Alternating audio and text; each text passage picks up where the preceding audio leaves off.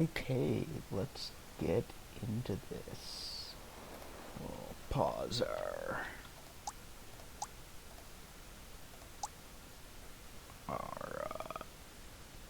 ducks. So, I loaded up the game. I haven't gone into my save, but I loaded up the game, and the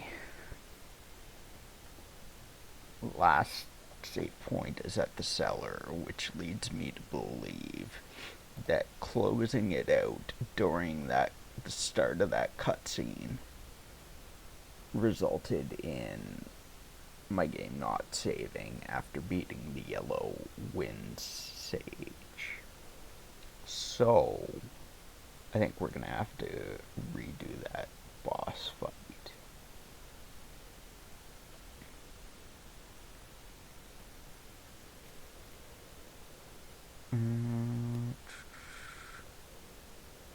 Just looking at missables real quick. So there's 9 lantern wardens. You have to kill each one.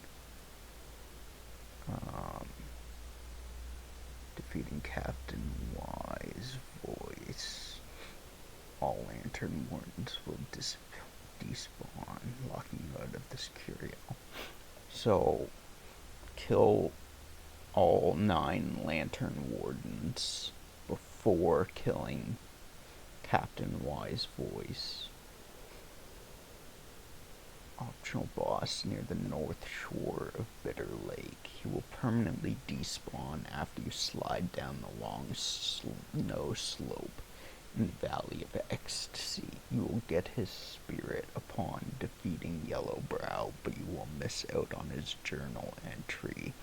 There's an achievement for unlocking all journal entries. It's unlikely for you to miss this, as Baji the Pig will ask you to check out his boss arena when you approach it. Located near the north shore of Bitter Lake. And 9 lantern wardens before Captain Wise Voice and before long slope in the Valley of Ecstasy. And then we have the horse guy who temple entrance, keeper shrine, thunderclap temple entrance.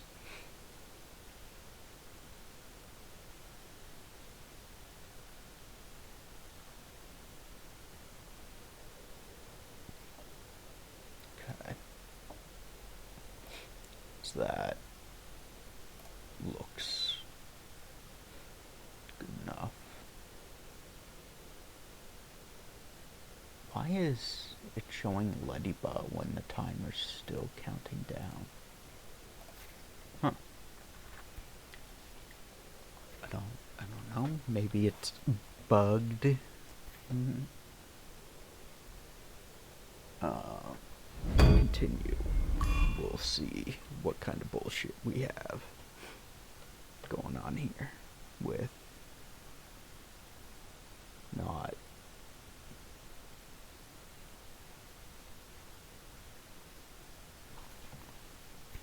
not being past the wind sage, yellow wind sage.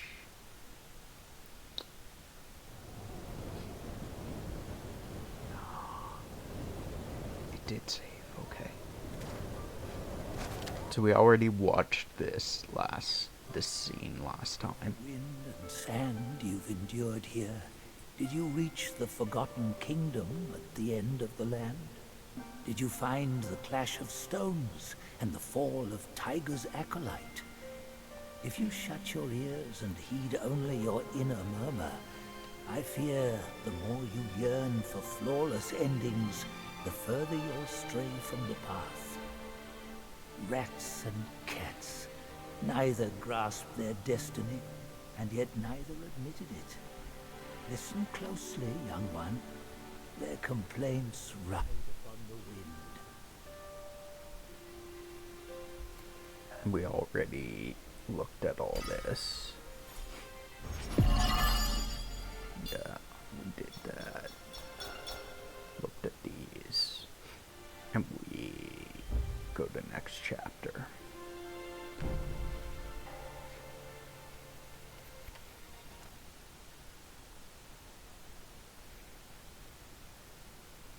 White snow, ice cold.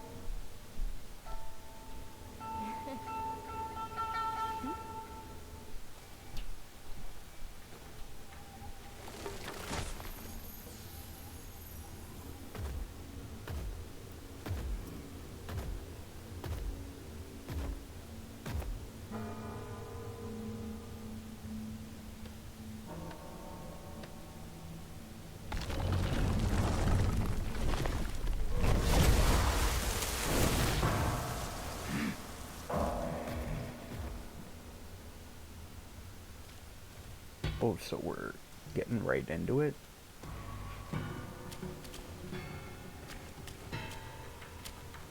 What about that statue that was there? I guess I'm gonna fight you.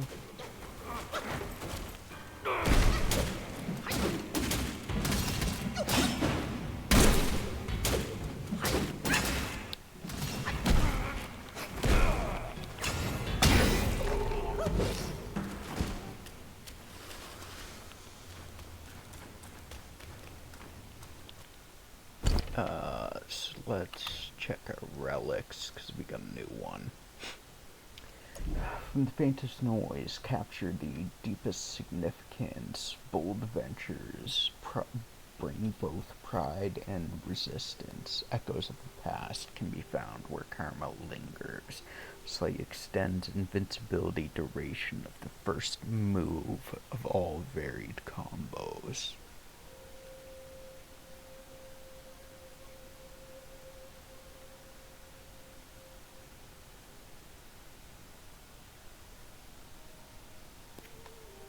Narrows the window of rock solid deflection, but returns half of the mana cost of the spell upon a deflection. Temporarily increases attack after a perfect dodge.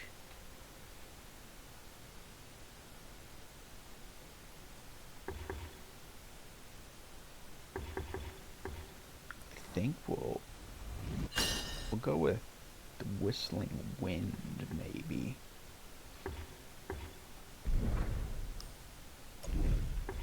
Are we not able to change that at any point later on? We can't respec that.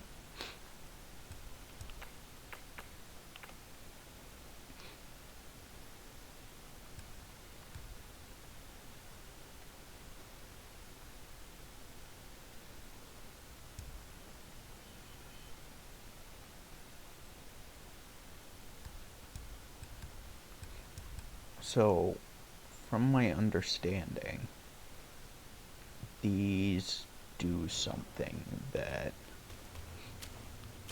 I missed or didn't know about earlier. I was informed about what they do.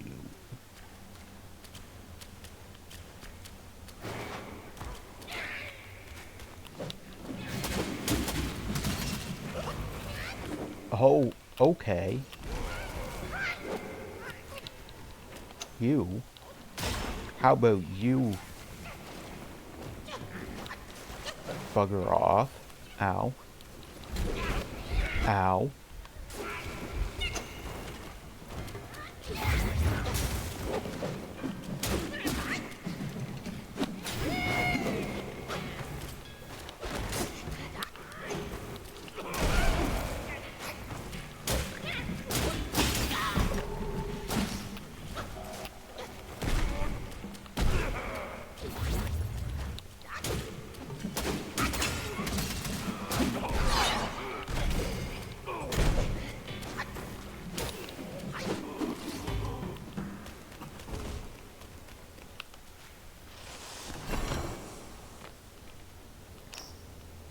Tiny pieces of gold.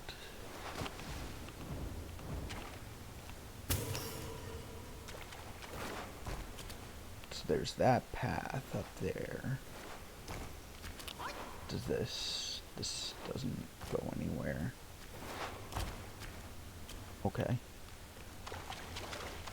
You would think that goes somewhere. It looks like it goes somewhere.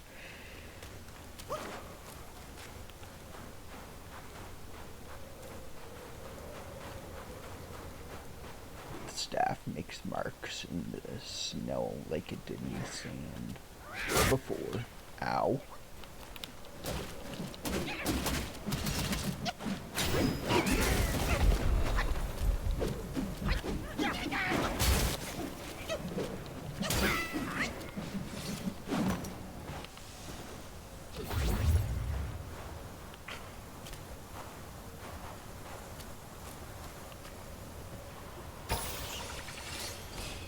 You'd think there would be a shrine somewhere.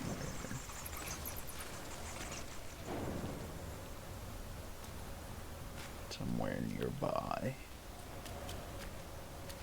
Oh, right there.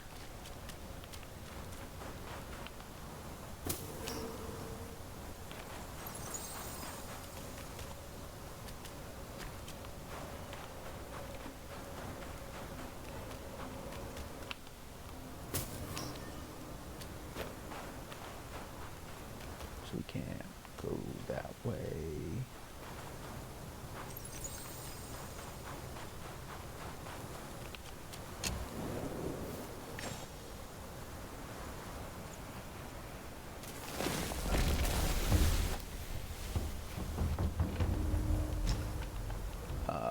So let's first off, I don't think we've been back to this guy since getting our upgrade item.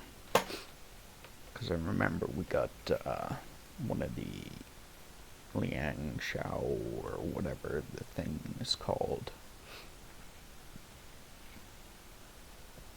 Yellow vine item.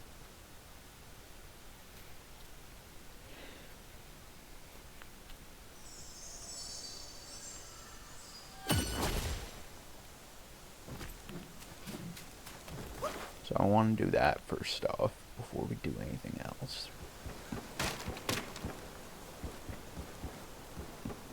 Because I will forget. Cheers! Cheers! So we can buy a Jade Lotus gourd, Awakened Wine Worm, Thunderbolt Horn, shock resistance for a short time.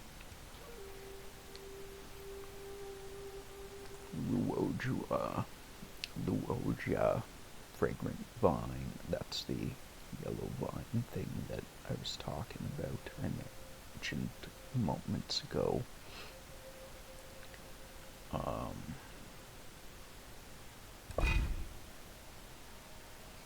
Recovers a considerable amount of health for nearby duplicates upon using the gourd. Each sip instantly recovers 20% of maximum health for a brief moment. After, slowly recovers 25% of maximum health. Celestial Lotus Seeds. After using the slowly recovers a small amount of health. Let's see doing anything. So that seems to have 6. Oh wait.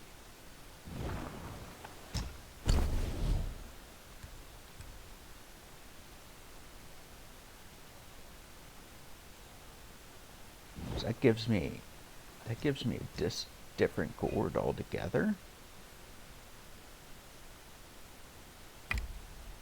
Try it as you will. Joy is what counts. Because my current gourd doesn't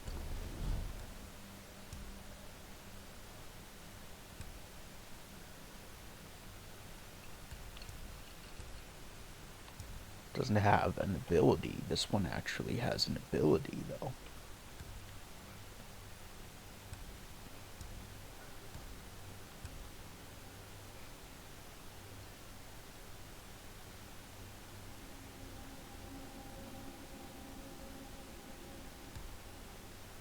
This one is lesser currently, but will get stronger later on.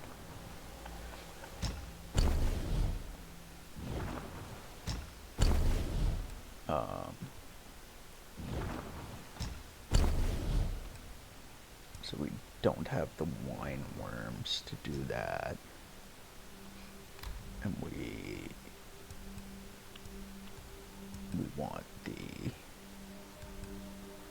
extra health, so we'll leave that as is.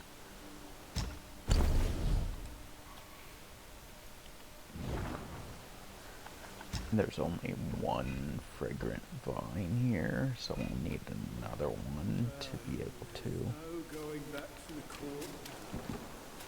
What do I need? Drink can drown my sorrows. Dewdrops, honey brew, sheep. What do I need for a Magikarp? 15, 2,000. So I need 3,500.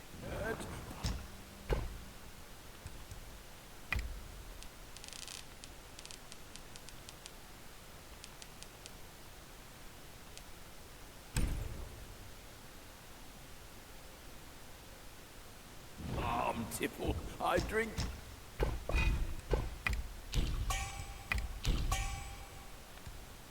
Oh, there is.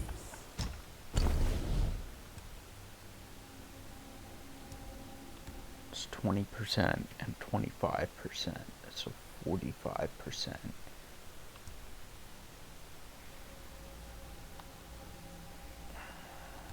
What's this one gonna give me?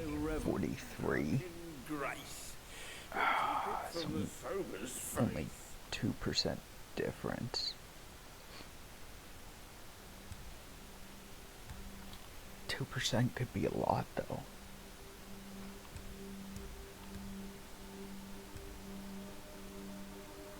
That one needs 2 from now on. I still need 1 more.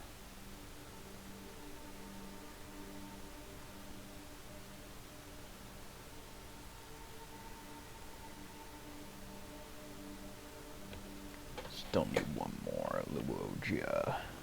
Fragrant Vine. Remember, young friend, a sip makes one tipsy, many sips make you hammered. Can't break those, I guess.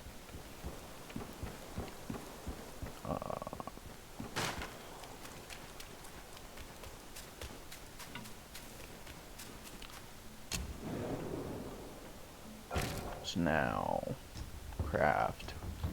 First off, craft weapons. We have Rat Sage Staff, the 4th move of light attack combo and mobile staff spin. Can stir up a whirlwind of sands, increases attack range and damage.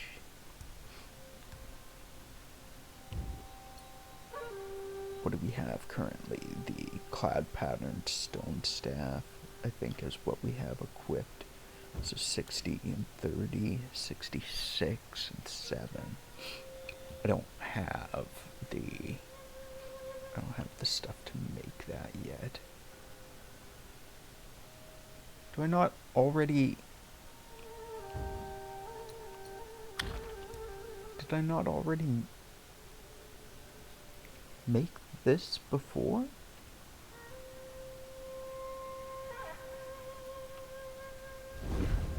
I should have that in my inventory because I've made that before. Or does it like break when I make it into something else?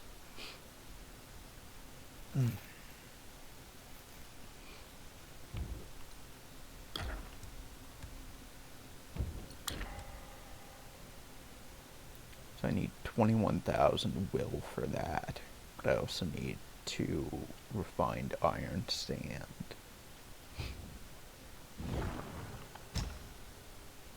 Craft armor. So, came to my attention that I did not realize I had this. Nor did I realize I had...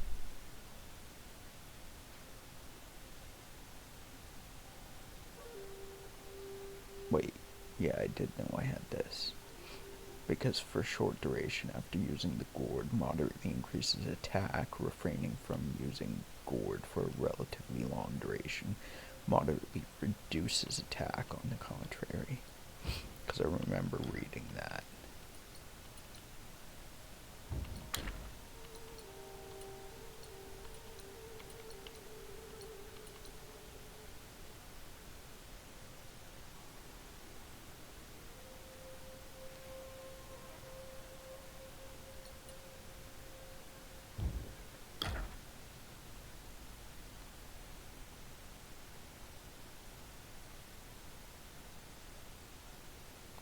What is evanescence? Is that...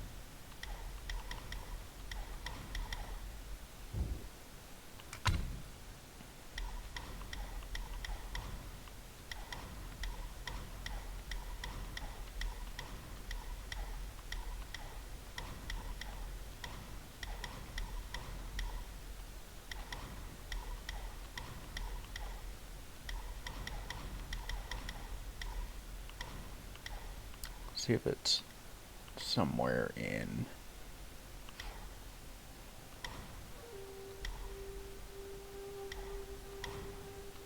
the text of...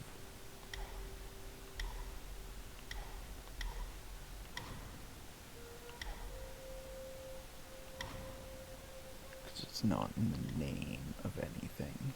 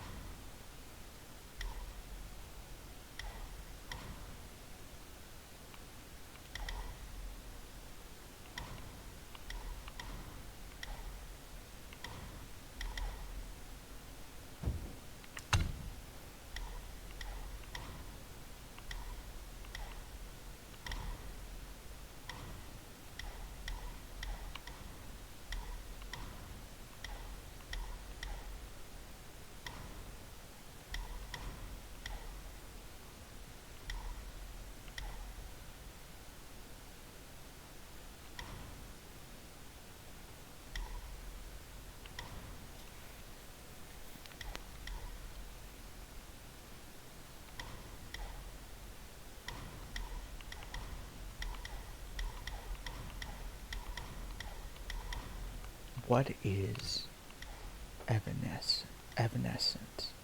When the enemy is immobilized, the moment they attack extends the immobilization duration and massively increases the damage. Okay, so that was what?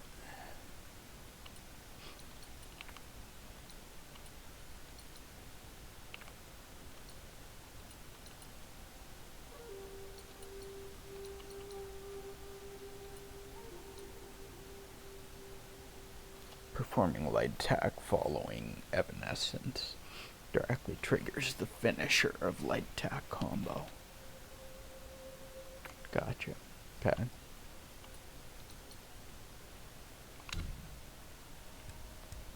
So we have some journal entries we're going to read before we continue on.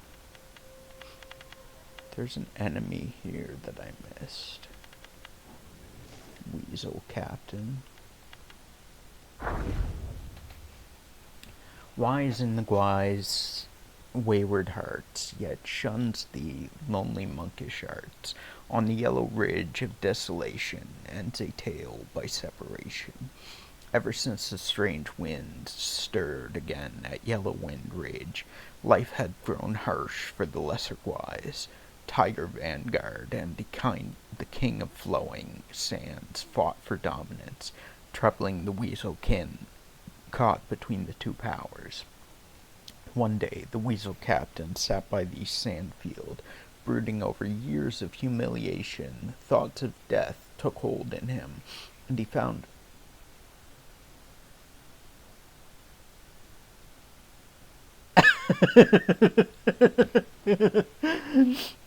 that is great. Welcome on in, Ed. Thank you for the bits. Also, thank you for joining. Good to see you. We're just catching up on lore at the moment. Thoughts of death took hold in him, and he found a withered tree. He hung his belt, stepped on a pile of stones, and slipped his head through the noose. Regret came as he kicked away the stones. In agony and dizziness, he struggled, but freedom eluded him. Just then, someone held his feet, and a gleaming sickle sliced through the air, cutting the noose. The weasel captain collapsed, gasping for air, and saw a gaunt crone with a medicine basket. "If you loathe to die, live well," she said, and left, unbothered by his nature. Transforming into a weasel, the weasel captain followed her home, a dwelling with crumbling walls and an empty barn. She lived alone after the death of her husband and son, foraging for herbs to trade in order to survive. The captain, moved by their shared misfortunes, decided to stay and help. Disguised as an old man, fleeing famine, he claimed to be alone and found shelter with the crone. By day he hunted in Yellow Wind Ridge. By night he enlisted stone sprites to mend the house. Together they thrived, much to the villagers' envy. One day, two villagers trailed the captain, curious about his hunting prowess. Little did they know, as they watched him, that he would suddenly transform back into his original form, a clothed weasel guy with a gleaming curved blade at his waist. Feeling threatened by a non-human, the villagers spread their tale, and a Taoist was summoned to slay the weasel captain. Not long after the weasel guai was killed, the crone passed away. The villagers, deeming the house cursed, divided the hides and herbs before setting the place ablaze. Supporter monk, strength unused, with no place due, lifting stones, a task askew. Eyes so bright, yet lost in haze, an empty gaze, lost in self's maze. In the past, the craftsmen building the Grand Hall in the New West frequently encountered strange occurrences, leading many to quit. Curious, one craftsman sought out the abbot. reputed to be a high monk, for answers, the abbot, which, without hesitation, led him to the great pagoda, where he revealed the lantern warden. The craftsmen were terrified, having heard tales of yaguais in their youth, but never having seen one. At that moment a wondrous sound echoed through the great pagoda, and the lantern warden emitted a blinding light, causing the craftsmen to lose their sight. They cried out in despair. The abbot smiled and said, "To see the truth, one must be willing to sacrifice even sight. You might as well stay here in this temple and practice the path to ultimate bliss with me. Perhaps you will have the chance to transcend and reach the Buddha's realm." Realizing they were now blind and unable to find work, the craftsmen decided to abandon the secular life and join the temple. They asked the abbot how they should practice, and he replied, "Whatever you are skilled at, practice that." The craftsmen, known for their great strength, decided to pursue enlightenment through martial arts. Despite their blindness, they trained under the temple's overseeing monks. They tied large stones to iron chains and attached them to their wrists, lifting them daily. This also conveniently prepared the stones needed for the temple's construction. The abbot was pleased and appointed them as supporter monks, saving a considerable amount in labor costs. Cyan Bat, iron-forked spear in hand, clothed in simple garb, humble did he stand. Deep woods, a world of white, a perfect hunting land in sight. In the past, there was a butcher named Wukong in Changwang village. Orphaned at a young age, his mother couldn't support him, so she sent him to apprentice with a butcher at the foot of the mountain, where he honed his skills. A wild driftblim appeared. One day, a wealthy family in town was celebrating a birthday and invited Wang to slaughter pigs and sheep. Pleased with his work, the host rewarded him with a leg of pork. Wang decided to bring the pork leg back to his mother and set off for the village that night. Halfway there, he saw a man by the roadside, holding a hunting spear and wearing an old cloth shirt. The man called out, "Brother, I'm a hunter from the village, trapping rabbits down this slope. I'm afraid of ghosts at night. May I walk with you?" Wang nodded in agreement, and they continued on their way. After a while, the hunter started a conversation. "Brother, have you heard? There have been reports of yaguais on this mountain path recently." Wang laughed. "What's there to fear about yaguais? I have a butcher's knife at my waist and a pork leg on my shoulder. If I encounter a yaguai, I'll swing the pork leg at it and chop it with my knife." The hunter forced a smile. After walking a bit further, the hunter said, "Brother, you must be very skilled if you're not afraid of yaguais." Wang laughed again. "I've been slaughtering animals since I was a child. One strike can hit the vital spot, and one chop can break bones and tendons." The hunter, annoyed, said, "How can you compare yaguais to animals?" Wang replied seriously, "There are no yaguais in this world. Those who uphold justice are heroes. Those who bully the innocent are simply foul beasts." The hunter, unsure how to respond, walked on in silence. As the village came into view, the hunter hesitated and said, "Since you're not afraid, why not turn around and look at me?" Wang had already suspected the hunter was a yaguai. He swung the pork leg, knocking the hunter to the ground, and raised his knife to strike. The yaguai, losing its composure, quickly spread its wings and flew into the air, spitting. "Today I met a tough one. Bad luck, bad luck." With that, it fled immediately. Ah, they say the soft persimmons are easier to squeeze. Hence it's better to be strong. Stand firm, and even Yaoguais will fear you a bit. Yaogwai Chiefs. Gore-eyed Taoist.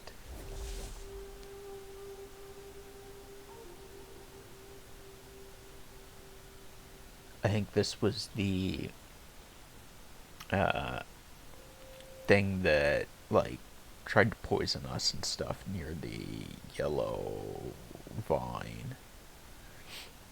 Strange man with a lump on his back and a staff of blood-red hue, he leaps and bounds with eerie might, 100 eyes glowing in the night. A strange visitor once came to the temple of yellow flowers. He proclaimed himself, "Good job on the catch, the driftblim catch, Ed." He proclaimed himself trained in the mystic arts upon the Mount Lingtai. "Submit now and yield to me the thing," he told the master of the temple, "and you will be spared." Beetle Commander was sent to subdue him, and the man was sealed in a cocoon sack in the cave. Yet days later, a lesser Gwai brought word to the master that the sack lay sundered, and the captive had escaped. At this, the master gave nothing but a smile. Since his escape from the cocoon sack, a fleshy mess studded with many eyes had sprouted from the man's back. He paid no mind to this horrific sight and continued his wandering practice. He passed through a desolate mountain where bandits ran rampant and the nearby villagers lived in squalor. Here he chose to settle and summoned rainfall. By his arts, the blasted peaks grew green with elms and willows, and the slopes cloaked themselves in pines and firs. After his efforts, the once barren mountain saw years of inclement weather, and the people of the lowlands flourished in number. Yet the bandits cared nothing for an honest life. They saw the greenwood only as fresh plunder, and the growing number as ripe for the hunt. The man then took on the guise of an enlightened monk and went among the bandits' hideout to spread the wisdom of the Buddha. In the end, even the bandits forsook evil and came down the mountain to live in peace. Years passed. Then came a day when the man entered the village and raised a ritual staff at the entrance. From its crown poured a blood-red light. Every person it touched fell into a frenzy, tearing at each other as if under the thrall of some evil force. In mere moments, the lowlands became a pit of slaughter, and the ground overflowed with the blood of the slain.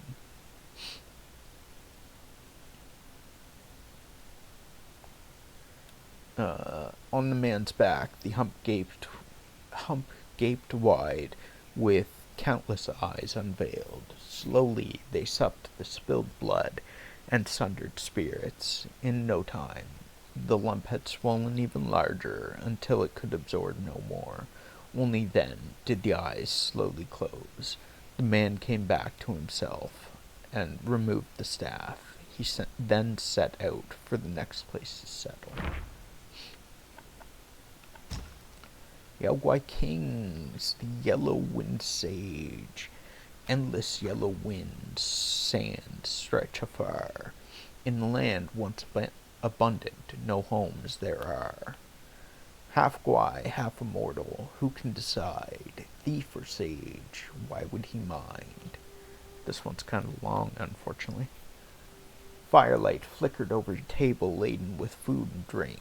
The second prince of flowing sands, sitting on the table, gnawed on what might have been half a haunch with relish. The king of flowing sands sat beside his son obediently, as someone who typically delighted in pointing out the missteps of others. He remained oddly silent during the feast. Even the tiger vanguard was on his best behavior, watching the dimwit across from him gorging on the haunch. The tiger seemed to have no appetite. The yellow wind sage sat in the place of honor, one hand caressing the object resting on the table. the head of a bodhisattva with eyes closed in silence. "Pa, I need more." The sudden shout from the second prince set all hearts hammering. His pa, the king of flowing sands, glowered and hissed, "Shut it!" Then he scrambled to his knees and pleaded for forgiveness. "A trifle is all." The yellow wind sage rested his hand atop the head of Lingji, then stood. "With my master's most prized vessel in my grasp, I can surely absorb that thing. I mean to enter secluded meditation starting today. I have appeased those old rascals from above, yet it will be wise to remain discreet. If you're seeking seclusion, master," fawned the king of flowing sands, "my people and I would be honored to camp outside the cave and stand guard beside you." "Beside me?" The sage gazed at his master's head and rejected his offer immediately. "No, you will move to the ridge. I will be setting the yellow wind formation. Let no one disturb me." If there is urgent news, master, how shall we bear it unto you?" the king cried out. The yellow wind pointed at the tiger vanguard. "Have your rock brothers raise paths of sand, each with a gate locked by a secret tally. You two vanguards will each hold a tally." Before Tiger Vanguard knelt to thank the sage for this weighty charge, the king interjected anxiously, "But master, we rats have never got along with those cats. If they hold the yellow wind sage didn't want to listen at all. He picked up the Buddha head and interrupted. "All of you, withdraw. Do not disturb me until the very sky collapses." So we got something here, refined iron sand, and we got civet sergeant. Take the form of civet sergeant, juggle twin blades and hurl them at the foe's chest. Once stricken, the foe shall suffer the agony of a pierced heart.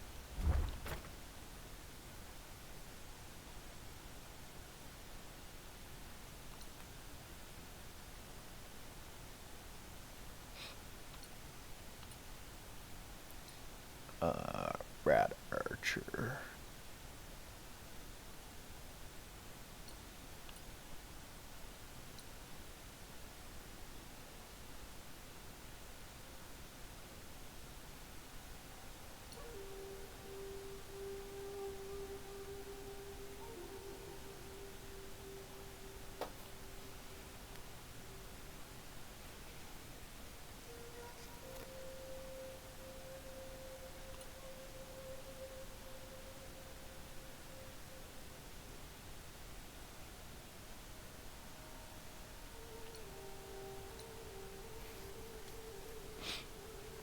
Increases thunder damage.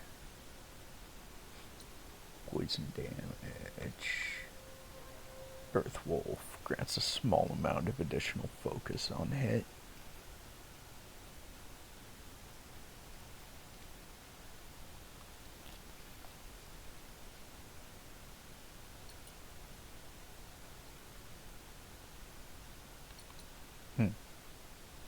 High cost.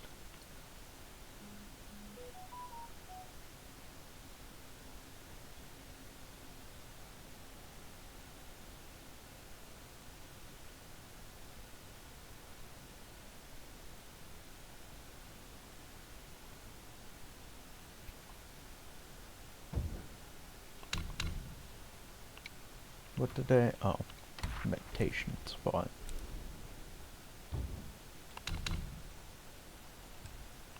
What else am I? Oh, we want the Jade Lotus Gourd.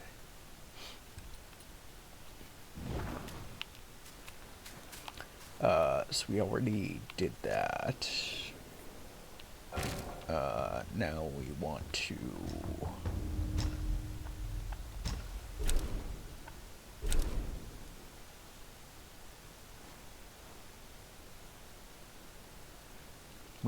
go here, I think.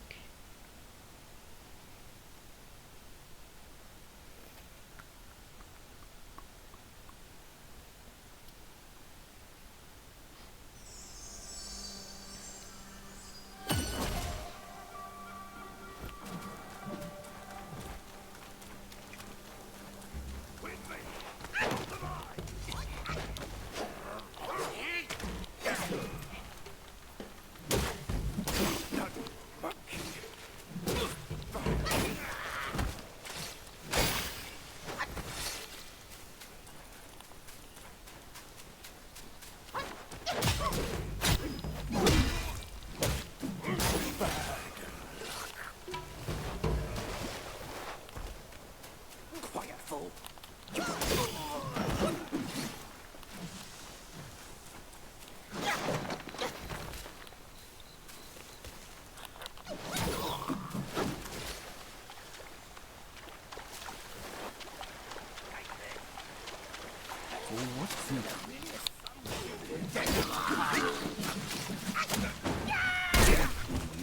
As the waters they go and roam free. For what deed must all matters not known how to be? For what deed must mercy's hand so woe upon thee? For what deed must the Red One into the woods flee? Smoke rises high from wood afire.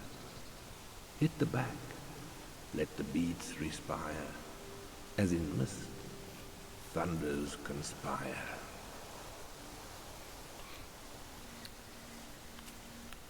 I don't know who's talking or where they are, but I'm assuming it was in that direction.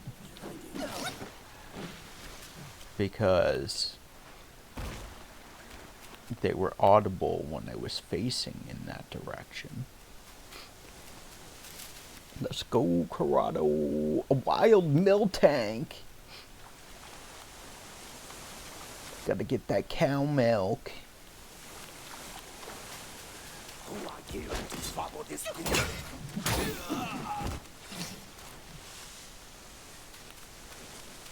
Gotta get that calcium. Is good for ya.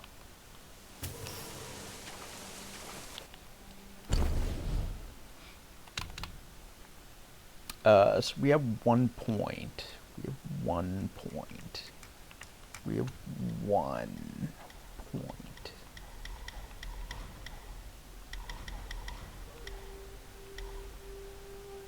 Need 2 for that.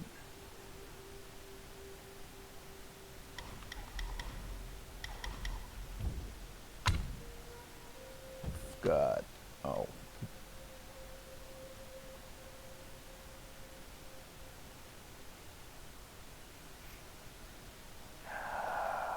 We don't really ever need to worry about the cost of sprinting.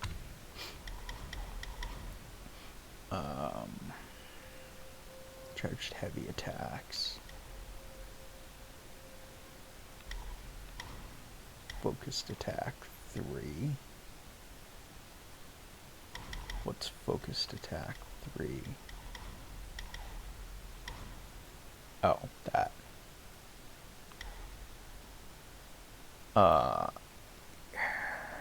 Damage of varied combos.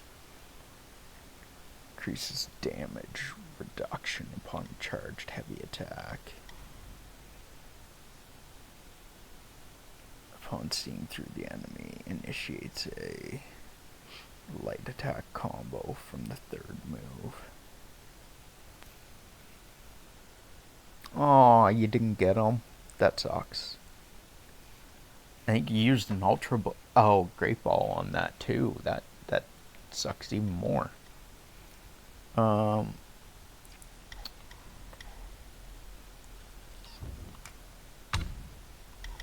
do we have here?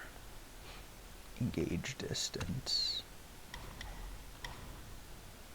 More health for duplicates. Increases damage of the next attack after a perfect dodge. I wonder if that's only... That's probably only while in transformation.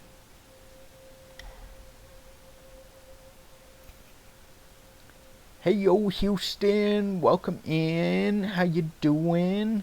How is your day? I forgot to ask you that as well, Ed. How's your day going? I think we'll go with that. That also unlocks our next, Good, just got settled at home from work. How about you? We doing good. Just got started a little bit ago. We did a little bit of a lore segment. Got caught up on our lore entries, and we now about to see what this waterfall has to offer for us. I'm excited to see. I'm assuming we're going to go up the waterfall.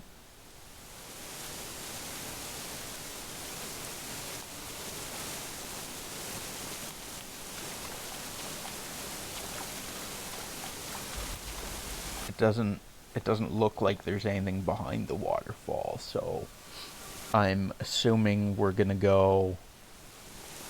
like swim up the waterfall or something.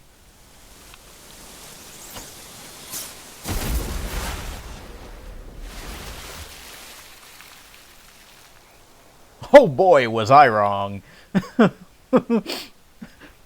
Was totally wrong on that one. My bad. I guess we were going behind the waterfall.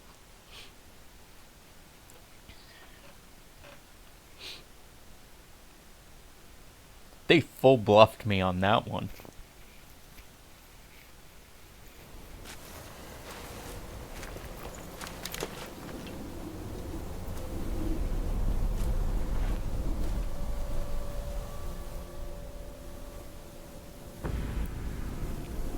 Okay.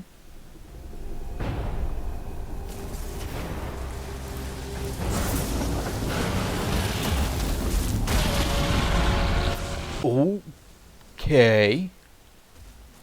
Holy shit. Dragon much?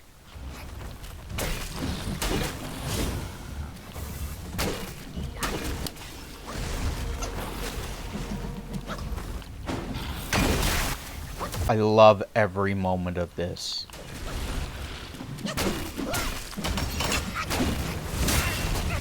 Ow.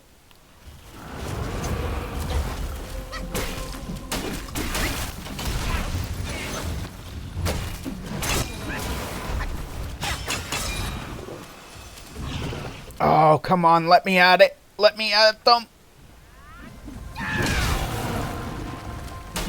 Oh, bitch, take that.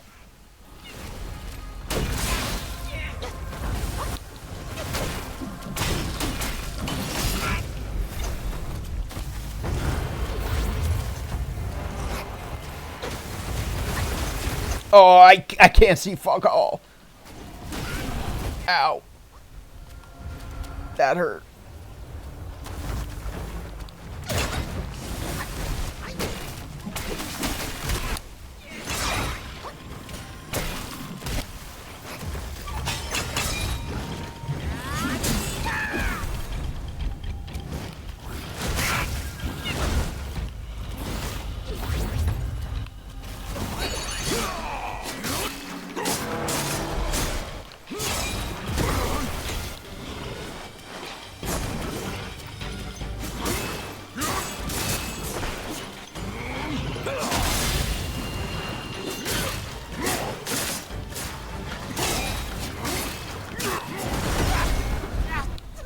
Oh, what?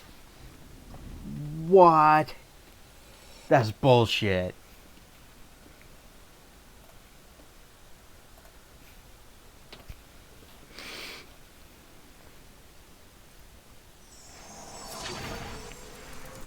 that sucked. We were raping the shit out of that dragon.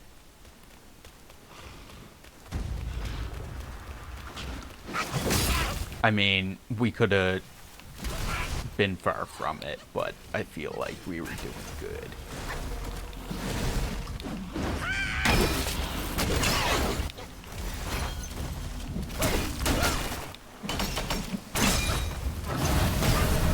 Ow, that must have been what he did.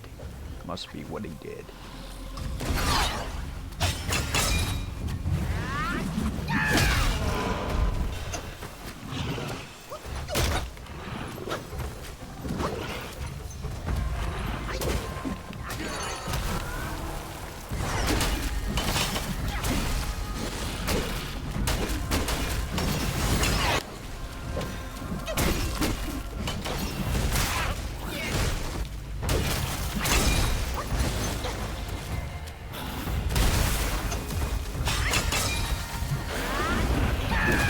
Oh, you asshole.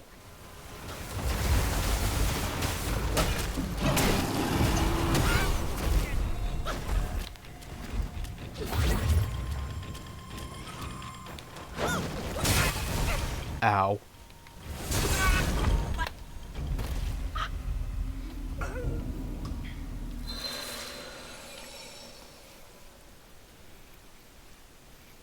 We did so good that first time. And he just, as soon as my transformation ended, he was like, roar, you die. He knew what was happening. He knew what was going on. He timed that roar, that electric explosion perfectly as soon as I came out of the transformation.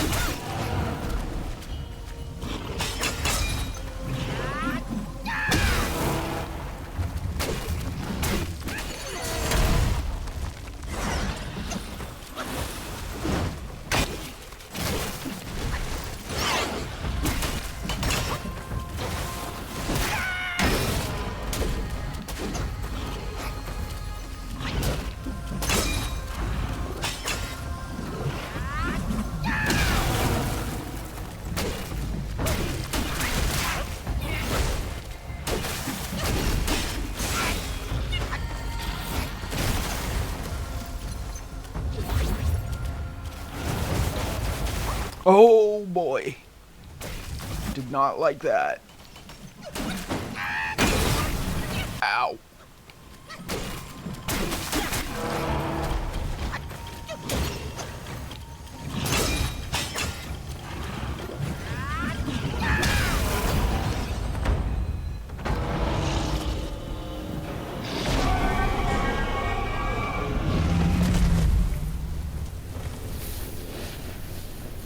Fuck yeah, we devastated him.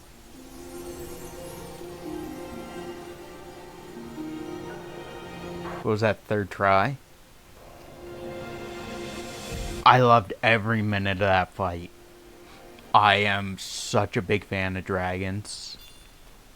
I love dragons so much. And he wasn't a wyvern. I gotta make that very clear. There's wyverns, and then there's dragons. There's also like worms and drakes and stuff like that as well. But he was specifically a dragon, and was he? No. Oh fuck no. He didn't have wings at all, so he was, I mean, he's the Chinese dragon, but I guess that would put him. No, because dragons do have wings, along with 4 legs. He's a Chinese dragon. but in the Western mythology, he's more of a drake. But he is a Chinese dragon though, so I'll give it that. But I'm a big fan more of like the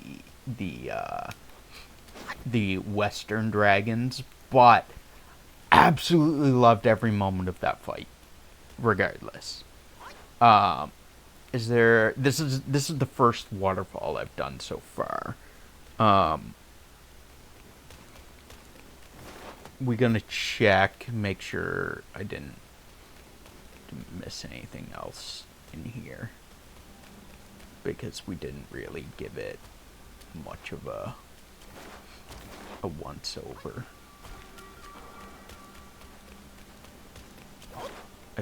Kind of figured it was just that item and then walk away. So I don't even know what I got from him. What did we even get from him? Is it this wind bear staff?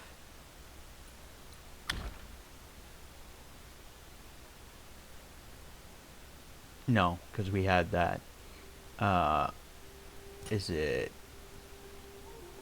long wreath staff? Moderately increases the damage dealt by all pillar stance moves.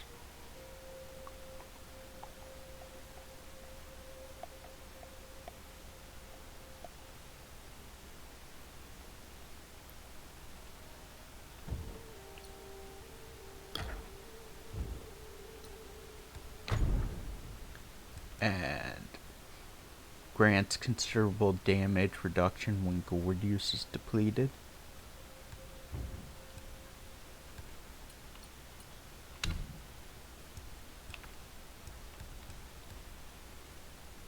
Thundertail. Long Pearl. A Drowsy!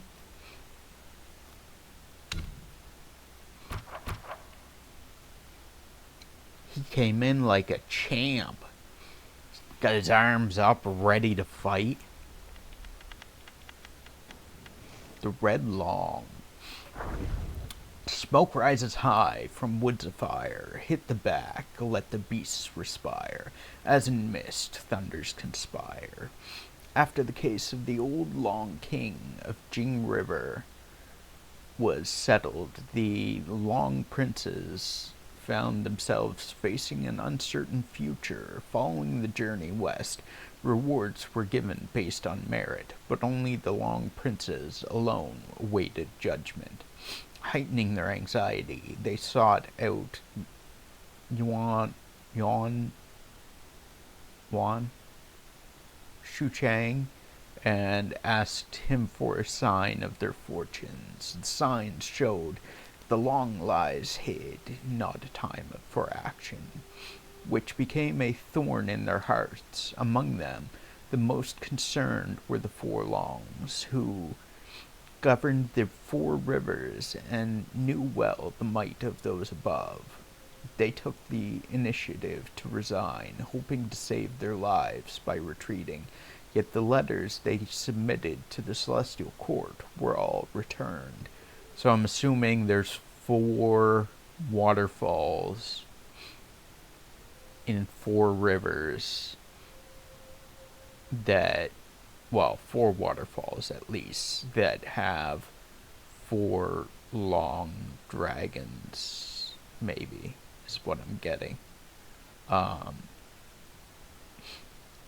Time flew by, and one day, Yuan Shuchang sought out the Four Longs. He relayed that the signs had shifted to "the long lies hid, it stirs in the deep," indicating a favorable time for action. Upon hearing this, the Four Longs left their underwater abode and went their separate ways to plan their next moves. The Red Long was quite astute, knowing that Black Bear Guai was greedy for treasures and had the protection of the Guan Yin. He bartered all his valuable possessions with Black Bear Guai in exchange for an ideal cave nestled in the mountains. Afterward, he went into seclusion in the cave and slept for many years. One day, he awoke and wanted to soar up the sky and stretch his body again. But he found that he could hardly climb the clouds. He remembered an ancient saying, when a long wishes to ascend to the sky, it must first climb the clawwood. He wielded his thunderbolt tail to carve out a set of clawwood in the mountains to help him fly, but it was still to no avail. The Red Long was unwilling to accept defeat and sought help from Black Bear Gwai. Although Black Bear Gwai was not good at flying, he couldn't resist the chance for profit that presented itself. He sold the Boshan censer he had bought from Guan Yin's place to the Red Long, claiming that the censer could create clouds and smoke. He cited a passage from ancient texts to persuade the Red Long. A long cannot traverse without clouds. The Red Long believed this to be true. He embedded the censer on his back and burned his will to forcibly create smoke from it. When one censer was not enough, he added another. Each time the censers emitted smoke, they greatly consumed his will, yet the help they provided was very limited. Although the Red Long could use it to fly again, the flight could never compare to that of the old days. He could only reside wearily among the clawwoods. Alas, to think that the world harbors such vexing realities, a skill once mastered can fade with neglect.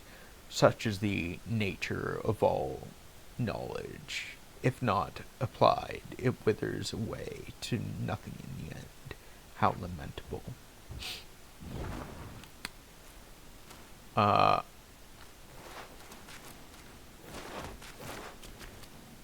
was stuck.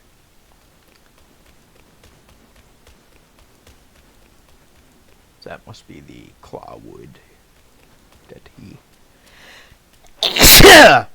Sorry. Sorry, I suddenly had to sneeze. Rather abruptly.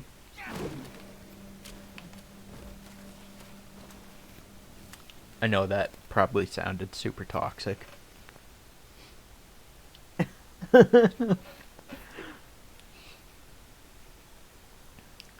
Looking at OBS, my mic spiked, like, all the way. Sorry, Ed. I apologize. I'm sorry.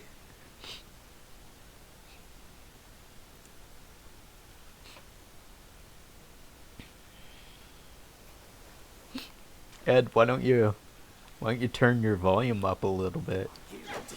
Then next time it'll be even louder. You came right back in for the sneeze. Perfect timing, Houston. This is the perfect time to show back up. To come back in. I didn't realize these guys could respawn. It's maxed out, buddy. That's why my ears got blown out. Maybe I should talk a little bit lower so that you need to turn it up more. Go beyond 100%. I'll talk like this so that we'll make it an ASMR stream. Oh yeah. Take that. Take that pole. Oh yeah. That guy took that pole from behind. No clue what was happening.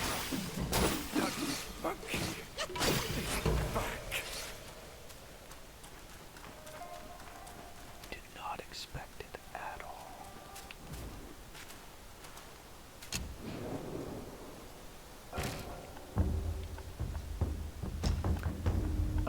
So we have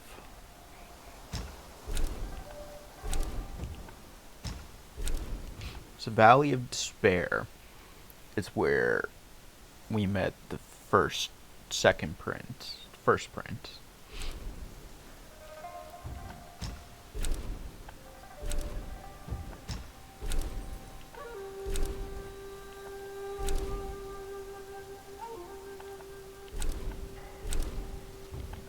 I remember Ed saying something about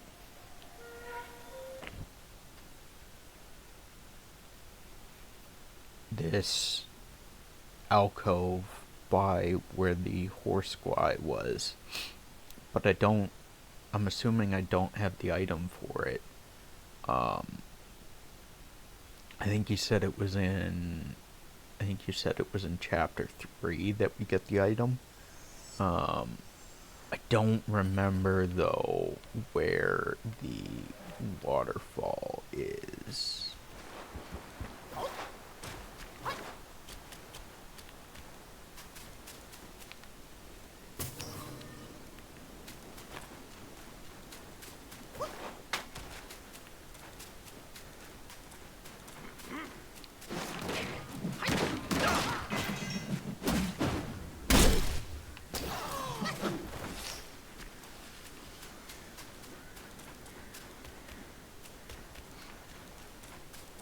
There was this area here that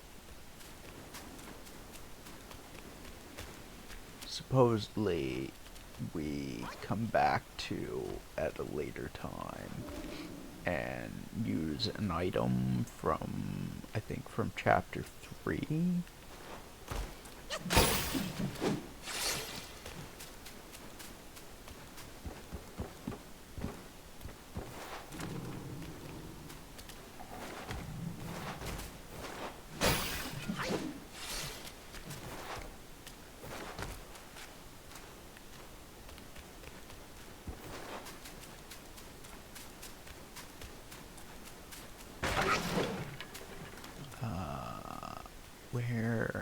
Where is our waterfall?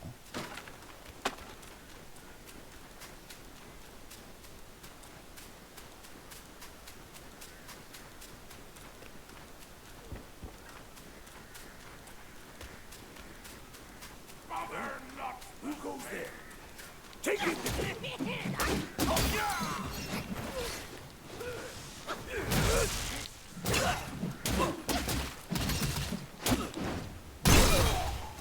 Eat that, bitch.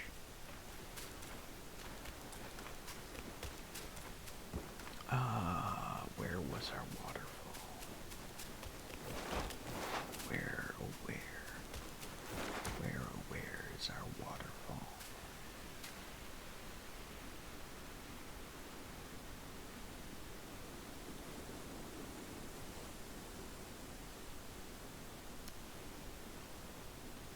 Oh yeah, Corrado. Oh yeah, what? Did you do the waterfall here too? I have not. I am trying to recall where the waterfall is. I don't remember if it's that way or through the cave.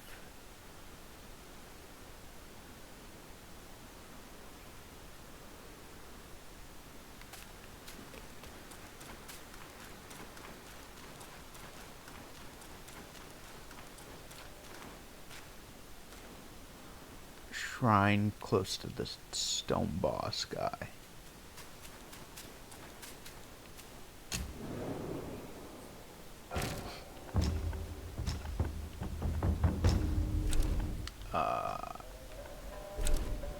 Rock Rest Flat.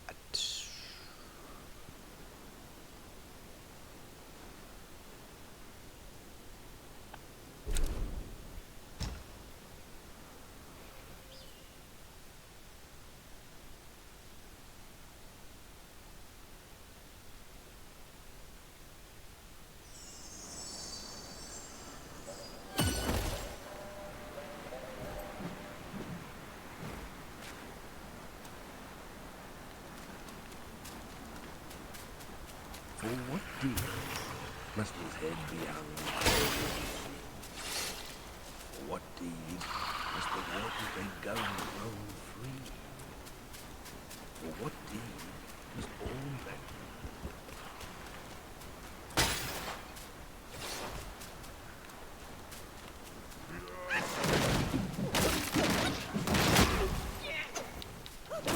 There was an enemy here that wants... They wanted the smoke.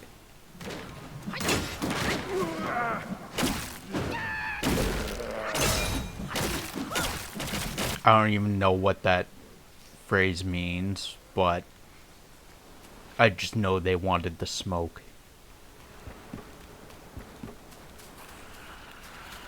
For what deed must his head be hung for all to see? For what deed must the waters they govern run free? For what deed must all matters not known how to be? For what deed must mercy's hand through woe? For what deed must those fools stand south? Resonance breathes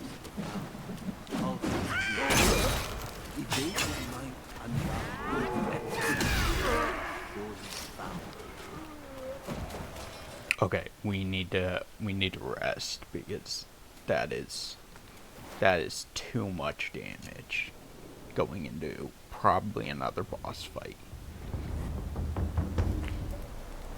We need a little less smoke. For what deed must his head be hung for peace? What deed must the waters roam free? For what deed must all matters not known how to be? For what deed must mercy's hands through what deed must from streams into sands Ow. Please stop. Light core.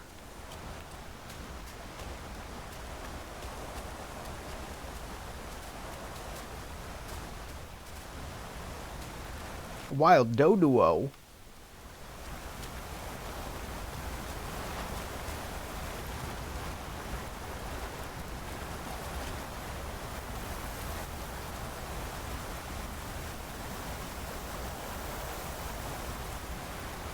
Yeah, we're definitely not climbing this one. There's torches. We're 100% going behind this waterfall.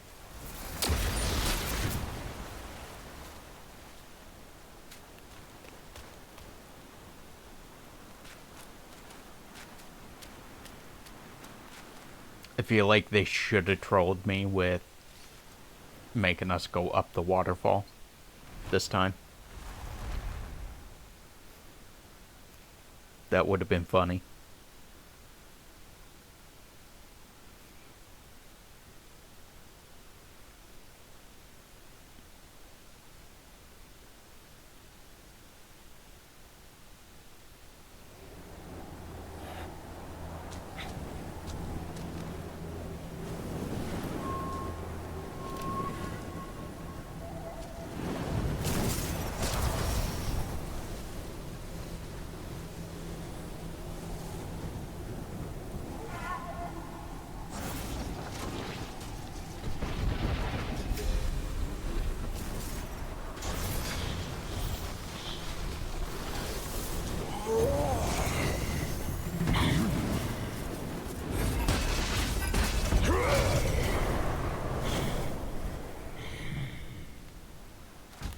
Okay.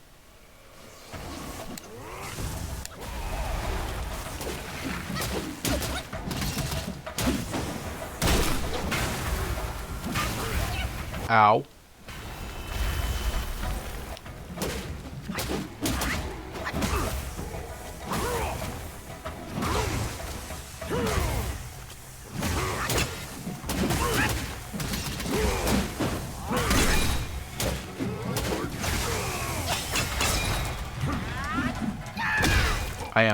I was all up in his ass and there was nothing he could do about it. He was committed to... Oh, what?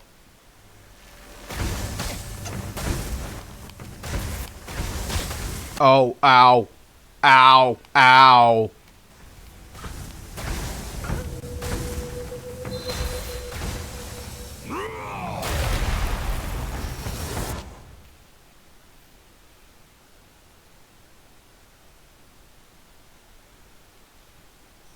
That did not go well. That was unfortunate. Do I have I don't. I could use that for the damage reduction.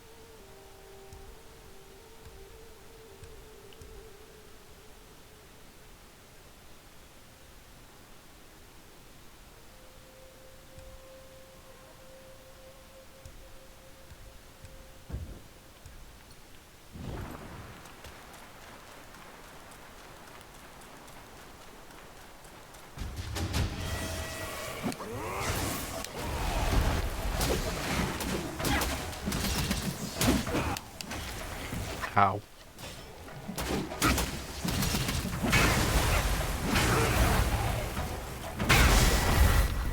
What? I was stuck on the goddamn rocks.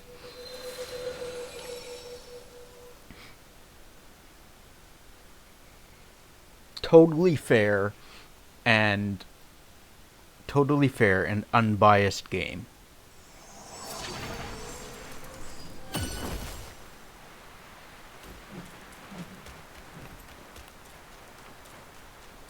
I mean, I could have tried to dodge it, but I knew that if I just got far enough away, you don't need to dodge. You don't need to dodge if you're far enough away, right?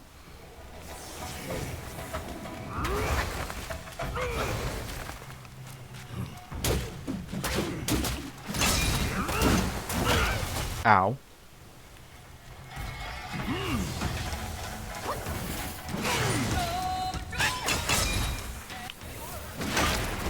Ow, that fucking sucks.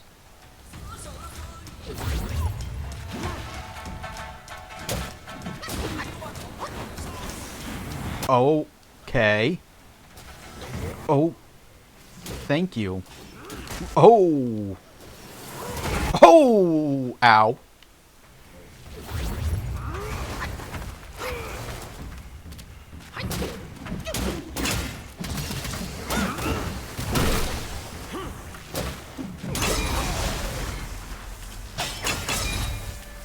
Oh shit. I forgot that the breath is this. Ah. Ah. Oh, oh, oh! Ow, ow, ow, ow! Ow! Ow! Oh! There's a rock there! There's a rock!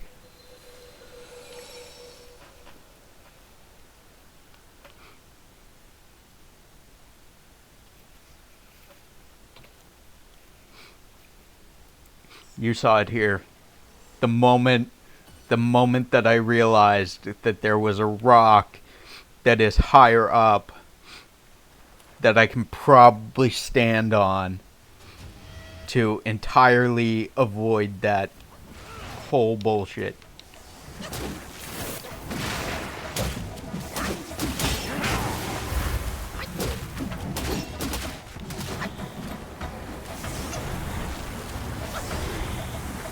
Is this? I guess it is an attack. Ow. Oh god. I am literally like cringing and shying, like moving my own body as if that's going to like going to help me dodge.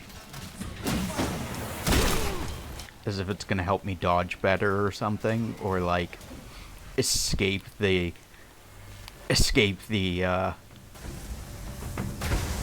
hit, or be like outside of the range of it.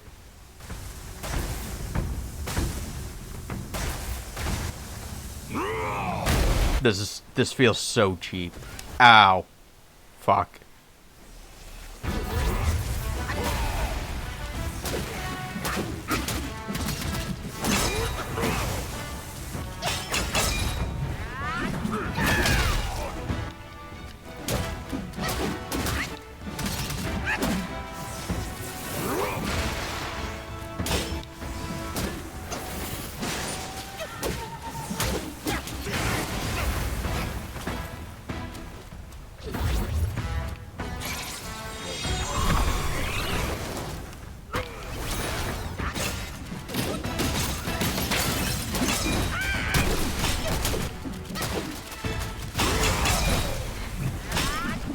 Bitchy. Oh fuck, that did not stop. Ow. Ow.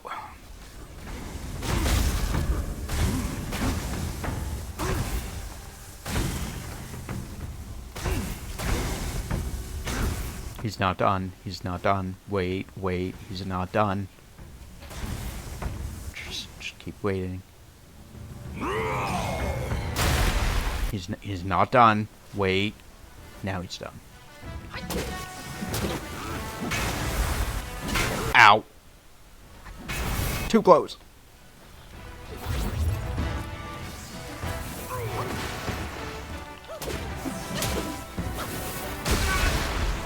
Fuck.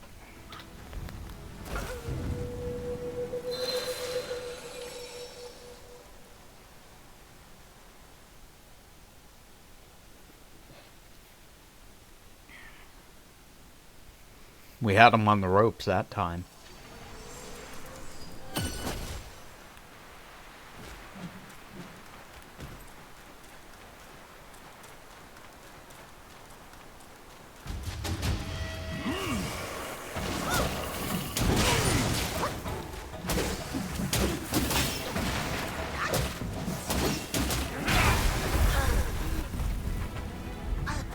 That was my fault. Entirely my fault. I deserved every moment of that because I refused to back up and heal.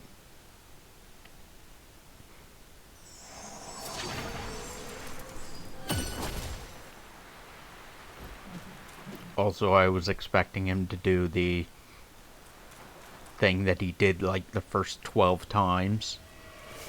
That isn't an actual attack. That's just him.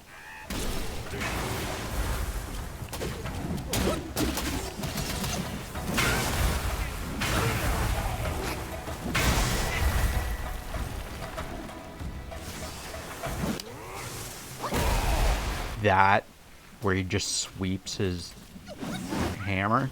Ow.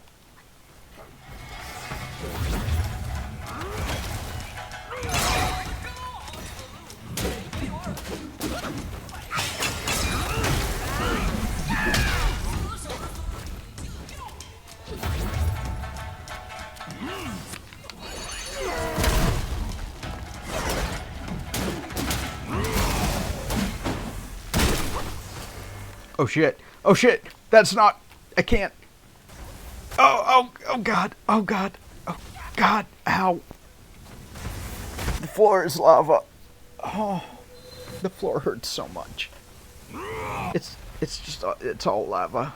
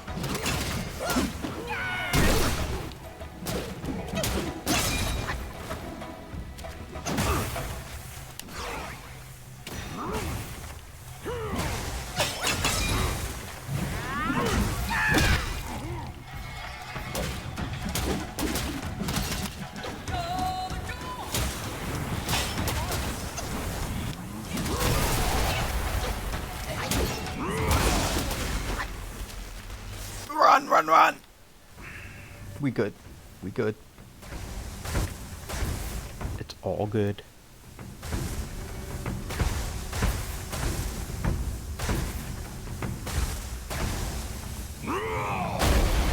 Wait for it. It's not done. There it is.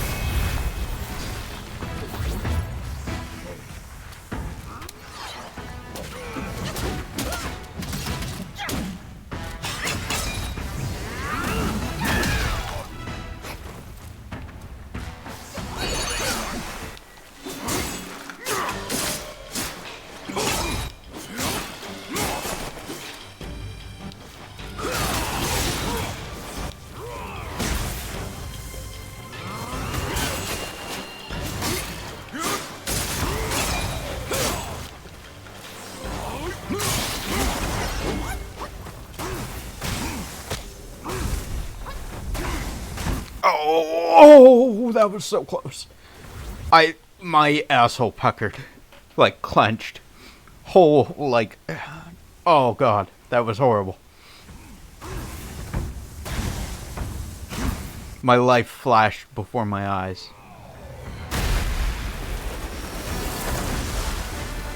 You wanted me to die, Ed? Thanks. I can feel the love.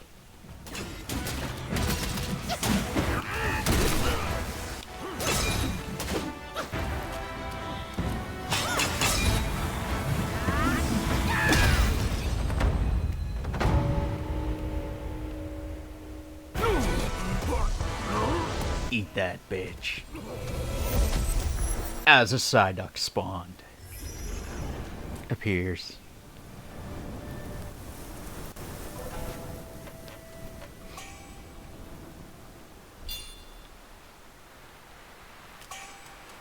That triple focus smash, though. That triple focus smash is putting in the work. I don't know how much damage that's doing, but it feels so heavy. It feels like it is eating health bars.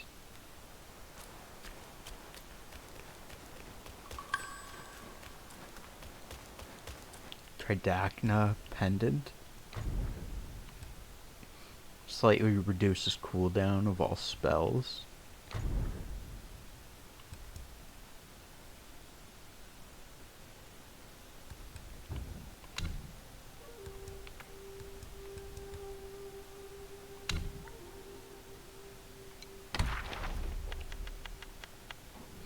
Black Long.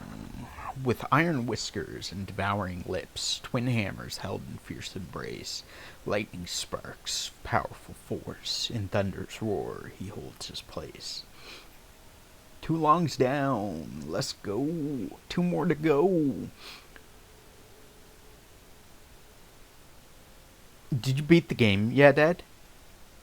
How many chapters are there? Is there only like 5 chapters, or is there like 6? Do we know? Long had the fisherman beside the river G spoken of a black long, dwelling far beneath the waters in the 9 depths. Upon its neck rested a pearl of wisdom, said to grant great enlightenment to any who held it, a prize beyond the worth of gold. Many had braved the depths to find this fabled gem, yet few had been fortunate enough to return. With bitter tears they told of the perils below, of returning with nothing to show for their trials, and worse, of facing the wrath of the fearsome Long Prince. Armed with twin hammers that summoned forth the fury of thunder, the prince could smite those before him, leaving nothing but dust. Long ages passed, yet still there were those who sought the pearl. Among the people it was whispered that when the river G burst its banks, and the waters rose in wrathful flood, it was surely the doing of the Long Prince. His wrath, roused by the trespasses of those who sought his treasure. In hopes of appeasing him, they built a grand and splendid temple, where they offered worship and tribute to the Lord of the watery depths. Then came a day when a young man arrived, clad in a midnight hue, with a necklace of moon-pale stones around his neck. He named himself a master thief, with skills beyond compare. Though all cautioned him against earning the Long Prince's wrath, he paid no heed. With a single swift dive, he set his course for the Long's palace. To his surprise, he found the palace strangely silent and empty, with no sign of the soldiers he had expected. A heavy sense of desolation hung in the air. Puzzled, he went to seek the sea treasury and saw a sturdy, tawny-skinned man sitting amid piles of chests, his brow furrowed in worry. At the sound of his approach, that man, who turned out to be the Long Prince, stirred, dug a string of pearls from a chest, and tossed them on the ground. "The pearl of wisdom you seek is not mine to give," he said in a weary voice. "Take these, if you must, and go." Surprised, the young man asked, "The people on shore spoke of your fierce temper, of how you strike men with your thunder or flood entire lands for the smallest slight." The Long Prince shook his head. "The flesh of mortals holds no savor for me. Think you that I am some petty Yaogwai to wreak havoc at my own whim?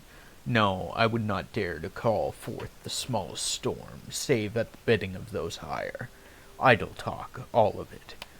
My own sire was condemned to the bite of steel for one trifling error. We Longs, though our hearts are truer as any, are treated with such injustice." The young man said, "I have heard of the Long King's plight, a grievous injustice, indeed. Is it for his sake that you find yourself in such reduced circumstances?" Seeing he was no mortal, the Long Prince said, "Precisely. I have no wish to meet my end upon the long slaying terrace. I asked a fortune-teller, and he said, if I hide well and kill some westbound monkey, I may yet atone for my misdeeds and restore my honor." The young man pondered this. A fortune-teller, you say? It was the words of a fortune-teller that led me to this place. There might be some strange design at work in this meeting of ours. Why not go with me to where I come from? It just so happens to be on the very road that leads to the west. The Long Prince was overjoyed, but the young man added, I ask no small price, however. All the treasures in your hoard, they must be mine. Since the day of the young man's arrival, fewer and fewer were those who sought to plumb the river's depths in search of the pearl. Later on, the tools of their quests were one by one set aside, and in time, the tales of the Long Prince far below and the pearl of wisdom he guarded were no longer spoken of. So I believe we got all the bosses.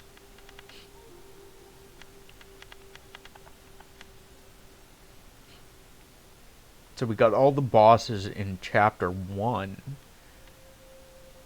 It looks like I missed at least 2 bosses in chapter 2.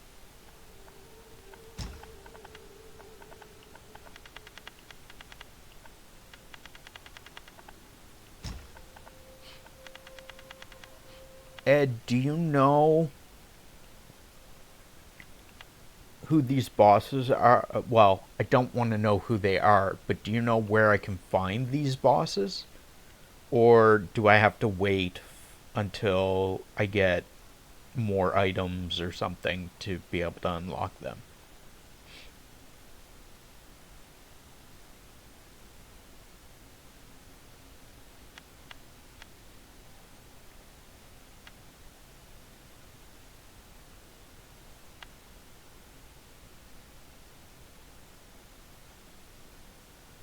You know, like one more boss, you think?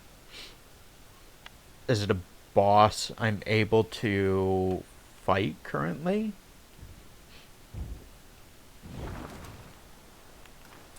Without having progressed in Chapter 3?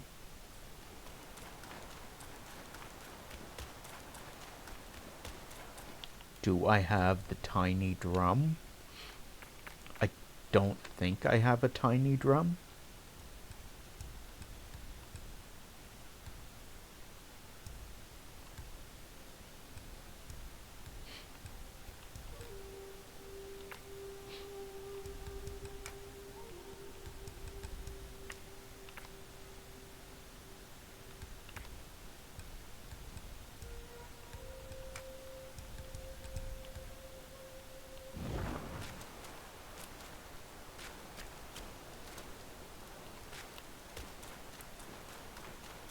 There was a staff here. Keep exploring.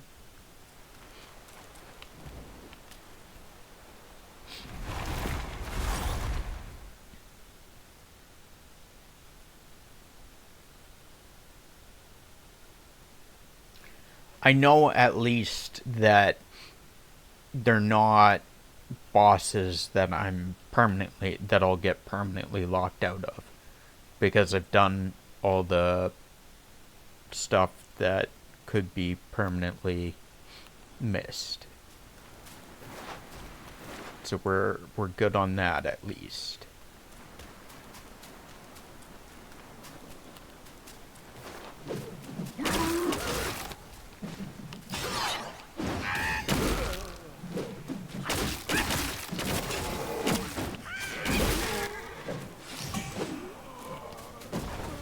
Oh, Minecore!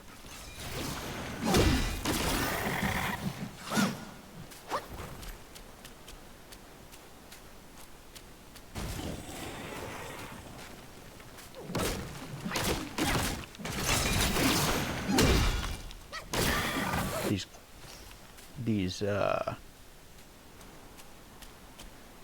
these guys here give mine cores, which is pretty sweet because they give permanent buffs.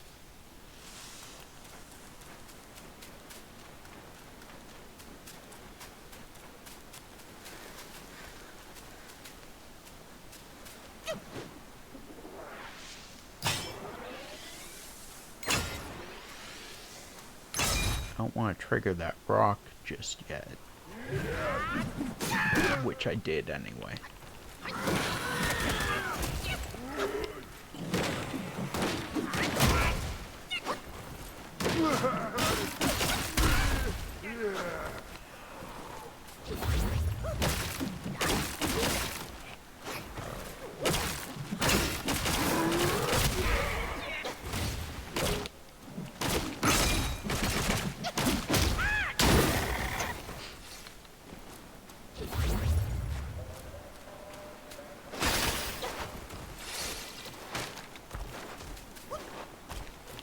What do I have for... I have 2 points.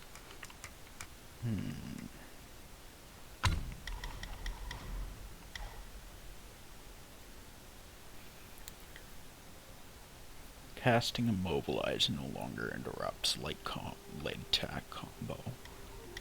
That would be handy. Convenient.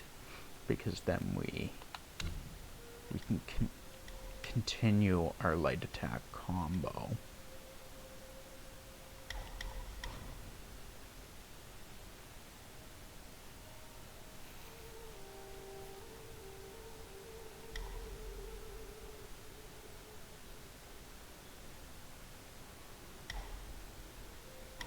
That gives us focus for seeing through an enemy.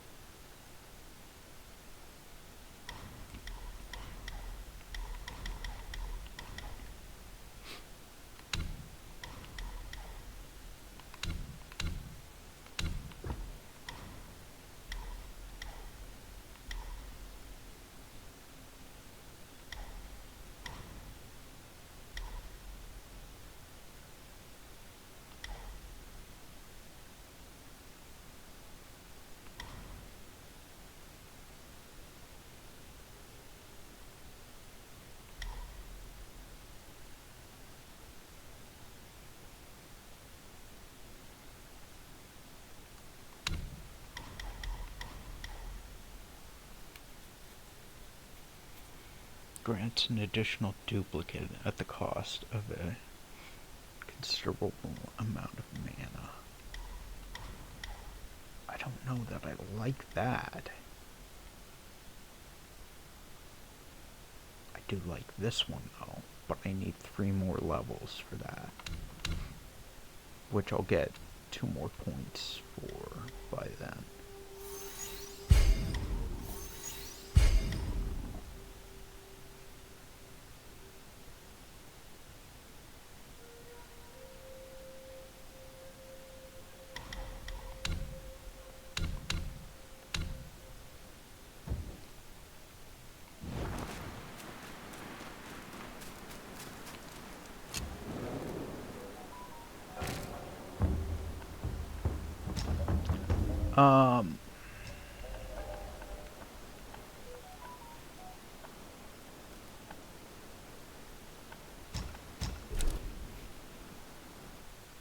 One area I'm unsure of and would like to know if you know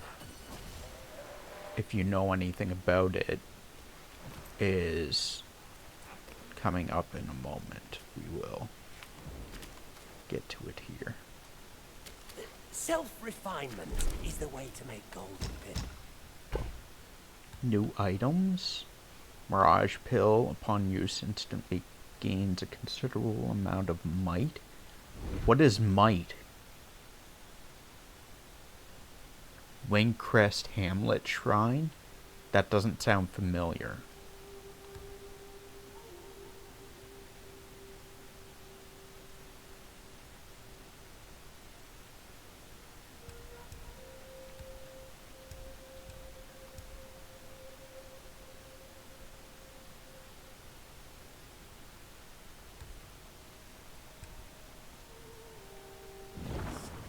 What say you, brave one?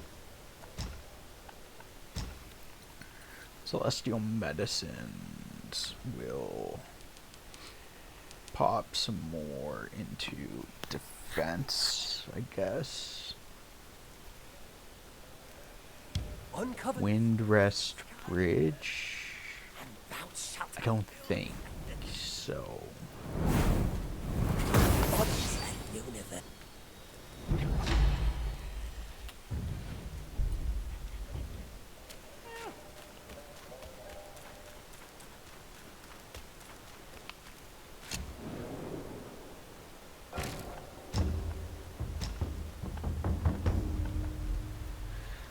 So we have Village Entrance, Valley of Despair, Temple Entrance, Cellar, Squall Hideout, Rock Rest Flat, Hidden Long Cavern, Rock Clash Platform, Windseal Gate, and then the secret area.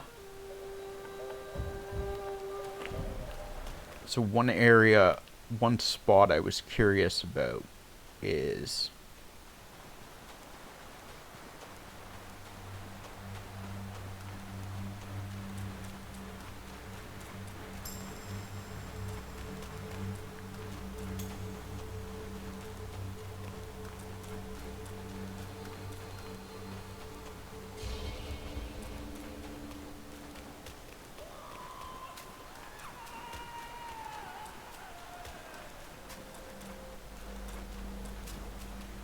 so there's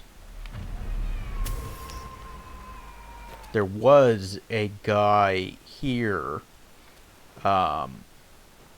There's a ledge there that looks like we could come down from that ledge. There's also a bridge up there, and I have no clue how to get to that bridge or if we can get to it. Now I did try this other path. Oh! Oh! I completely forgot about that! You're right! You're right! I completely forgot about the path past the Tiger Arena. I went down through the pyramid, but I forgot about the area, the path past the pyramid.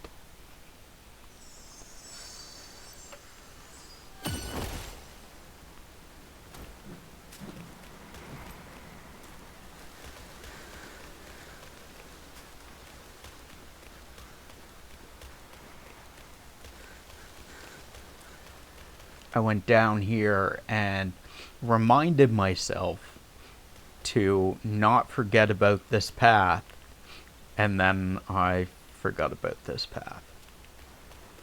Anyway, regardless of my attempts to not forget about it.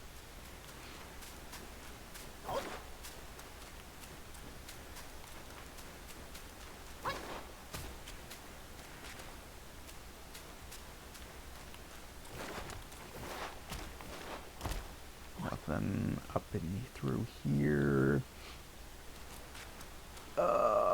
Mimic?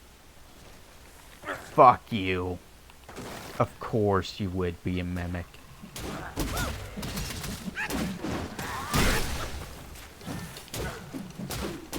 How did I know that was gonna be a mimic? How did I know?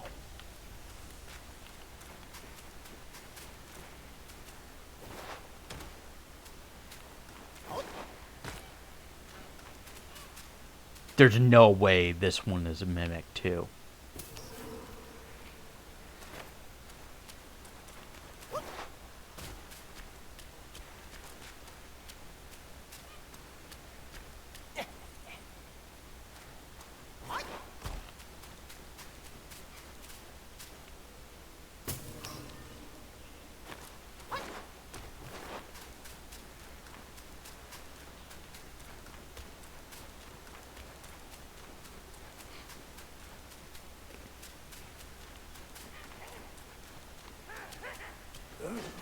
Who goes there? Take it down!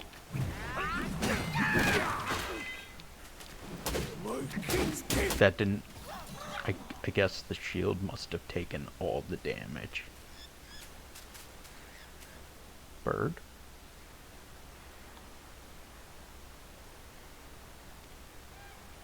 Bird? Chirp chirp?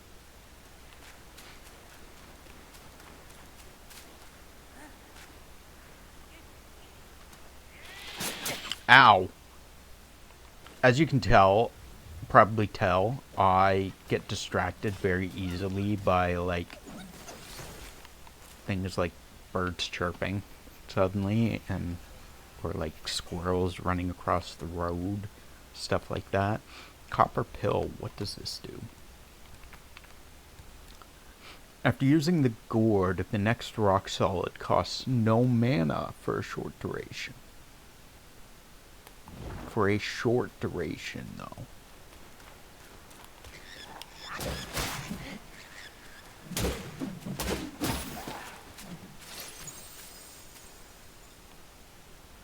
Where's this bird? Is that... That's a leaf. That's not a bird, that's a leaf.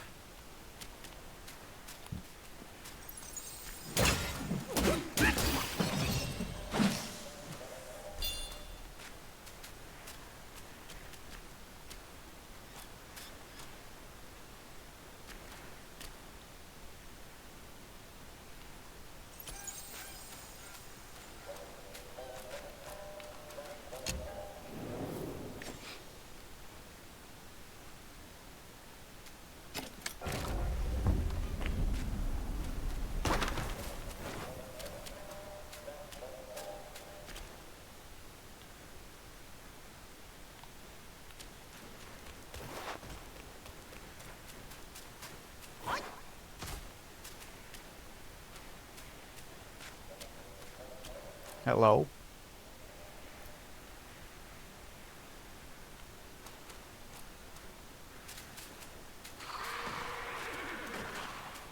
I've come to let you know about your car's extended warranty.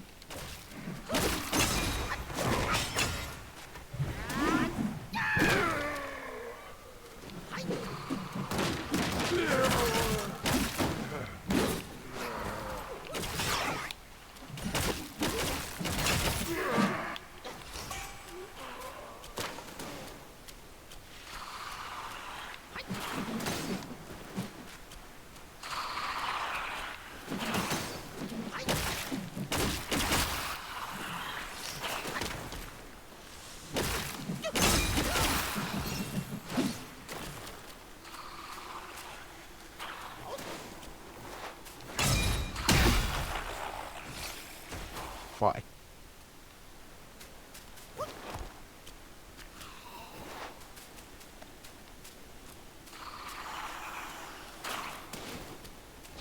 I did not mean to use a gourd.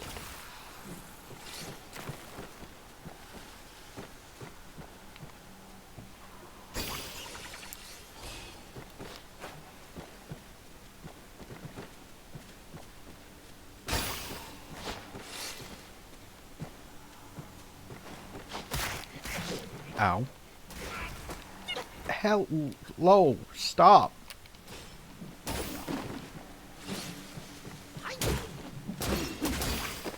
Please calm down.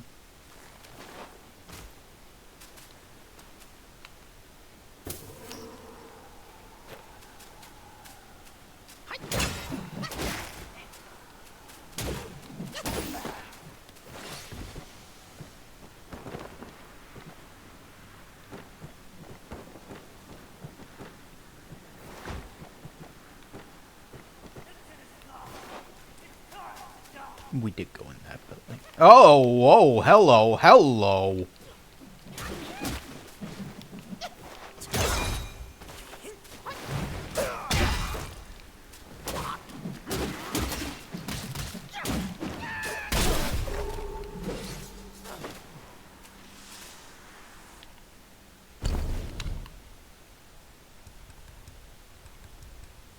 No greeting, no how you doing, just straight into trying to beat me up.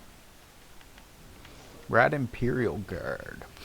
Yin prevails, Yang's essence fades, adorned in finery, blades parade. Once malice stirs within the heart, words become weapons, tearing apart. Since the Yellow Wind King had sequestered himself within the valley, his hoarded treasures were left to the care of his trusted minions. One day, when a purple gold incendiary vanished from the half-emptied storeroom, the rumor of theft, once a mere murmur, built into a raucous clamor, until the Rakwa who guarded the storeroom was finally accused of pilfering from his own charge. The tale reached the ears of the Rat Imperial Guards. Clad in crimson, they were the secret Imperial enforcers. They went to interrogate the Rat Guard, hoping for a share of the spoils. But the humiliated guard was found lifeless, his neck wedged in a noose, dangling in his cell.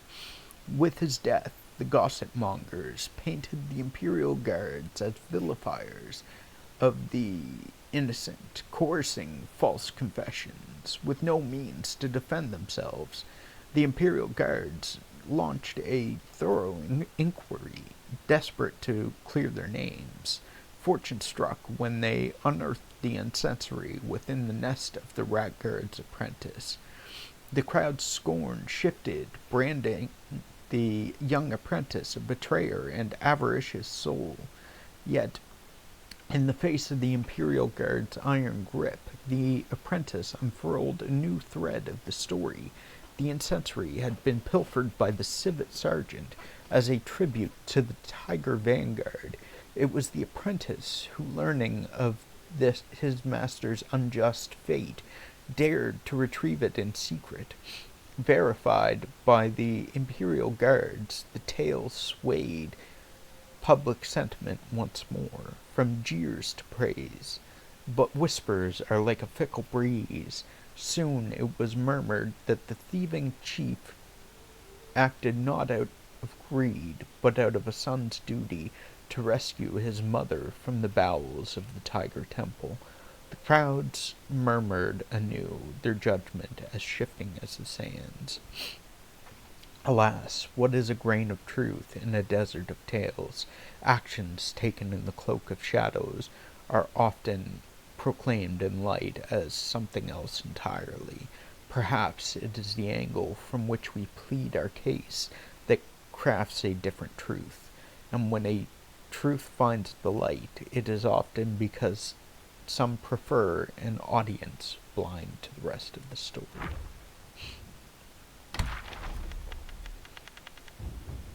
So that appears to be all the enemy types.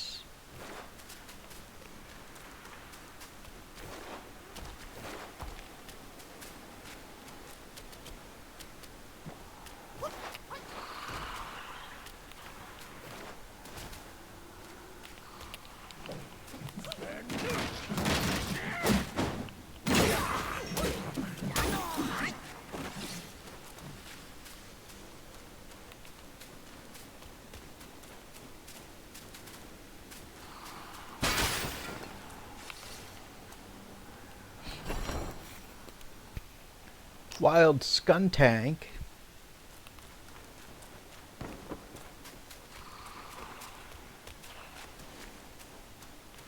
Get 'em while you can. Stinky, yeah.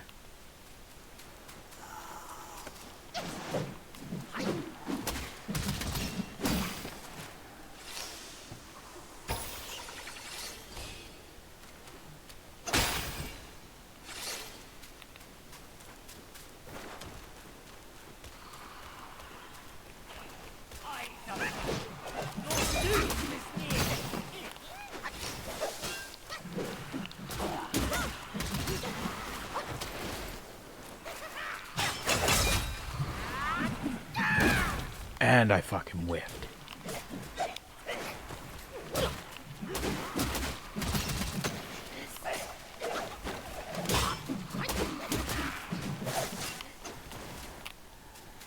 You.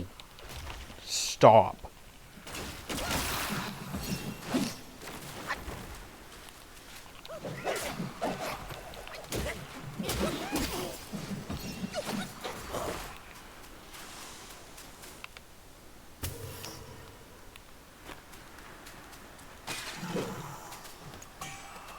Ascension powder? Oh. Bad time to pause. I guess this game does pause anyways, so I guess it didn't really matter. For short duration after use, all actions cost no stamina.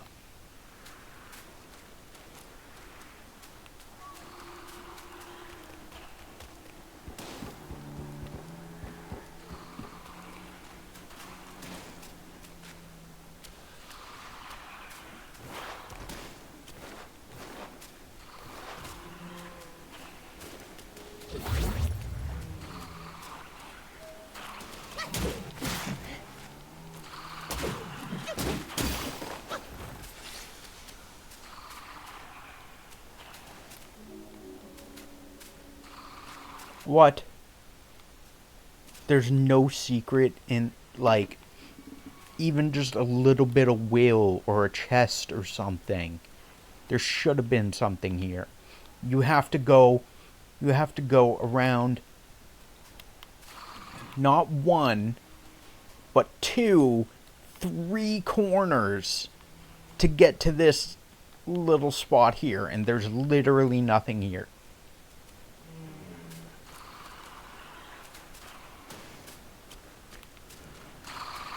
There should have been at least something there.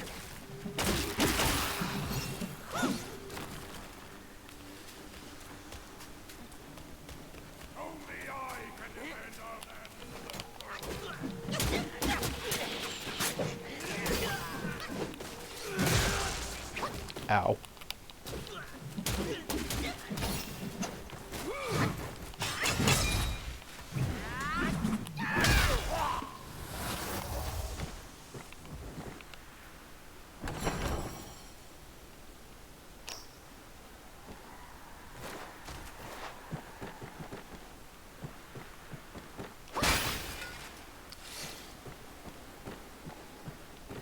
Like, that chest, this chest here, could have been put in that other alcove.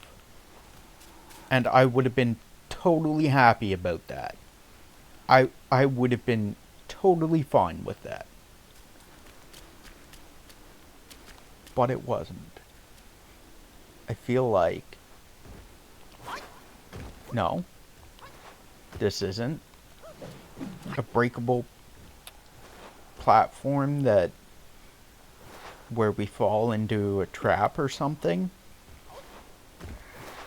That is... Excuse you. I was talking.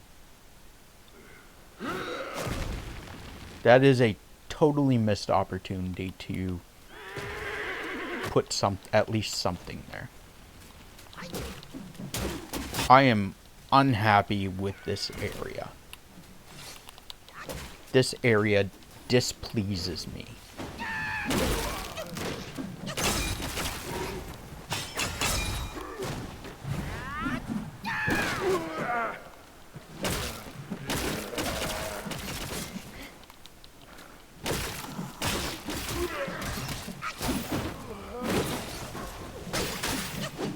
Ed, why did you lead me here? I never should have come.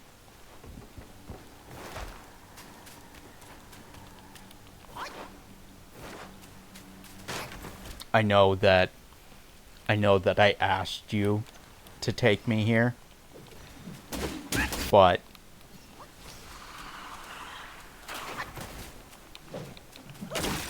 you should have just said no.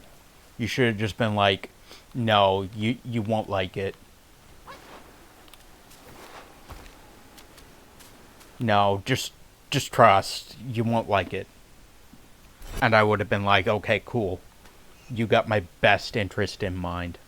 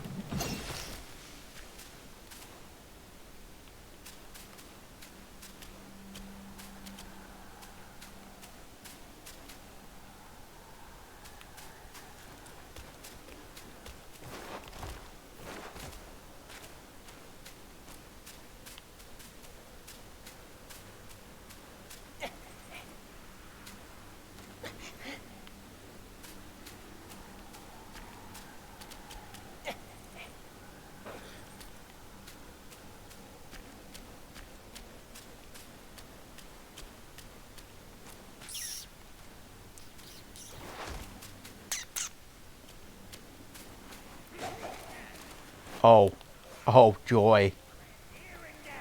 Wondrous. All the love. Get out of here. Just die.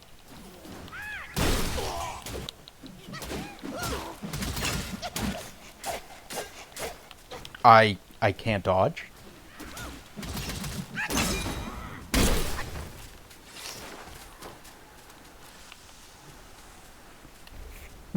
He's stuck. You deserve that.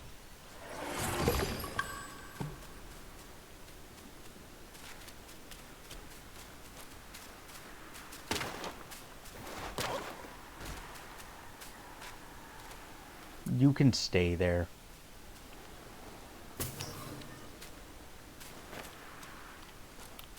Oh, hi.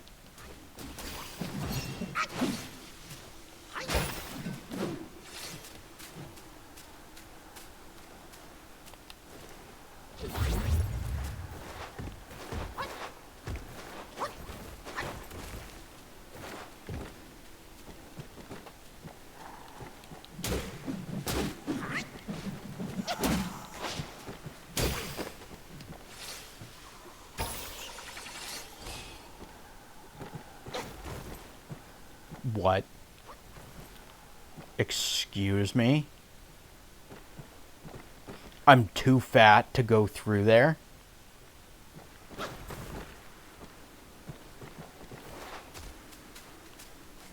This area displeases me.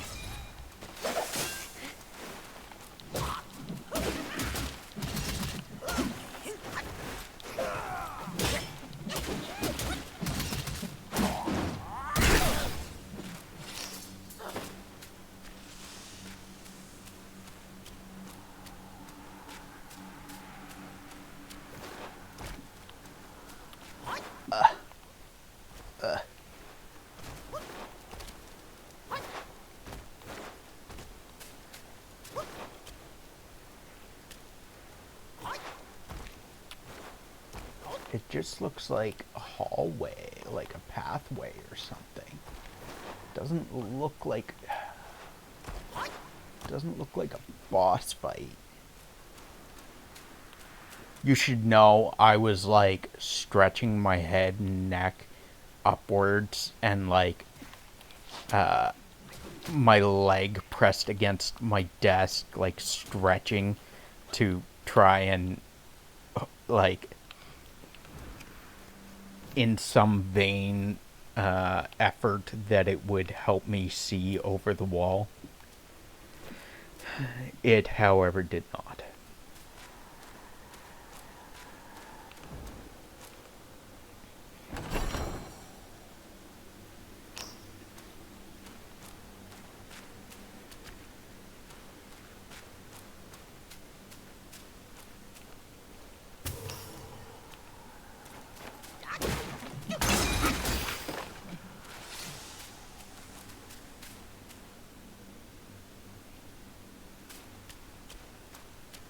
How did I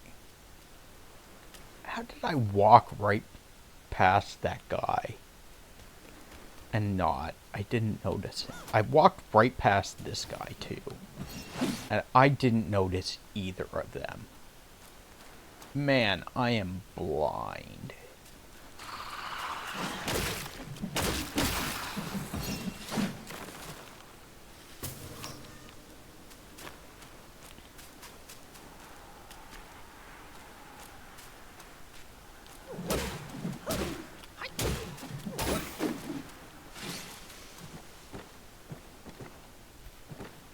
Oh no, my phone crashed.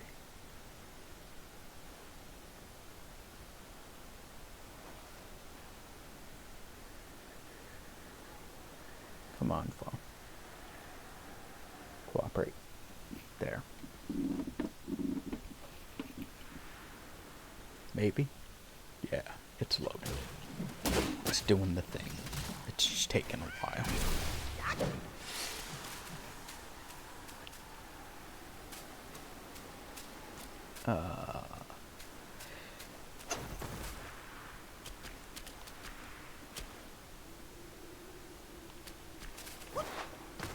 It looks like there might be a platform over there. Nope.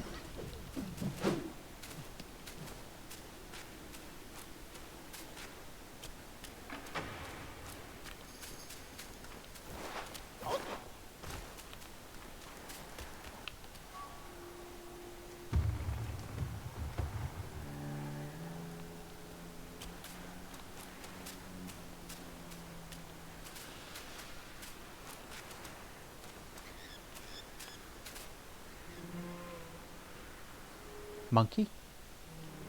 Monkey man?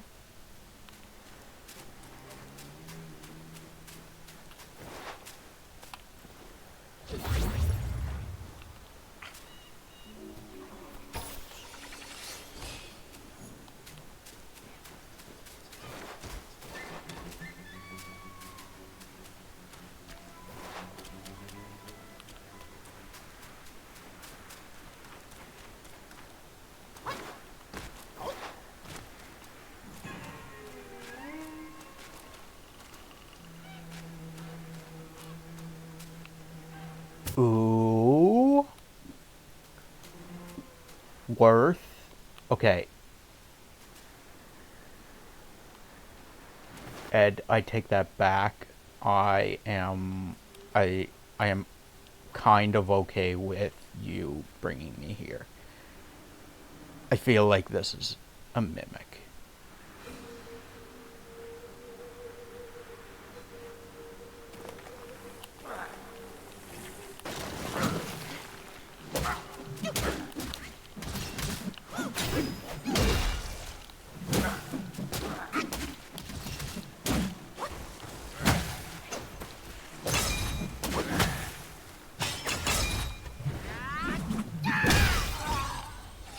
Bitch.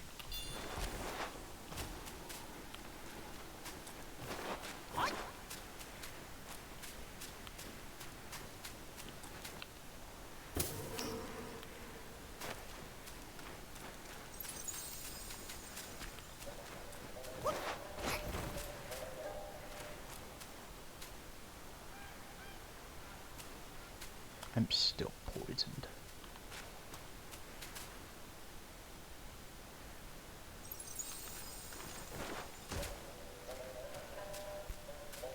Ooh, a Vulpix. We're gonna rest because we are dying.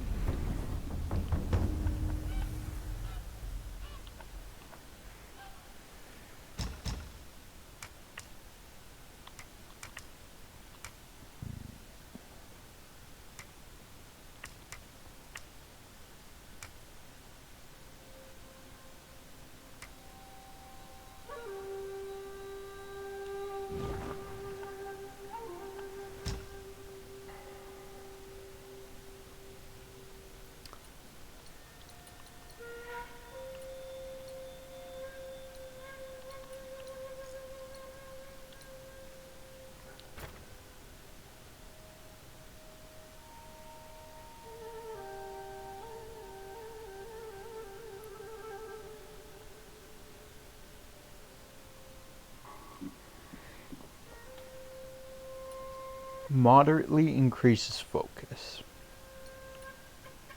I don't quite understand. Does it moderately increase the amount of focus that I earn? Or does it just give me static focus at all times?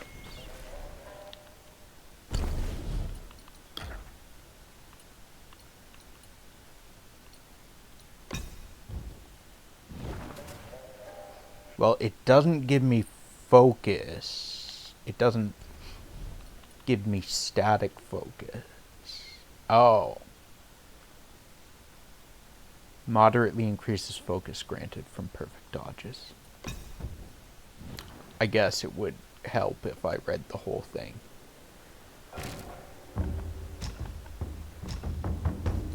I guess it might help if I read the whole ability.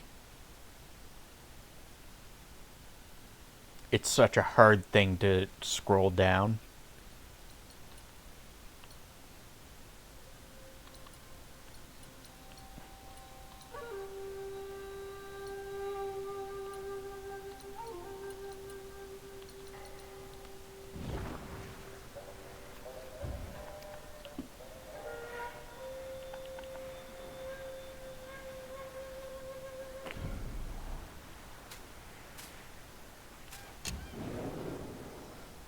Is there anything new I can buy from this store? I can buy mind cores.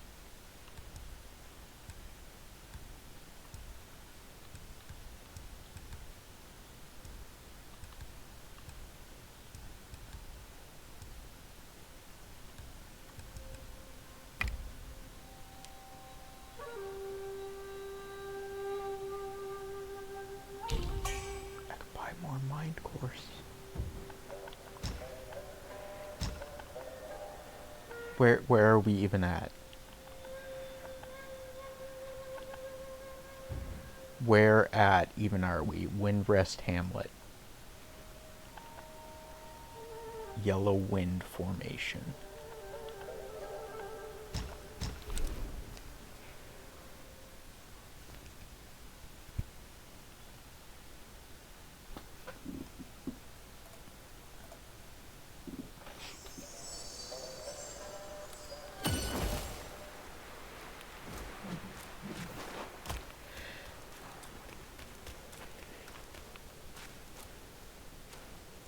Self-refinement is the way to make golden pills.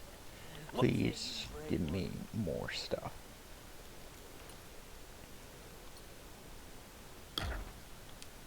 Uncover the secrets of sky and earth that I can submerge.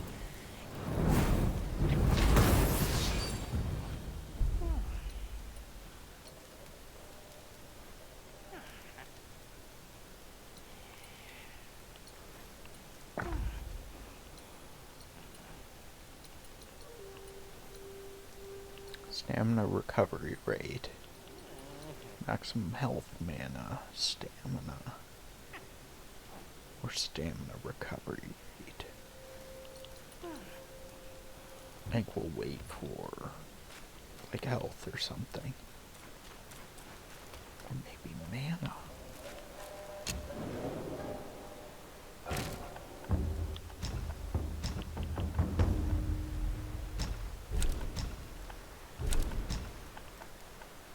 Windrest Hamlet.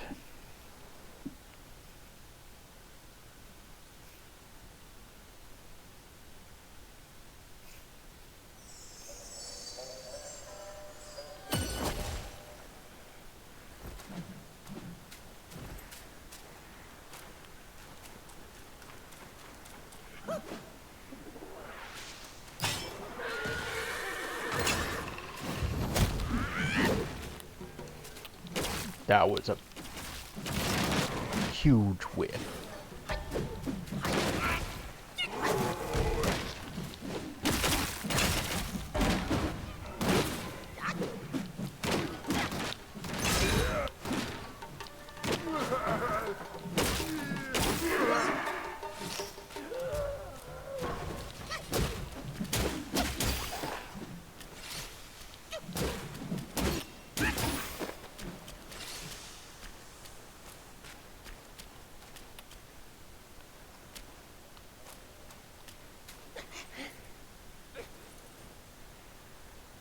That's where it came from, right?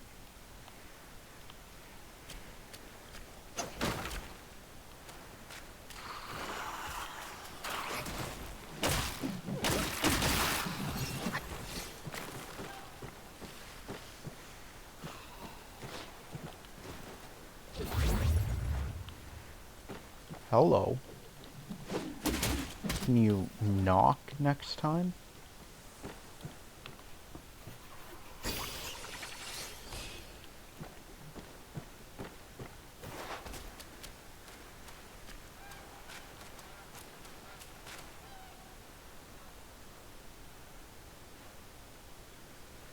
I hear bird. I don't think this one's a mimic.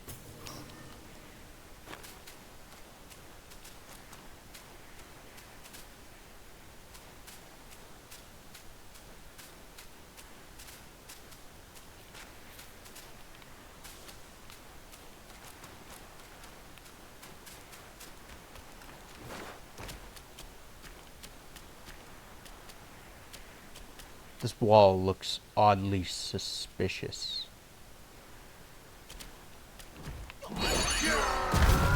Nope. Guess not.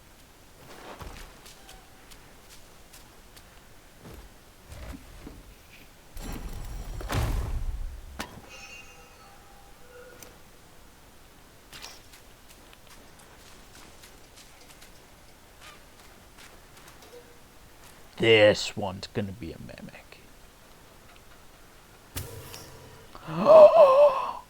It wasn't. Oh my god. I was wrong.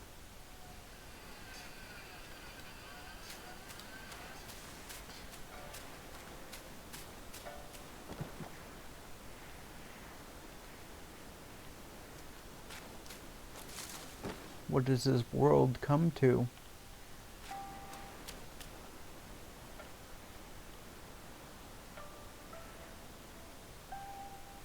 The rickety bridge is over that way, so I've still got to go that way. Where's my son?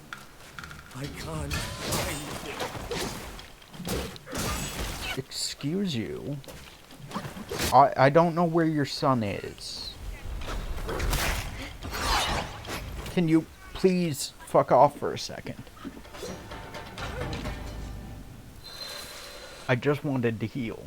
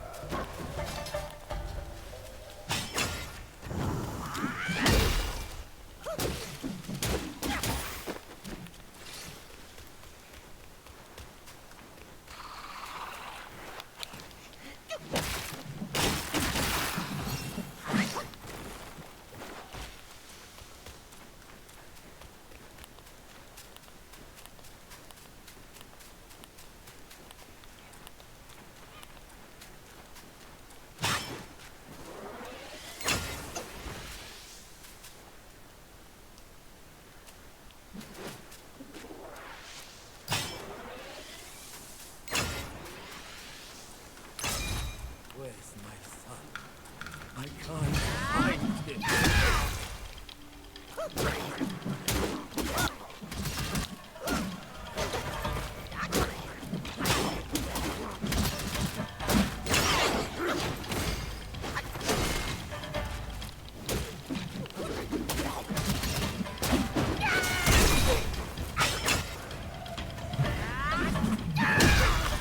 Eat it, bitch.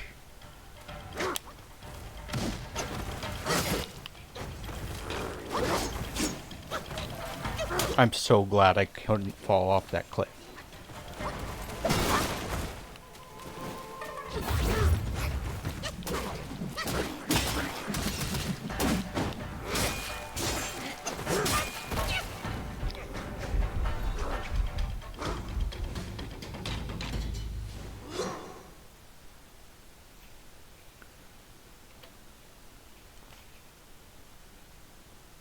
What the fuck?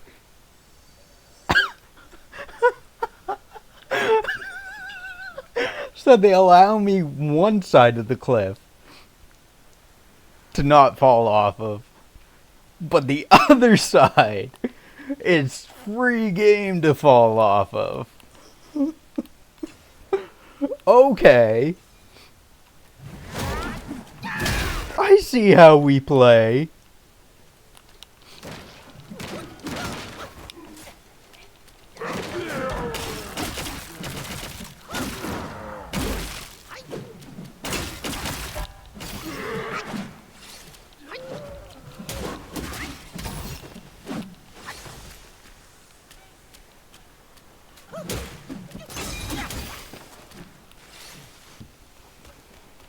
That's kind of cheap. Not gonna lie. That's kind of a cheap death.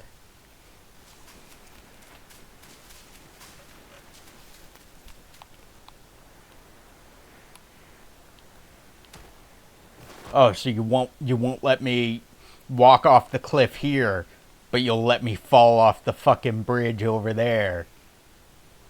That makes sense. 'Cause that makes total sense. Where's my son? I can't find him. Ow.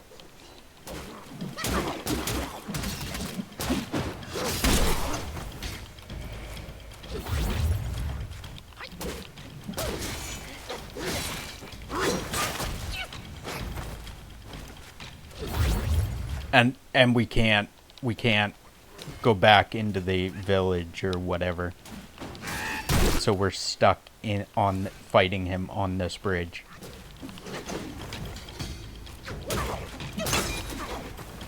Don't forget, mind the step.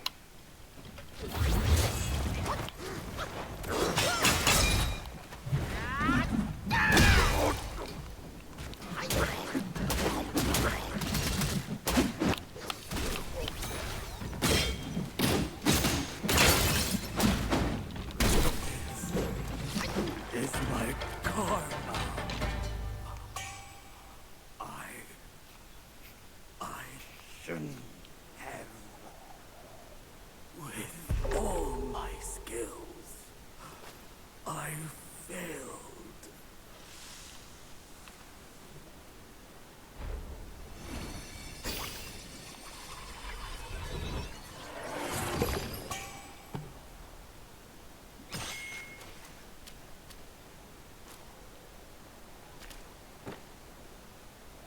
It's totally gonna let me walk off the edge.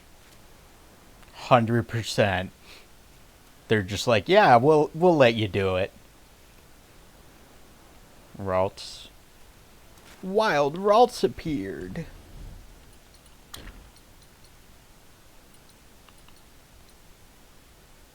Take the form of Tiger's acolyte, draw near the foe in a flash, and hack them with a sword, dealing a single instance of damage. Moderately increases critical damage.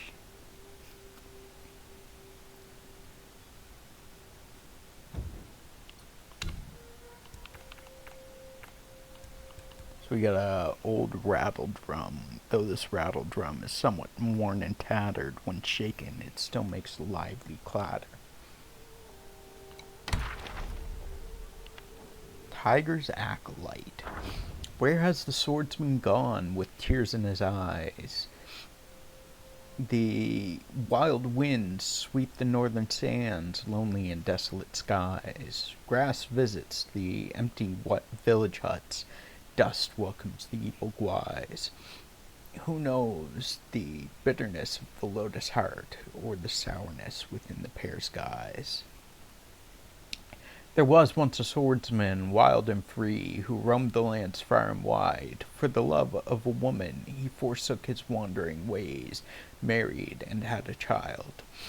But their happiness proved fleeting. From the mountains beyond the city walls there arose a wind, fierce and full of malice.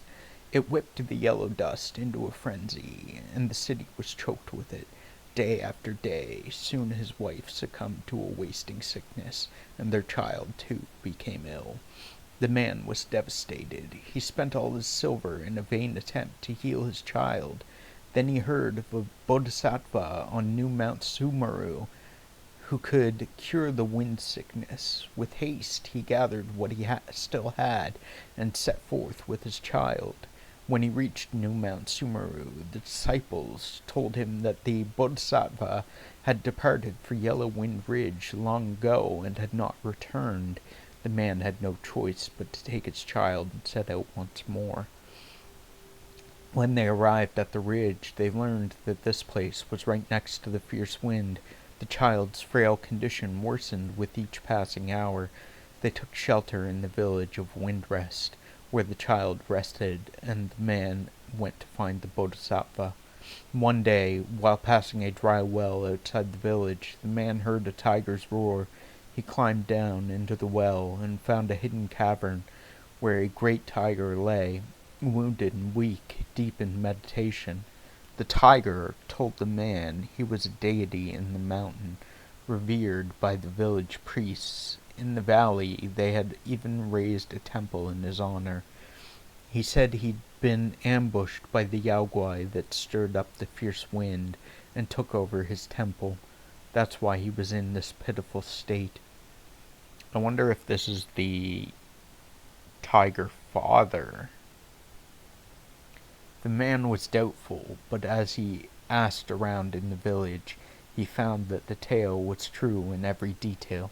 From the reverence of the priests to the temple in the valley, he hastened back to the well, his ailing child in his arms, to beg the tiger for healing. The tiger brought out a strangely shaped gourd, filled it with water, and gave it to the child. Wonder of wonders, after drinking from the gourd, the child was able to run and play as he had before the wind sickness struck. The tiger told the man that the wind had harmed his essence. With the flesh of the living he could regain his former might, and then he could tame the raging wind and heal the child completely. The man was reluctant, but as he watched his son grow stronger day by day, playing in the village with the other children, a terrible resolve hardened in his heart. He began to lead the unsuspecting villagers into the well, hoping to restore the tiger to its former strength. As time passed, most naturally, the villagers found out what he had done. By the time the man returned to the village, he found his son slain by their angry hands. The man was consumed by regret and drew the sword he had sealed away for years. He fell upon the villagers, and one by one he cut them down, until the streets ran red with blood. Then alone he set out into the shifting sandstorm, lost in the ever-howling wind.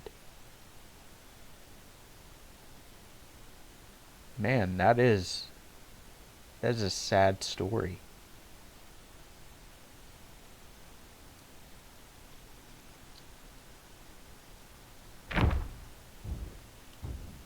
Wow.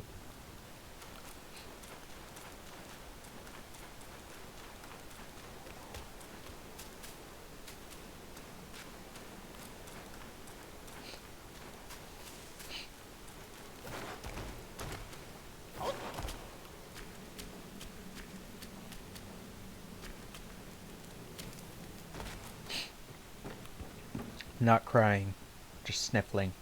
Nose is kind of stuffy.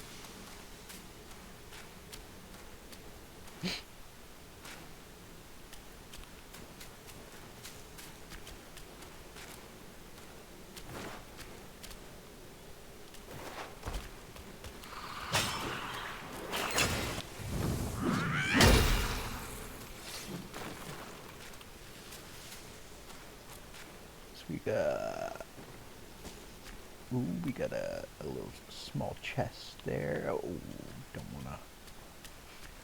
I guess I can't fall down there.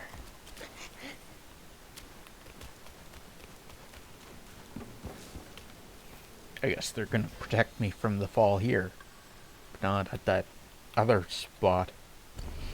Glazed reliquary. While perfect dodging, recovers a small amount of stamina.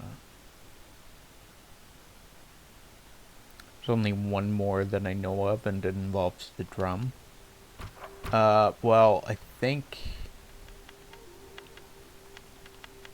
we're only missing one other boss in between there,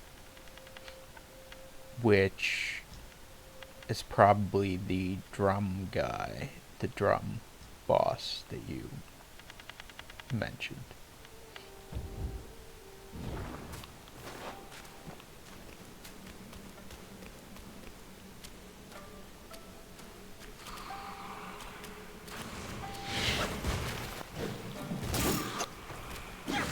Three locations for one boss? What?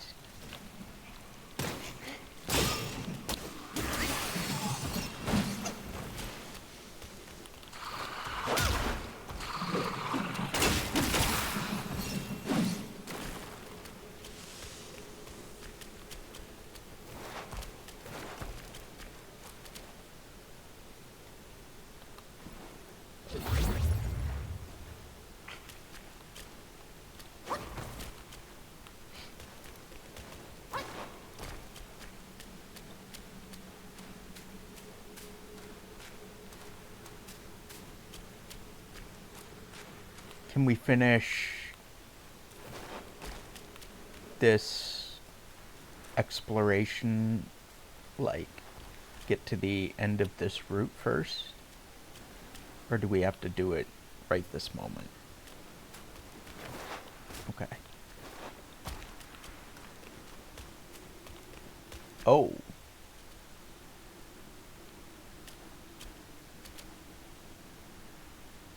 Is this is the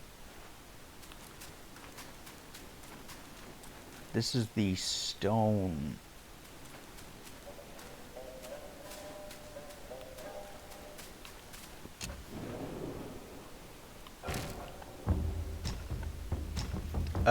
You said teleport to Valley of Despair.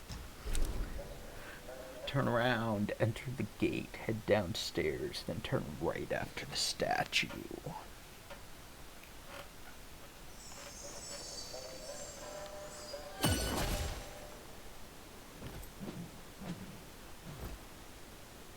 Turn around, enter the gate, head downstairs, and then turn right after the statue. Like this gate?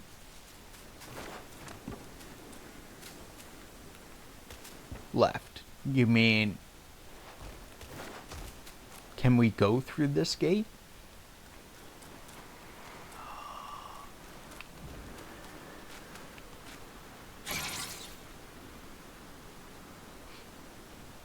I didn't even know we could go through this gate. I did not remember this gate.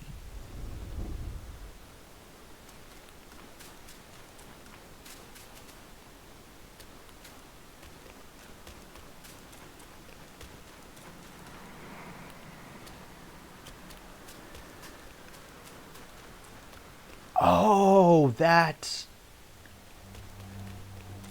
I know where we are. That goes over to the Rat Prince. That's the gate that I couldn't open. Gotcha.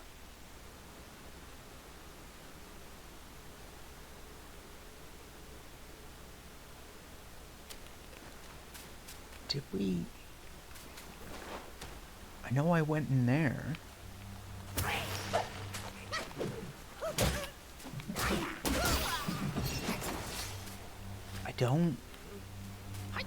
I really don't.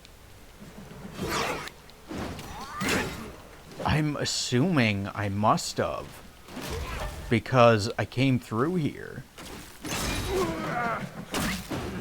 Maybe I was delirious at the time, because I really don't remember coming across this rickety-ass bridge. I guess it's not rickety-ass as rickety-ass as it looks like from down below. From down there, it looks like there's like these dark planks. They look like they're just missing. It looks super rickety from down below. I guess this isn't as rickety as I was thinking. Okay, and yeah, this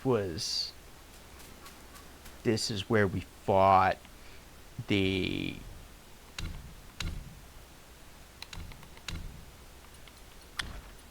Gore.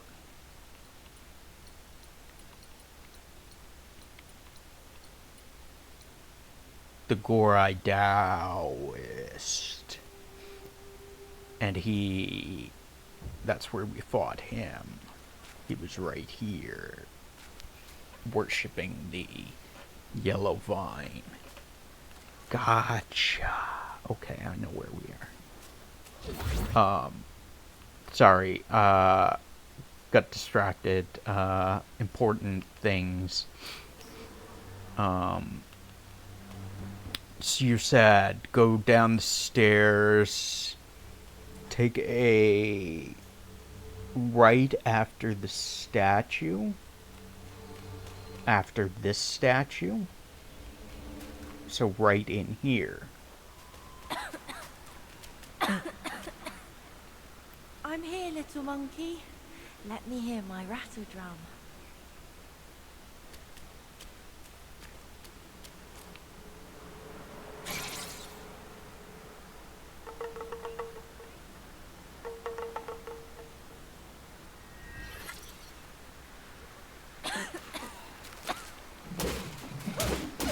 Pa told me, when the dust stops, my cough ends.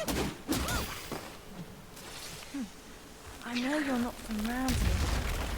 Don't frown like that. Our village is fine. Come on, man in the street. And I'll give you the food and the drinks. And bottom of that well. That's a secret.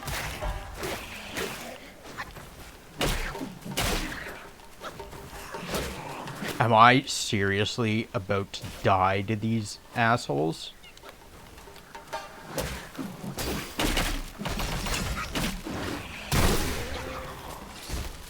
I guess not. I came through here and there was nothing here. So I never would have thought to come back here. I would have had to look this up to figure this shit out, because I never would have thought to come back here, because I came through here and there wasn't anything here, but I didn't have the drum at the time. Teleport to Windseal Hamlet. Turn around. As soon as you pass the gate, turn left.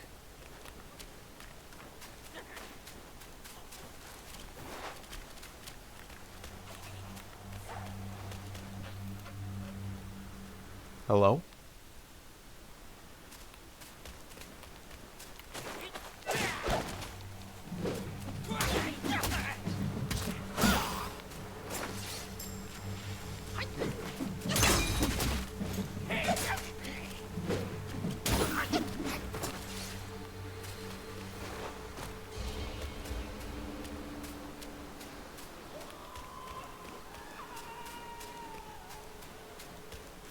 Why can I still hear the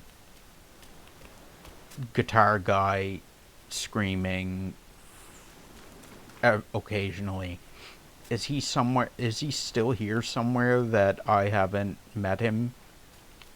Somewhere that I haven't encountered him and he's waiting for me to find him? Windrest Hamlet.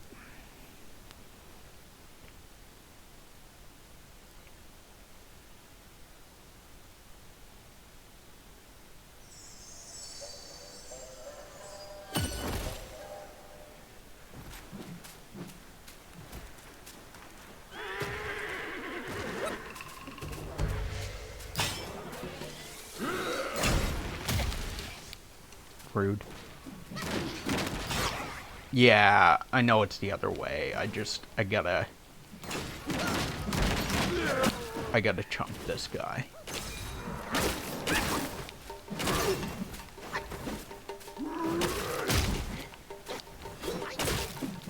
He was giving me, him and his cohort, him and his companions were giving me the stink eye.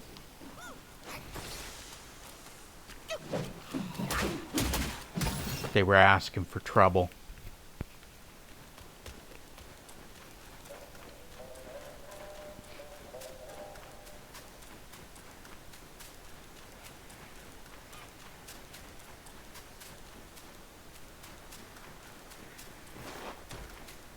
As soon as we pass the gate, turn left.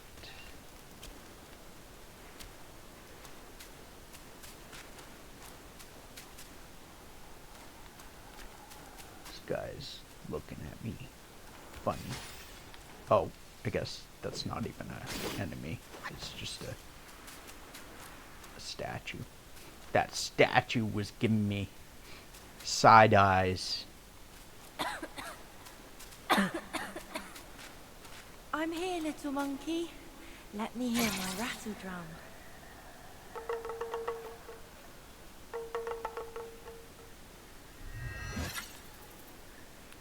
Where is my pa? Did you see him? I was scared. They were all around me. They told me Pa took people from the village and fed them to a guai. That's a lie. That's not my pa.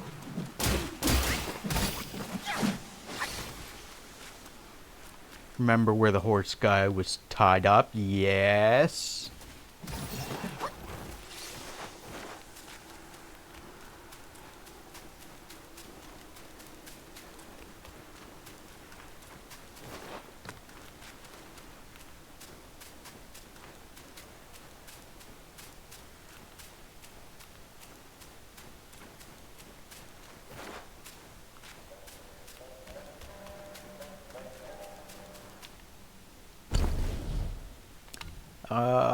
So we can now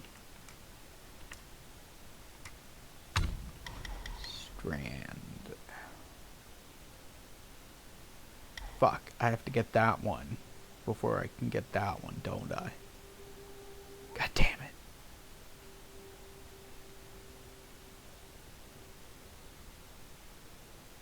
I don't even know what Ring of Fire is.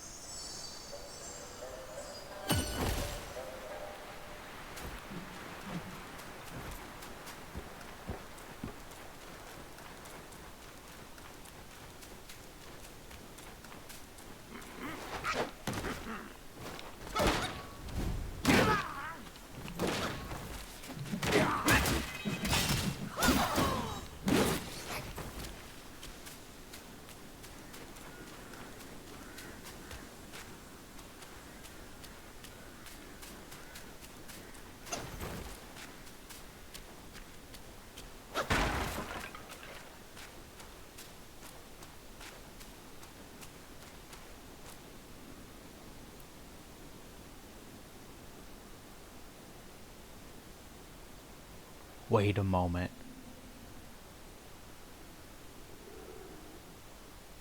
Is this...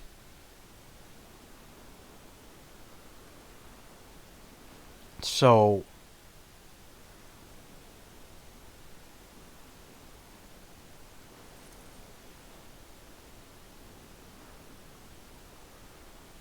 They took him from that alcove area on the right where we started. They brought him through, or maybe, I don't know. And then this is his final resting place, where the boy was dragged to, and then, oh no, this is the well.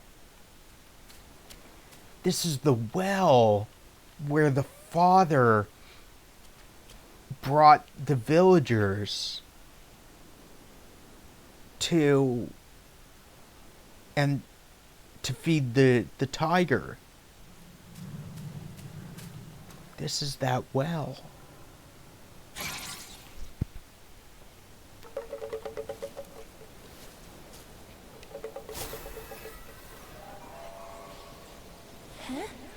How did you even know I was here?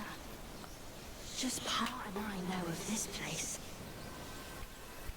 Don't tell anyone, but I have a friend in this well. He helped me with my coughing fit. It's been so long. I hope his wounds have healed too.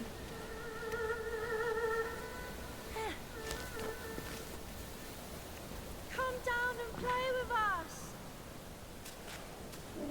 So, this tiger...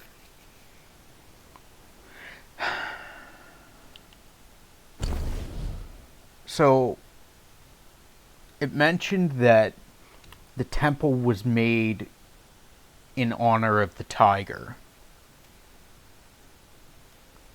Which leads me to believe that it's the father. Which, maybe, this is where he ended up after after meeting him in the other area. Maybe this is where he's spent the rest of his days and hasn't been able to come back to his son. But there's also... We fought the elder brother, but a younger brother was mentioned. And we've never encountered them. So this could also be the younger brother. I'm not sure.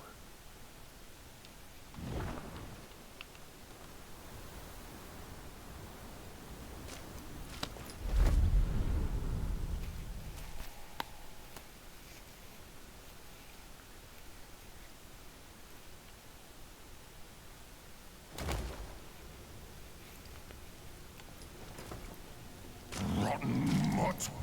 And he dares bear our father's title under that yellow wind, why? Brother or not, I will have my vengeance.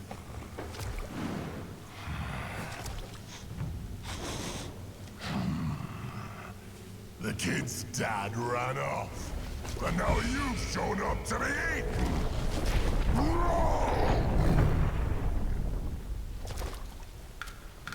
Okay, so this is the younger brother. Oh god.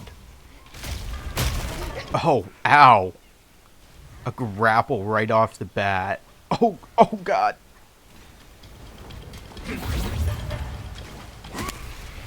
Ow.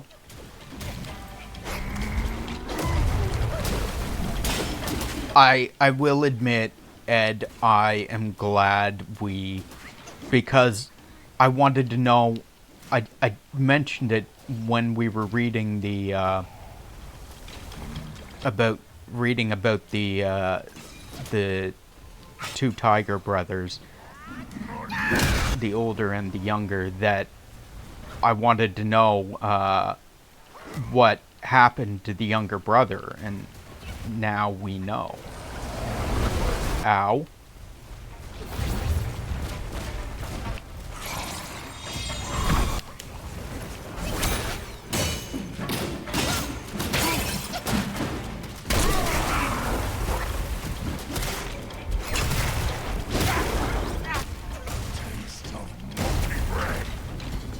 Now we know what happened to your younger brother.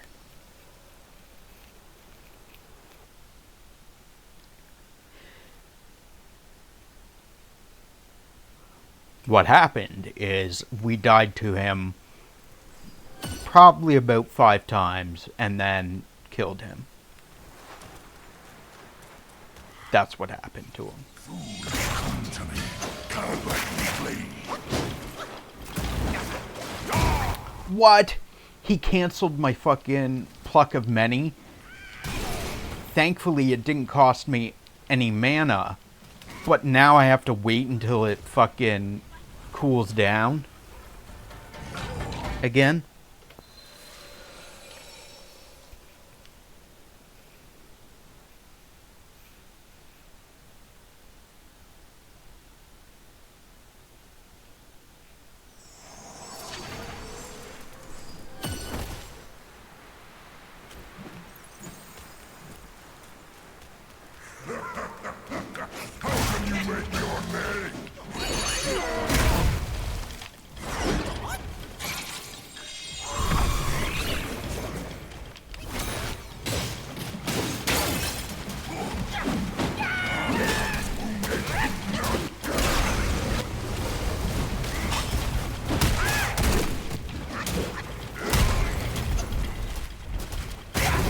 Oh, god damn it.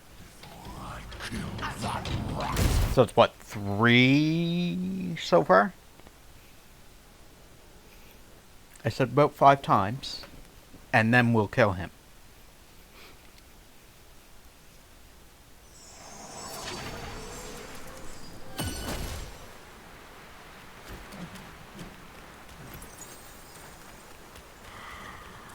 Food has come to me.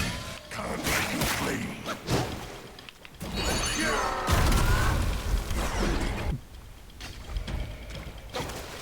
What?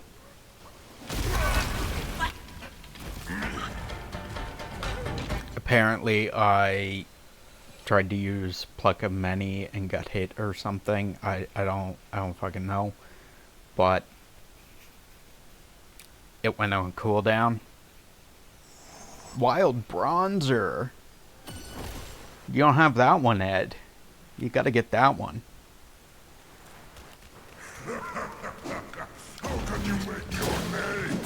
See the way.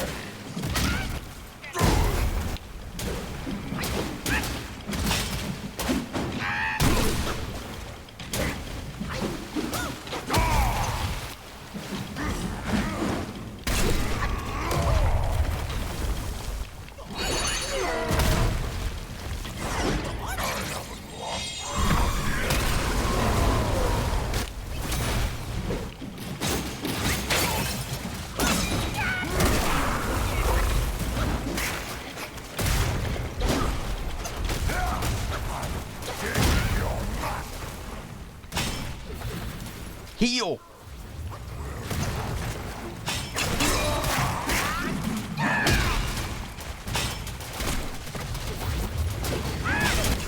Kneel. Even in the end.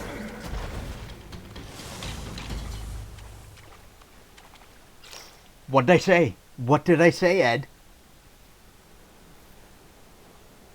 I said we would die to him about 5 times, and then we would kill him. If I counted right, that was 4 deaths, and then we killed him.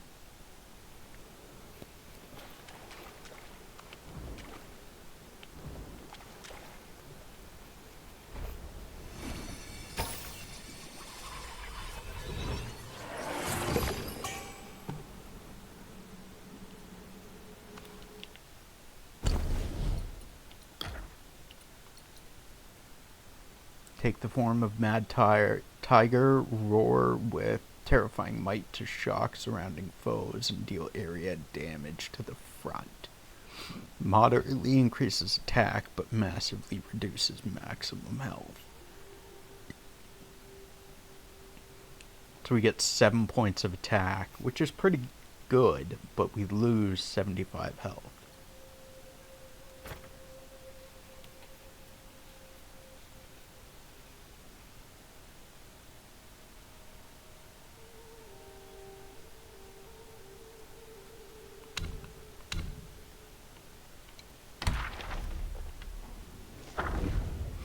Yellow wind invades the land, brothers turn to strife. Father's vengeance left unclaimed in the well of life. Roaring through the mountain pass, a heart that faints to care. Actions always half complete, dreams in life laid bare. One day, the brother of Tiger Vanguard was practicing his roaring technique at the bottom of a well when he saw someone climbing down the vines. I believe I have everything in Chapter 1 and Chapter 2 so far. Because we've got, in Chapter 2, we've got all the way down to Tiger Vanguard for the Chiefs. Sorry. We have down to Yellow Wind Sage for the Kings. And then the characters we have down to Bodhisattva Lingji. So I believe we have everything for Chapter 1 and 2. Practicing, seeing that the intruder had some courage, he refrained from attacking and instead inquired about his purpose.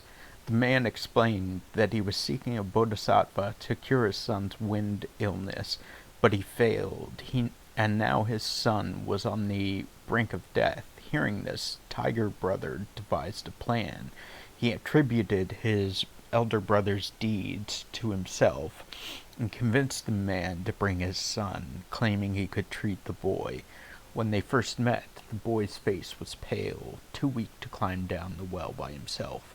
The boy was carried by his father by tying him with a hemp rope to lower him safely into the well. Tiger Brother examined the boy and confirmed that his spirit had been disturbed by the Samadhi wind. Without stopping the wind and sand, no one could cure him. Tiger Brother remembered that his brother had given him a magical gourd. Drinking from it could strengthen one's vitality, and he thought it might keep the boy alive. After the boy drank the water Tiger Brother gave him, he indeed regained some energy and could speak. Despite his long illness, the boy was very polite. He thanked Tiger Brother for his help, praising him endlessly. In the boy's admiring gaze, Tiger Brother found a long-lost sense of satisfaction. He instructed the father and son to come daily to take a sip from the gourd, or the boy would relapse. After several visits, the boy's condition improved significantly. He could walk around and even play in the village, making many friends.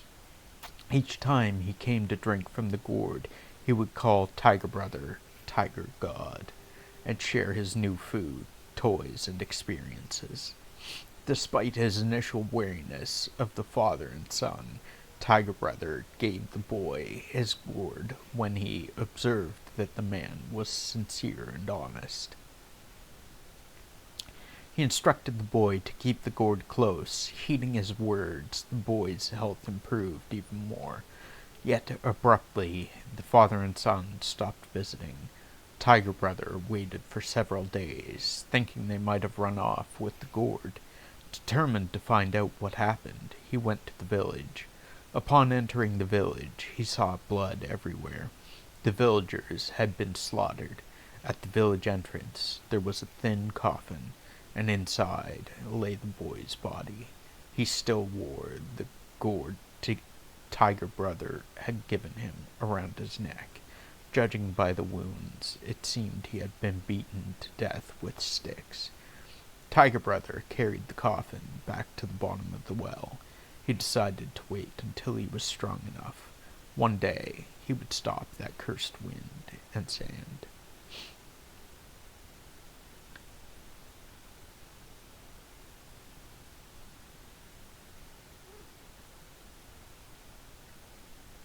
This reminds me of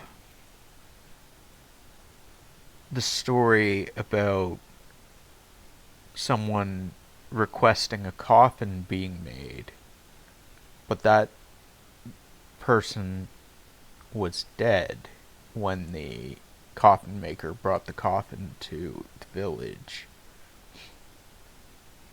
I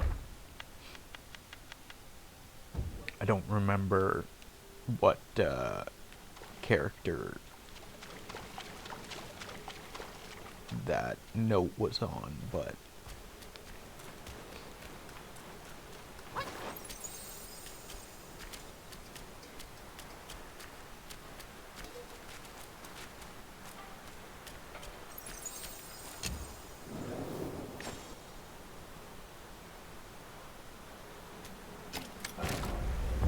bottom of the well.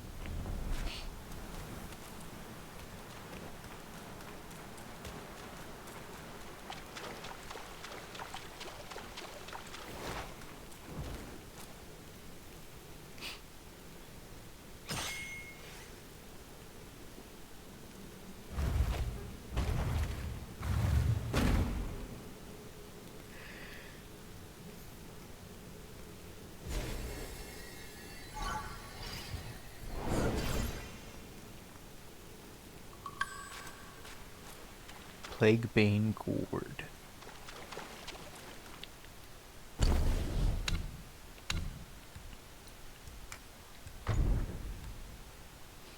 Each health recovery is halved, but attack is increased for a short duration after using the gourd.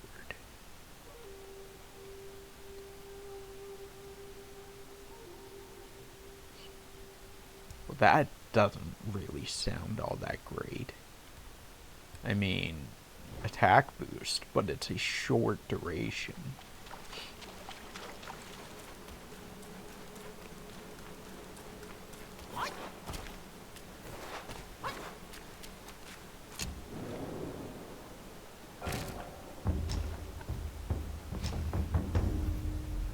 Final boss time. Final boss? Didn't we...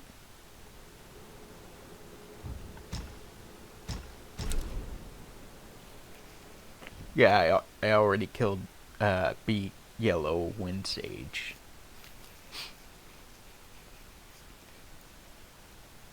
You had me confused, thinking that there was another final boss.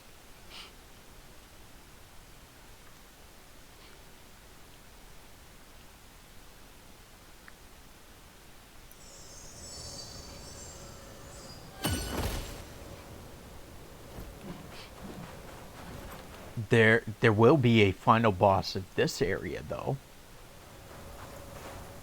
I'm sure of that. Or of this chapter, I should say.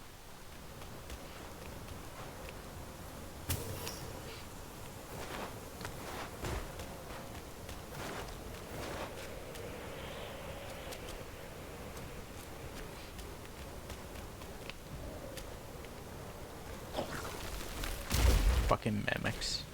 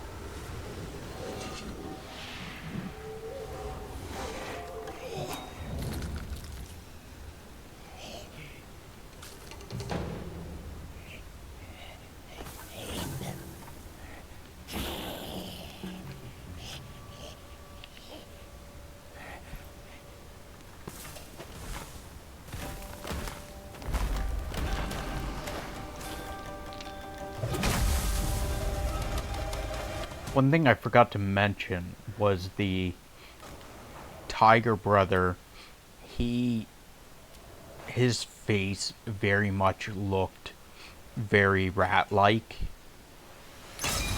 in appearance.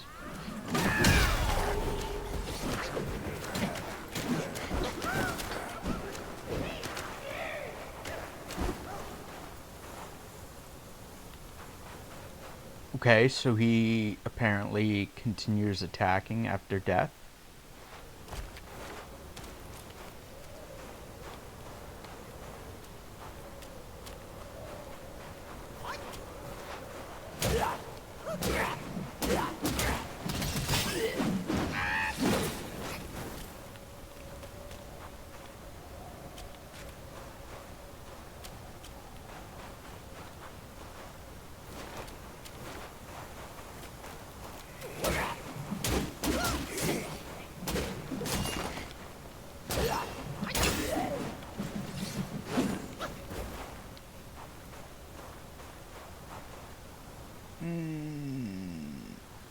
Mimic.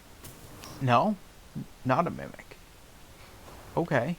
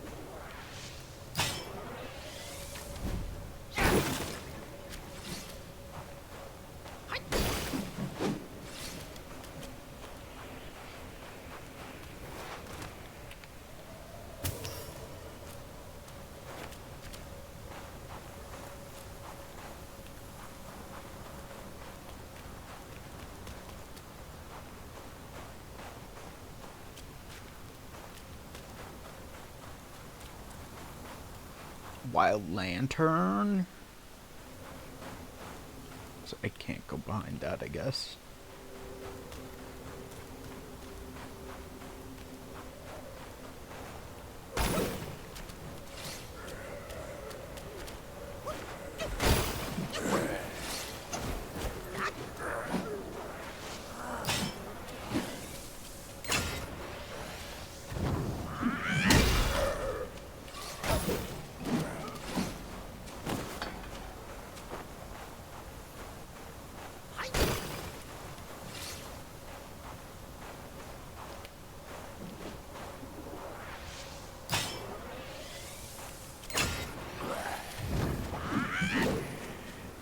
Big whiff.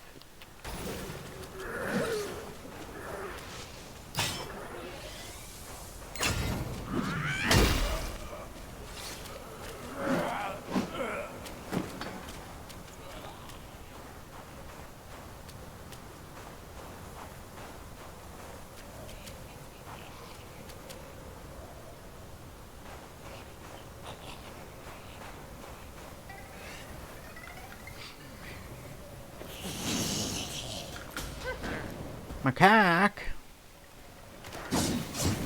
Macaque chief. Ow.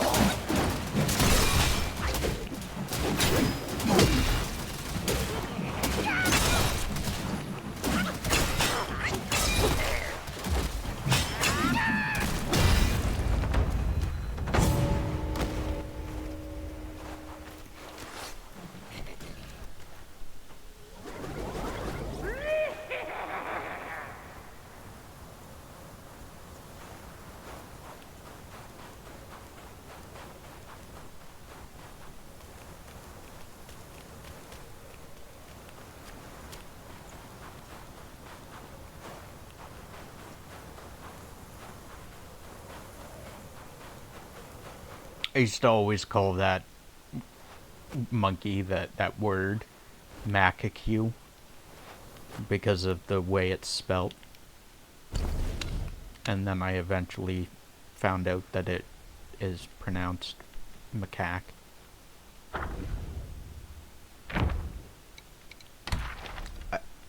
I didn't beat him? I must have to fight him again later on. Frozen corpse. Wisdom's lamp lights seasons span. Time flows like water through our hands. Snow and wind obscure the way. Achievements drift like bubbles grand. The temple rules state new monks entering the temple may receive a new kasaya. One day, Master Non-Void joyfully welcomed a new disciple and personally led him to the storeroom to fetch kasaya. The young disciple found that the kasaya was made of a single layer of cloth, hardly adequate for the snowy mountains. He asked, "Master, this thin kasaya seems suitable for summer. Could I exchange it for a woolen one?" Non-Void shook his own kasaya and said, "The one I wear is the same as the one in your hands, only more ornate. With the Buddha's wisdom in your heart, you shall feel the cold no more. Fear the cold no more." The young disciple, still doubtful, asked, "Master, I saw many seniors frozen to death by the roadside." Non-Void kindly replied, "Their understanding was shallow, and minds unsteady. Yet you are different. I can see that you have the potential to comprehend the Buddha's wisdom." The young disciple, feeling proud, happily followed his master back with the kasaya. Not long after, another frozen corpse appeared outside the temple gate. As Non-Void led his new disciple past it, the young disciple asked, "Master, did these seniors all freeze to death?"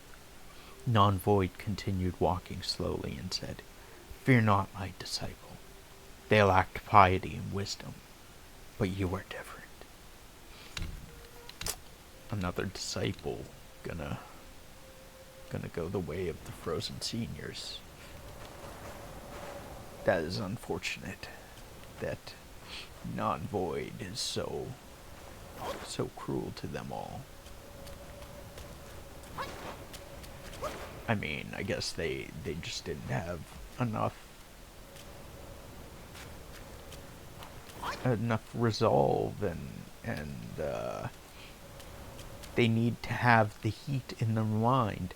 One thing I have found is that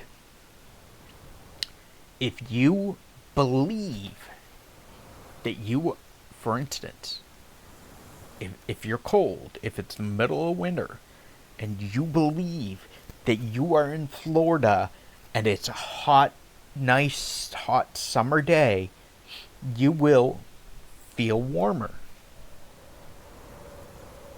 Your mindset does affect your body's temperature. If you believe you are warm, you will be warmer. If you believe it fully, you will be warmer. Now, don't take this as me saying that you should go out in the middle of winter. Don't take this as me saying you should go out in the middle of winter with like nothing on, or just like shorts and a t-shirt, and believe that you're in Florida and die of hypothermia. Please don't. I'm just spouting a fact that a lot of things are, if your mind believes that something is fact, your body will make it so.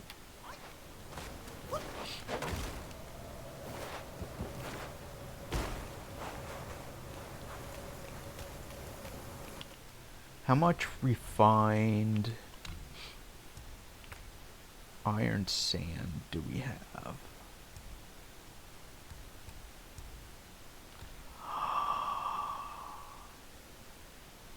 I forgot that we got that. I totally forgot. I have 5 sand too.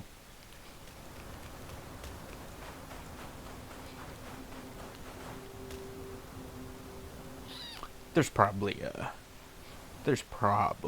a shrine up ahead. They wouldn't throw 2 bosses at us back to back, would they?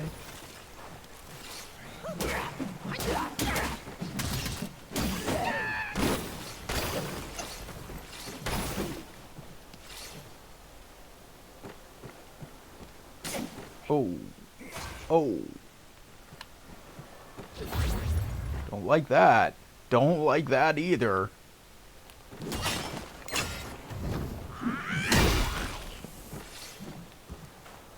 How about we go back to this shrine?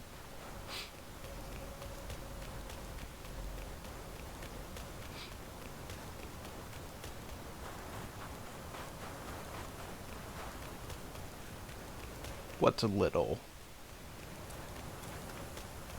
You know, like 3 miles. 3-mile trek through the snowy mountains. That's nothing, right? No big deal.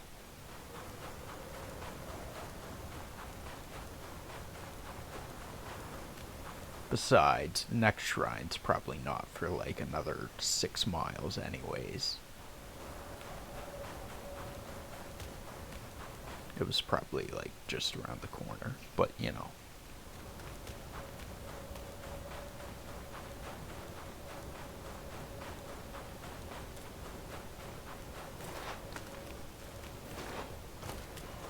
We're here now, so doesn't matter anymore.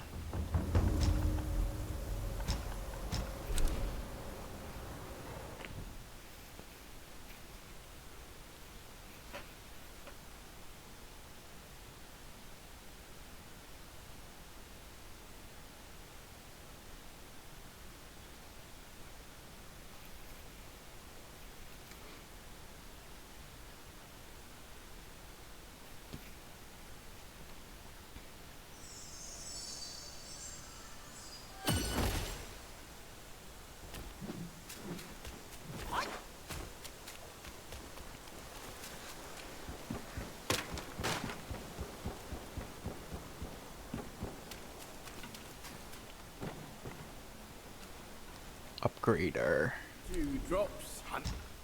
gourd.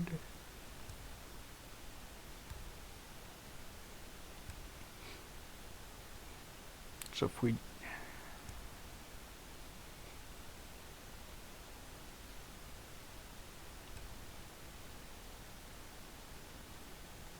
that one will probably go up to 8 using 3 as well anyways, Fine, so but not without a gourd that suits just right. might as well have Down a few mouthfuls in one go. the added benefit of healing our duplicates anyway as well.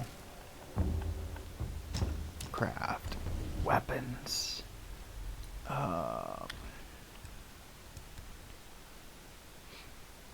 Rat sage staff. We need will for that.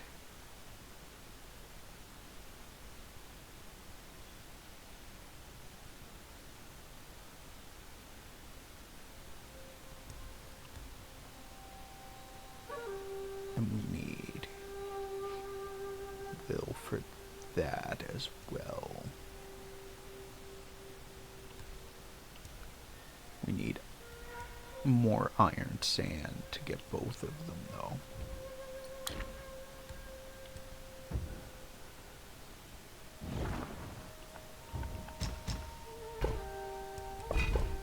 We probably can't buy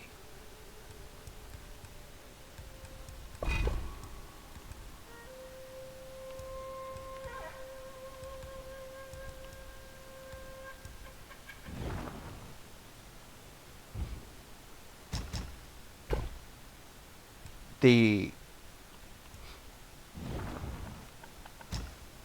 shop items in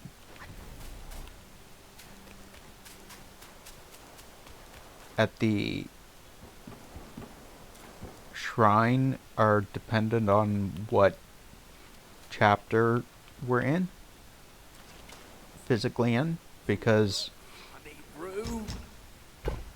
I have stuff that's unlocked that's not showing up.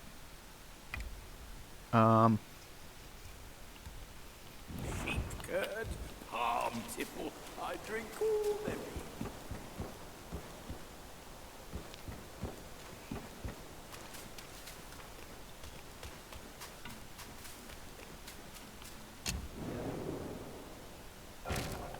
Because in this shop, I only have the yarn and stone spirits. But if I go to, for instance, Windrest Hamlet, I should have actually went to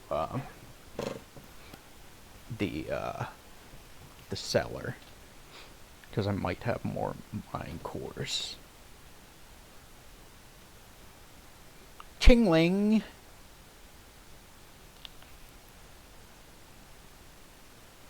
A wild chingling.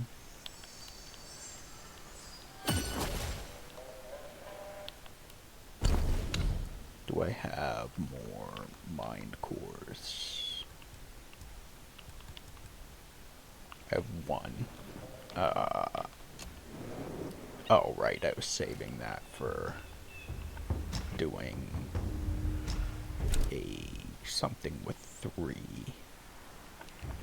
But store in the other one, I didn't have the Yao Guai cores or the silk or the mind cores available in the shop in the chapter 1 shrines. So it seems that each chapter's shrines have their own inventories separate from the other chapters. So if I go to chapter 3's shrine, there's probably some new stuff that I haven't gotten, like more mind cores or more gourd stuff, more gourd upgrades.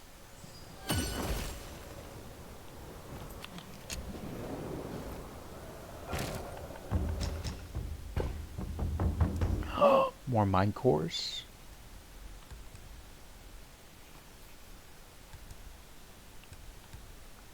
Cold iron leaves, refined sand, 1 refined sand. Golden lotus. Celestial pears. I don't have any of those. Or the golden lotus. I must get them, like, maybe in this area. Buy 4 of those. I can only buy 1 refined sand.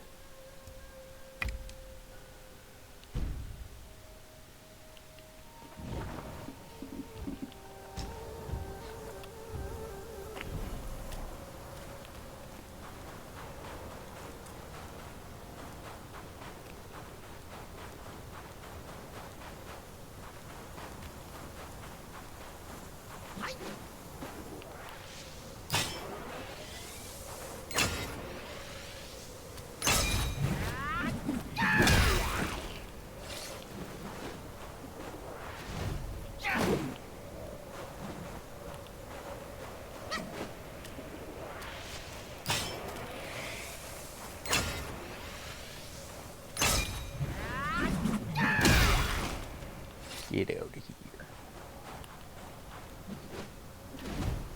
Oh no, out of stamina.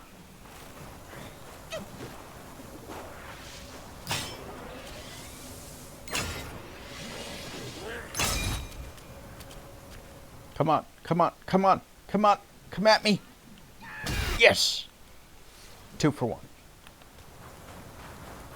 I took damage though. Fuck.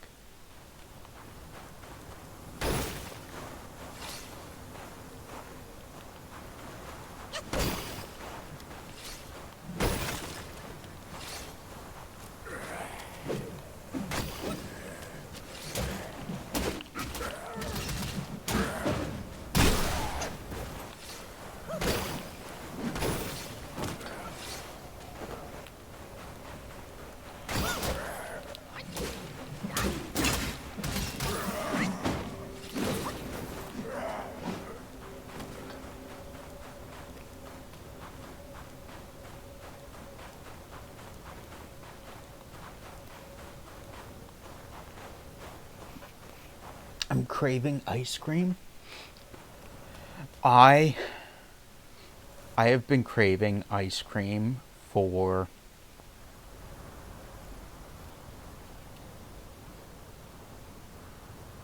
August, July,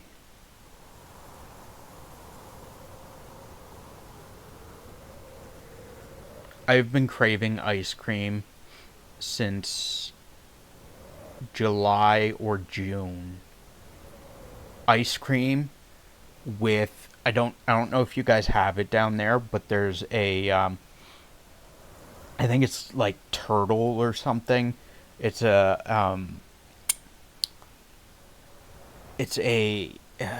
chocolate syrup for chocolate ice cream syrup. It's liquid, but as soon as it touches the cold ice cream, it solidifies into a hard shell. I've been craving ice cream, that syrup, and ice cream cones since like June or July. I just haven't had the money to buy them because of other priorities, such as buying Black Myth Wukong. Black Myth Wukong was more important than getting ice cream.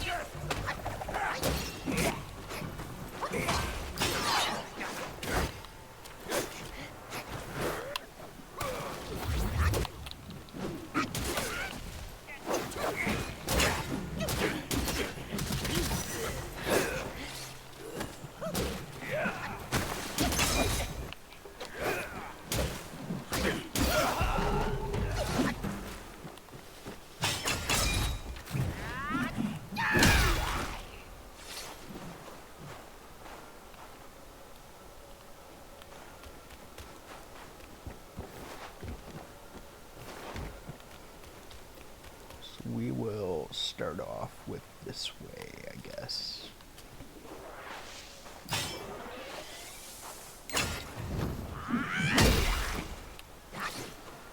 So, looks like 2 will kill these guys.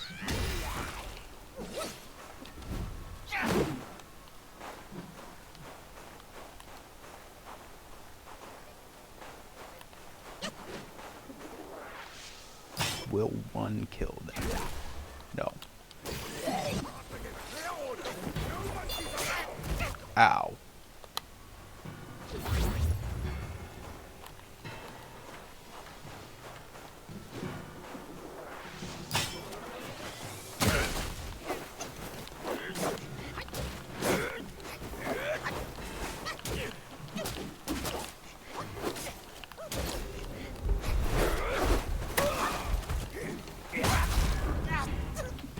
Dead.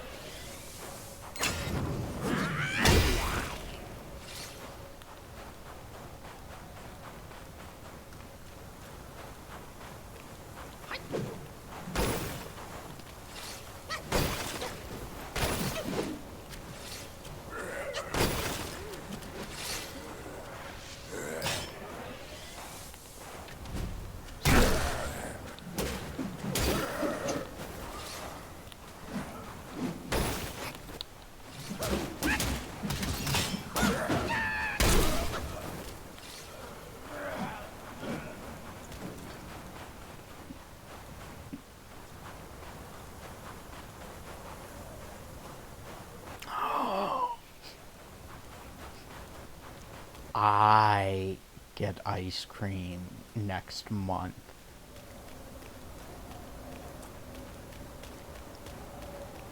Next month is my birthday, so I am specifically putting aside money next month to buy myself a birthday cake from Dairy Queen, a ice cream cake from Dairy Queen for my birthday. So I will get ice cream, specifically ice cream cake, next month for my birthday. It's gonna be amazing. Have you ever had a Dairy Queen ice cream cake?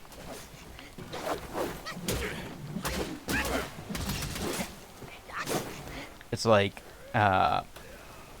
the top and sides are vanilla ice cream, and then the Baskin Robbins. The bottom is so the bottom layer in the center is chocolate ice cream, and then on top of that is a layer of fudge, and then on top, like, chocolate fudge, and then on top of that is a layer of cookie. It's almost like Oreo, but it's a layer of cookie. And then on top and around that, like surrounding all of that, is vanilla ice cream. And then they do like frosting, flowers, and gel writing and stuff.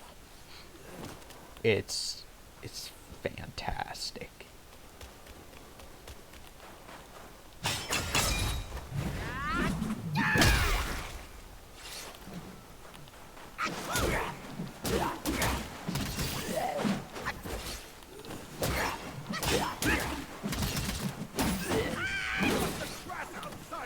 Fuck.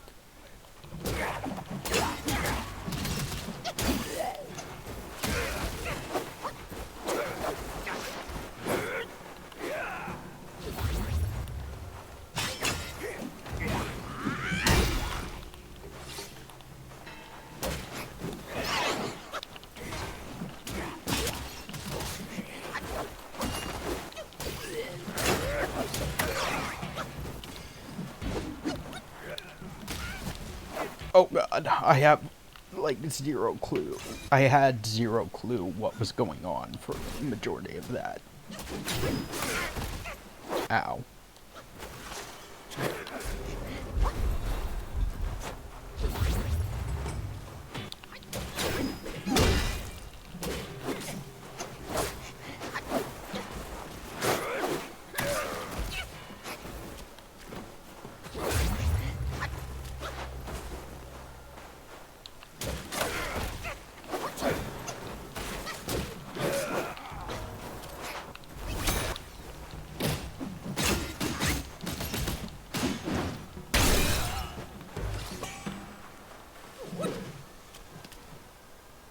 Oh, please don't be a mimic.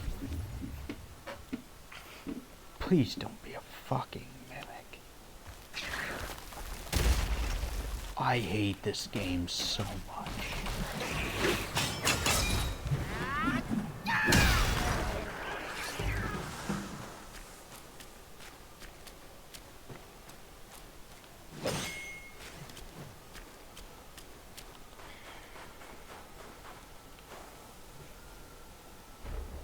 Scyther.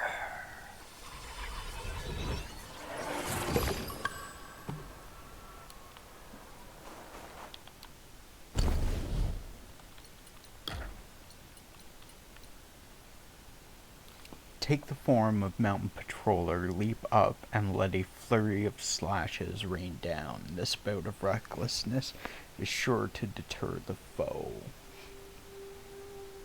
Slightly increases critical hit chance of jump heavy attacks.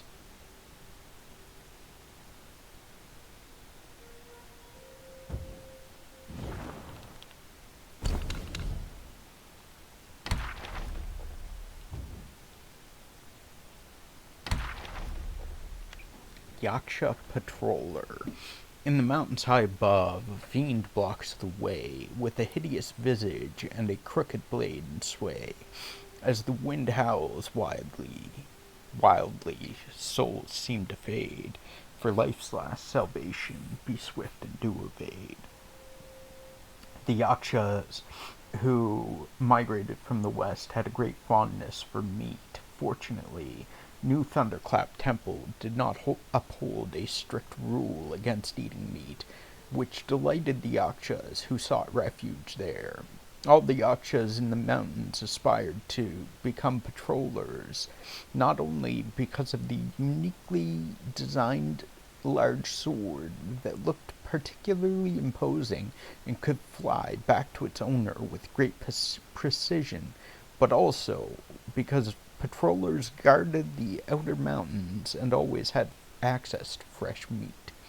One day, the Yakshas gathered together, drinking blood, eating meat, and reveling in the merriment.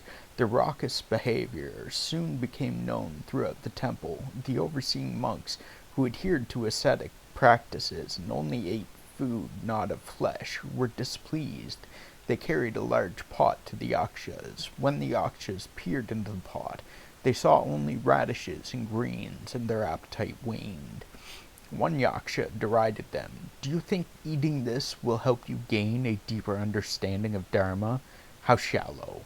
Another added, "Our master said that to achieve ultimate bliss, one should not restrain one's desires." Hearing this, the supervising monk replied, "My desire is to promote virtue. If I cannot persuade you, I too shall be unable to achieve ultimate bliss." Thus, both sides argued heatedly, without reaching a conclusion. Alas, eating what one likes and saying what one wants are not inherently wrong. However, one's happiness should not disturb others, and one should never derive pleasure from judging those perceived to have transgressed. In this case, both sides were at fault.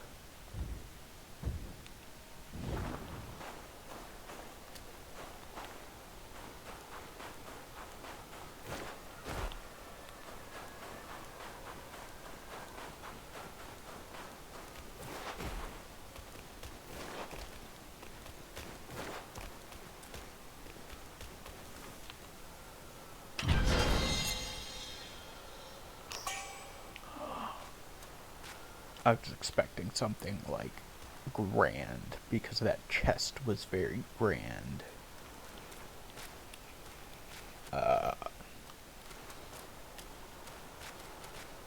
Why put that there if I can't go through there? Do I knock on the door? Do I knock?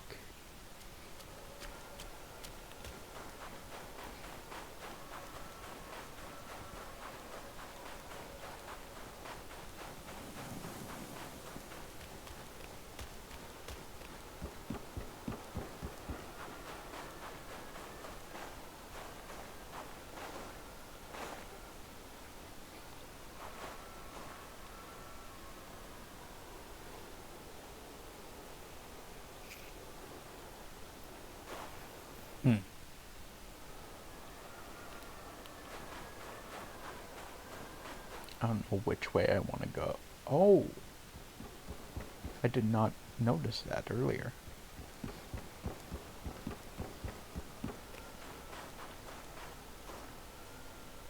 Does this only go over there? This goes to a dead end? That makes our decision that much easier. Fuck you. You bat thing.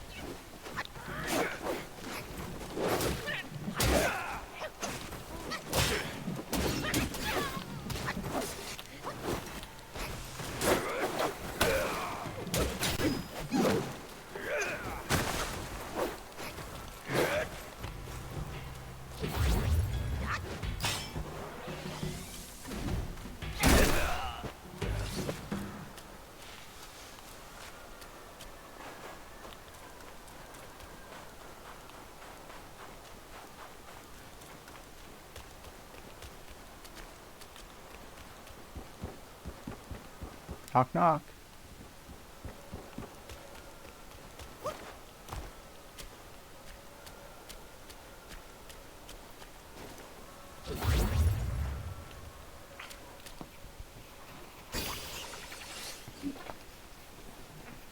Is this really all that's here? There's no way. We've got to come back here later or something. This is gonna be one of those stupid tiny drum quests. Gotta be.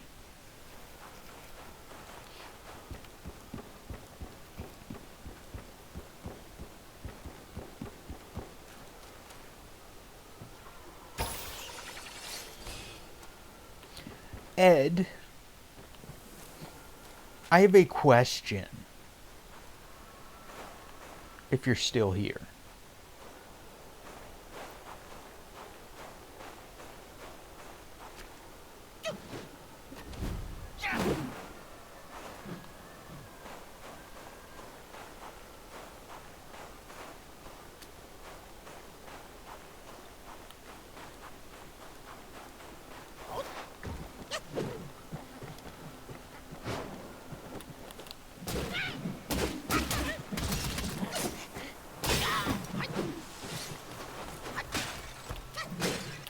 Actually, I have two questions. First question. In the UI,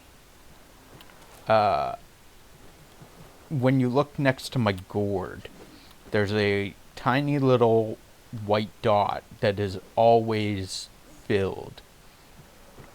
That white dot is always white. Do you have any idea what that white dot is supposed to represent or be for? What that means?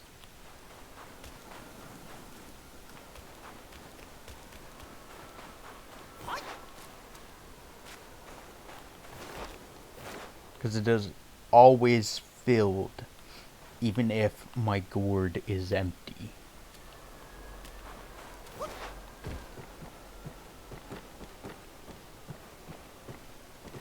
It's an attachment to my brew. You can attach stuff depending on how many slots your brew can have.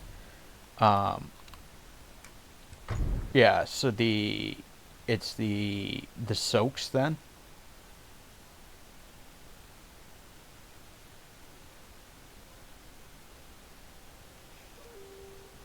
Gotcha. The other question. Fuck. Boss fight. Faith and devotion, quite the notion. Yet how many can claim a mind so pure, still, and sure? Look at you. Through the heavy snow you roam. Desiring that thing, no doubt. I read your fortune before you came. Care to hear? Act not and be still. Thy gifts art thy ill. If you seek your own end, I shall not stop you. I, the keeper of the New West, welcome the Destined One. Now fly!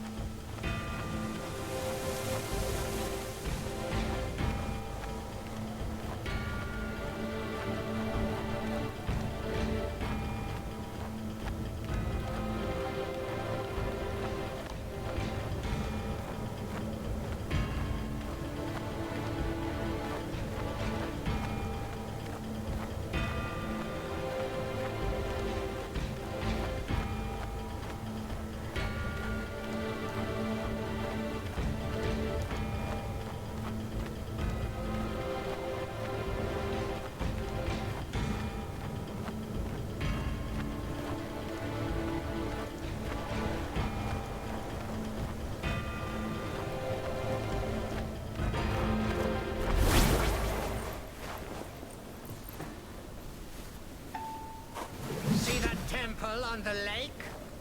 Therein lies the thing you seek. The lord of this land is away.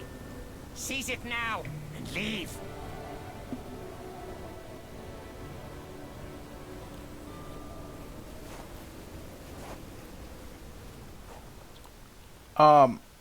Question I had was in the opening.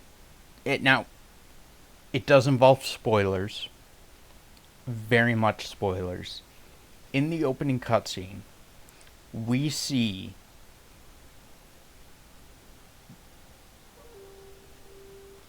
three, four, five. We see multiple giant beings. One of which is even bigger and has like an elephant elephant face belt on. Those giant gods, I'm assuming they're gods. Do we, at any point, in your knowledge, ever get to fight them? Do we get to have giant battles against them?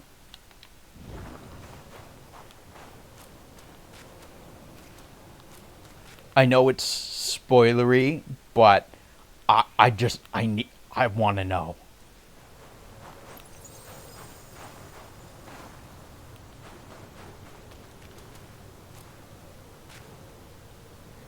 Oh God, there's so many. There's so it's fucking, oh my God, this is my worst nightmare.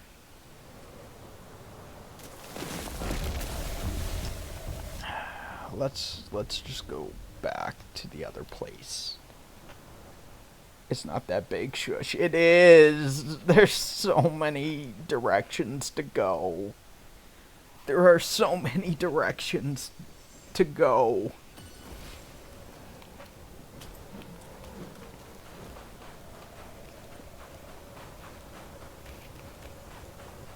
I could go left, I could go right, I could go straight.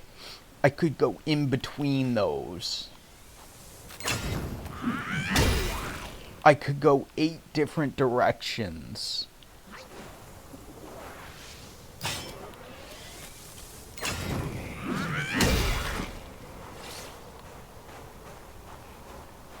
You whispered it?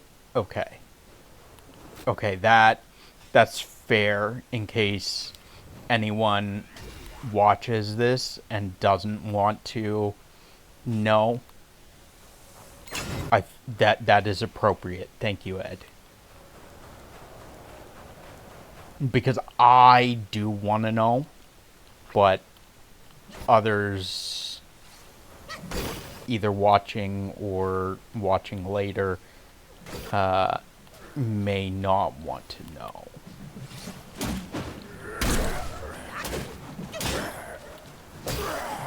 Thank you for taking into account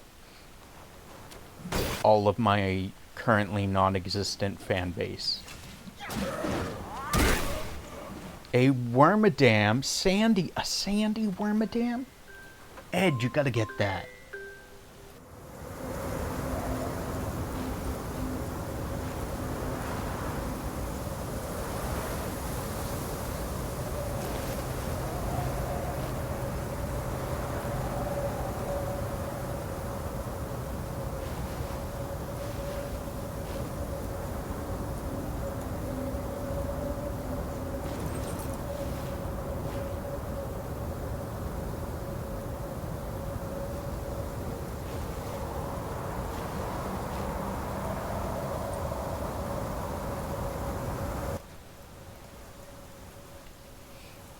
So in the journey to the west, those 4 smaller giants are 4 heavenly kings, north, south, east, and west. Neat.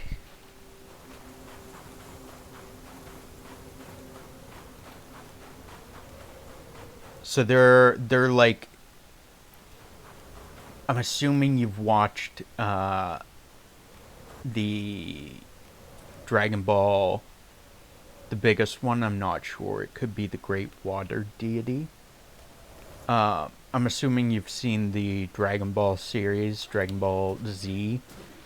So they would be the equivalent of the King Kai, like North King Kai and South King Kai, etc.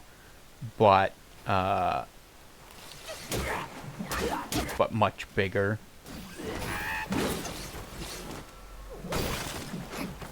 Maybe, yeah, that could be.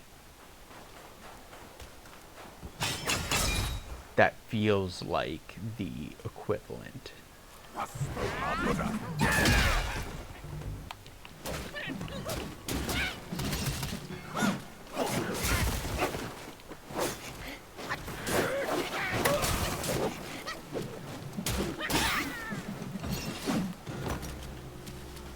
Okay, so we have like 3 minutes, and then I have to go bring in a case of water for my mother. So in a few minutes we will take a short break and be right back. Ow. That guy gets me every fucking time. I literally forget about him every single time.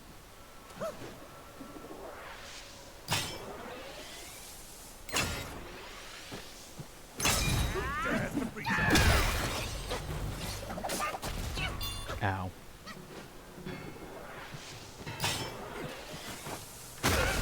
No! I wanted to unleash my fury. I wanted to unleash Nick Fury.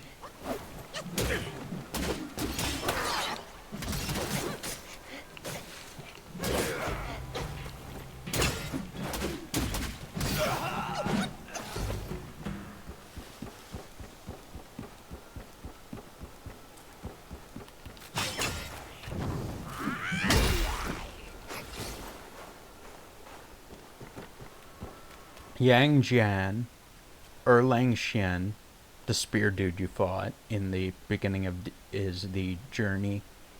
Yes, in the beginning is the Journey to the West version of God of War.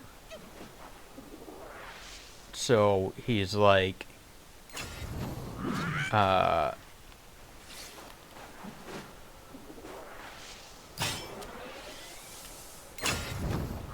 that feels odd because Kratos in God of War, Kratos basically defies all of the gods, whereas the Erlang Xian seemed more subservient to them because he was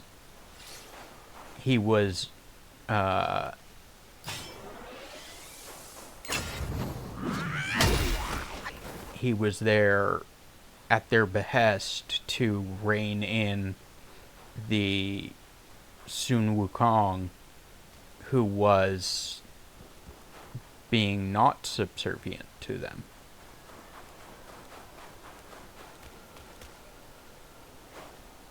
In Greek mythology, Ares is the god. Okay, yeah, I suppose. I thought I was thinking. Sorry. I was mistaken and thinking you meant like God of War as in Kratos, the God of War, rather than the actual mythological, the Greek God of War. Yes, I understand Ares is the God of War. I misunderstood what you were trying to say. Because of the God of War series being a thing, it detracts from the actual mythology. So, Did I seriously come back to this area for nothing? Because it seems I can't get up there. Maybe I can jump that. It almost seems like I came back here. I 100% came back here for nothing because I can't get up there. I can't get up there. So I literally came back here just to farm those enemies again. Wonderful. We're gonna be right back. A moment, real quick.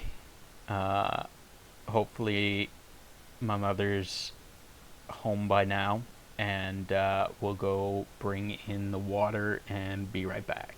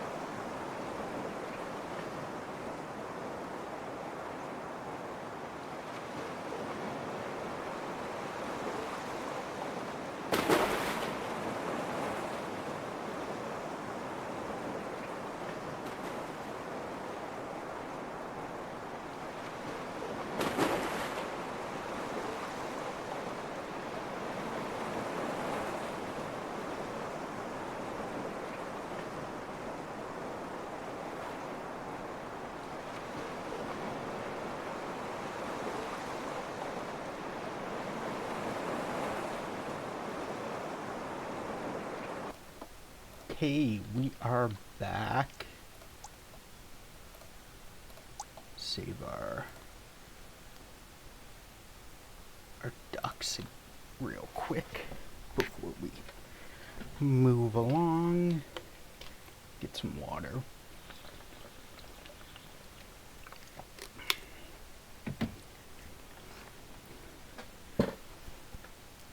And let's get right back into this once we get comfortable.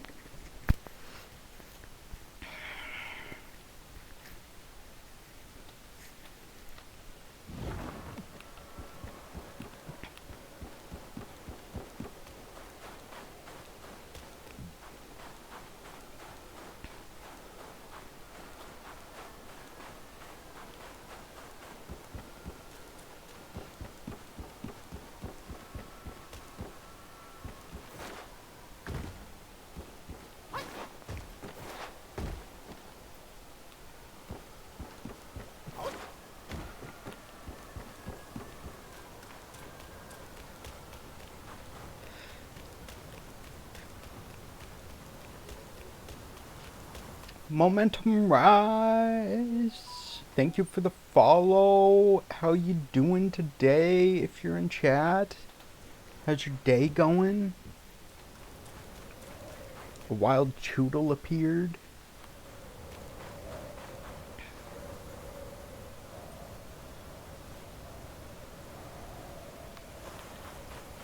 That's odd, because the timer says Pokemon community game timer says 3 minutes for a wild Pokemon. For a spawn. But yet, that's odd.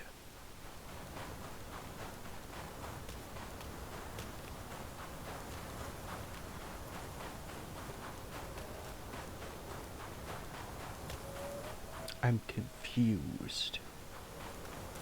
Color me confused.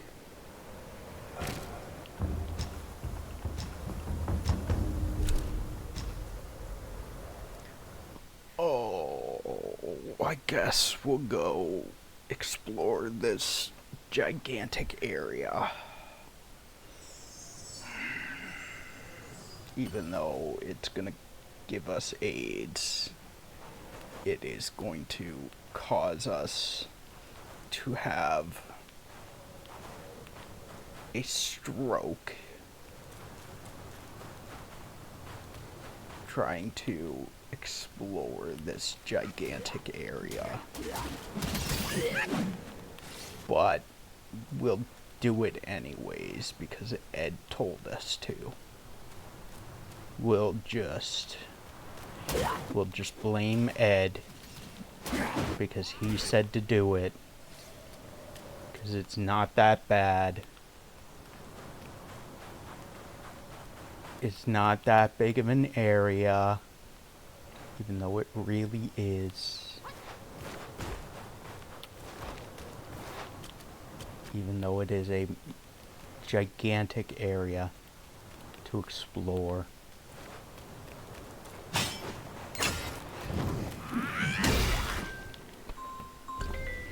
One moment.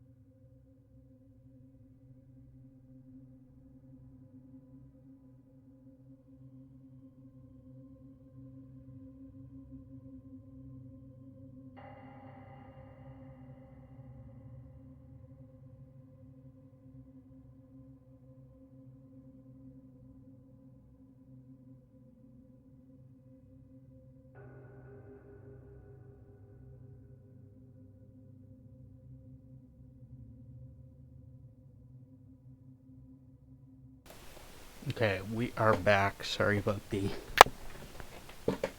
intrusion. Sorry about that. We had to step away for a moment. We have a bump on our scalp.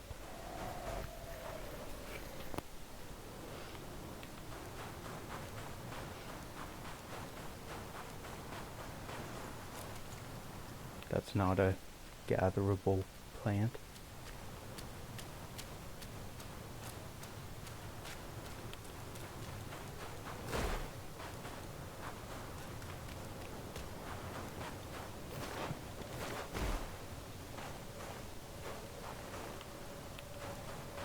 Not that big of an area, eh?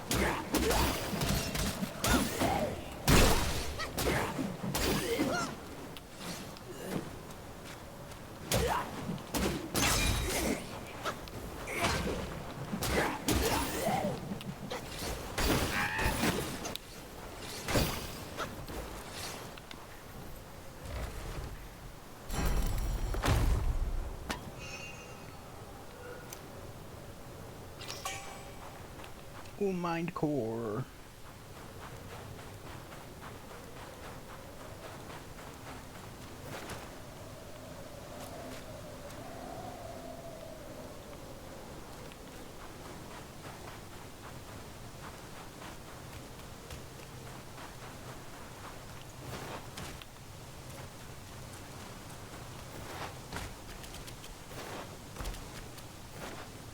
Is this the...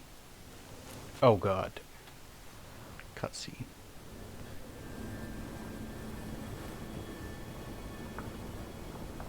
I was not that far out.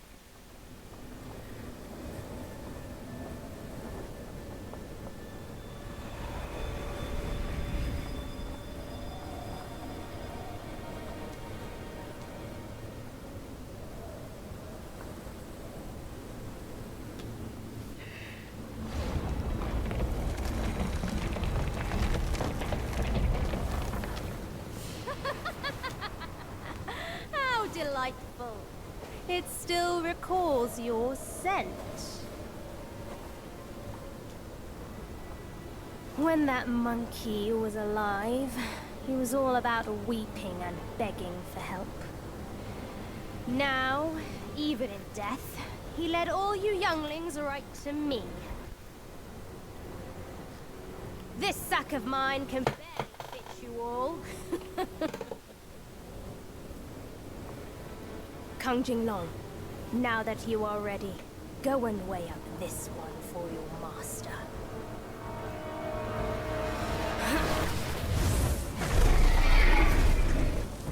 See if this monkey merits a place amongst my disciples.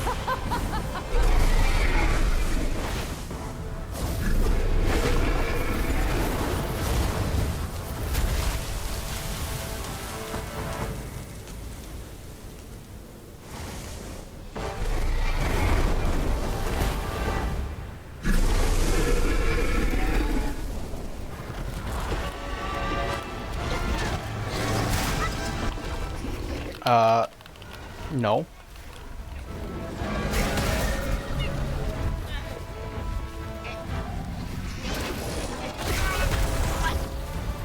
I legit thought we were dead because we had 0 health.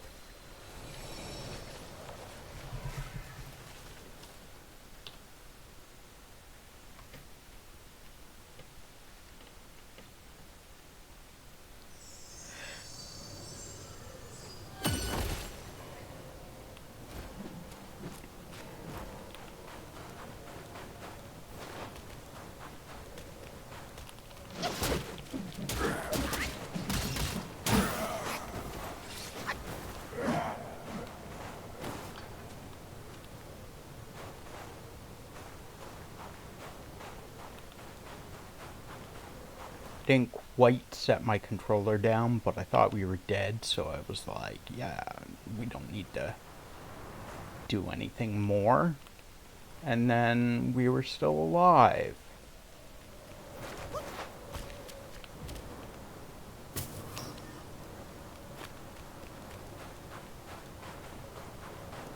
What is this? Celestial pears?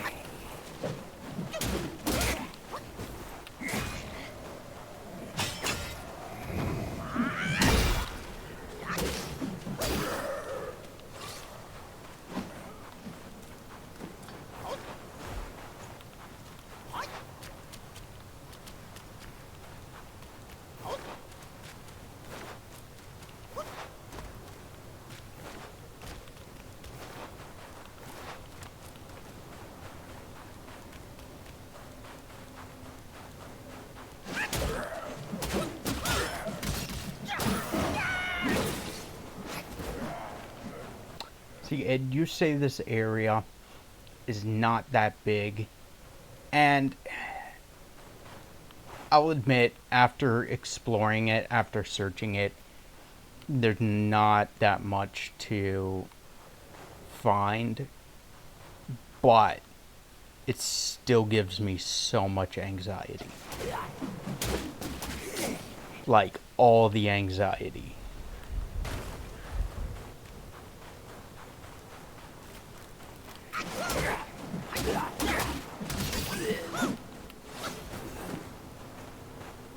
So much so, it's such a big area that I can't even fucking find the shrine. I have no clue where it is. There it is.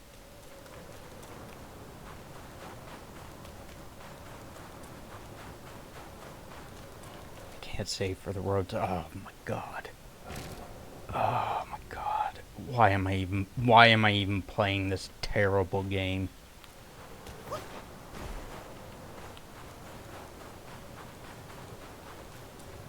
I should just set it down and never look back.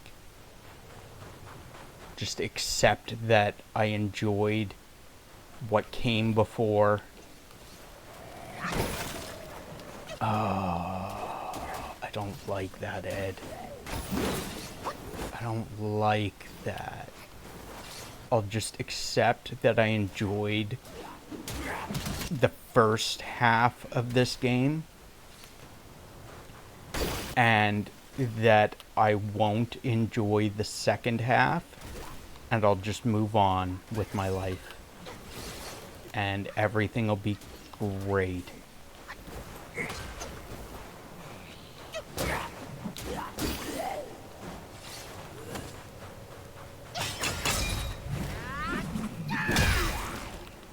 I don't know why I bothered fighting these guys. I just ended up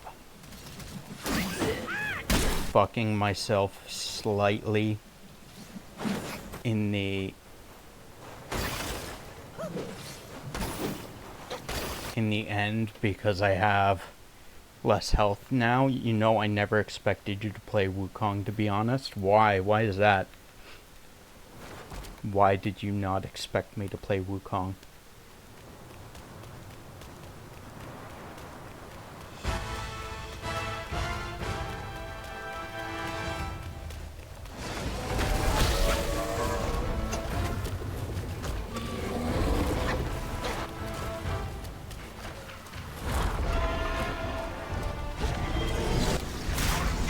Oh my god. Again?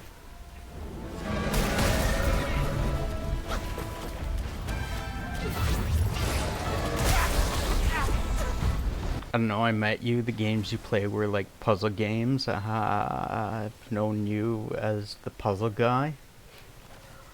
Well, I mean, prior to streaming, I've played all of the Zelda games, and I've played all of the Souls games. Dark Souls, Demon Souls. I did play Demon Souls on stream, but I've played all the Dark Souls games. I've Meditation Spot. I played Lies of P on stream. I played Sekiro, not on stream.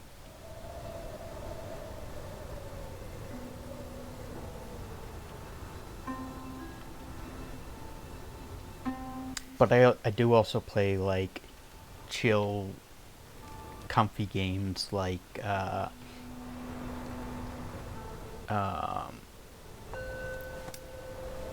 like Stardew Valley and stuff like that.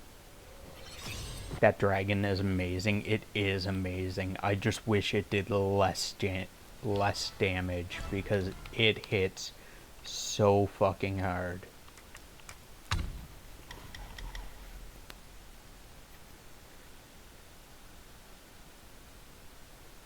There's something so mythical about that type of dragon.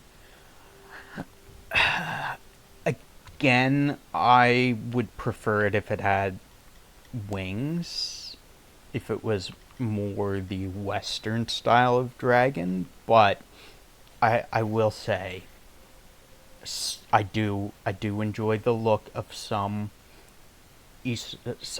Chinese dragons, and that has an appropriate look.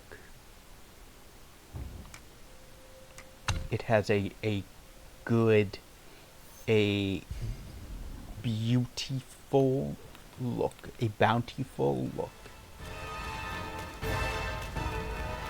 It is sleek and slender. It's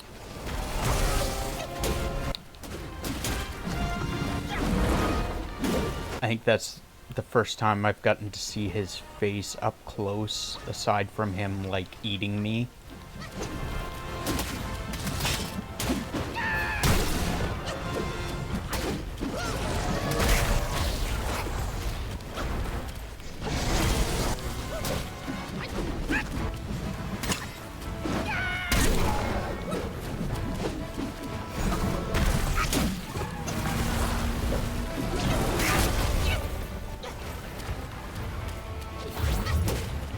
True, I've just seen way too many westernized dragons. Seeing this, something refreshing.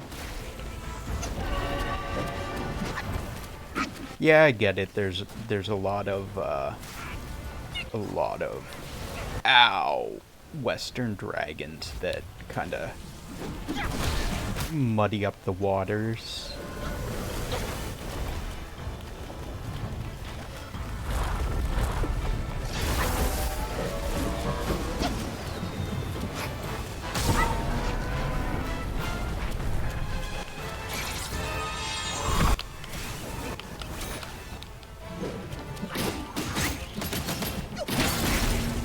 Ow.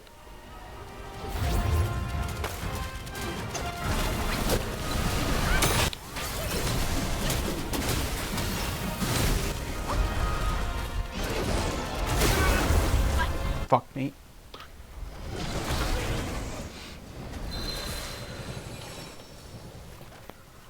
Her?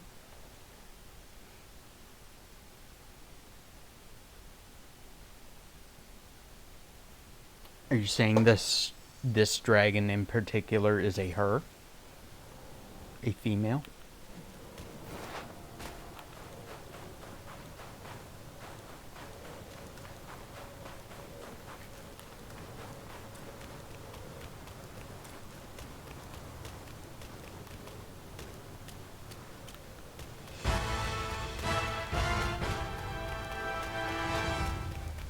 I don't know, she just gives me, like, girl boss energy. I was not looking at my screen, and I was looking at OBS, and all I saw was all I saw was dragon, like, charging at me, and panicked for a moment. Yeah, I can see the girl boss vibes.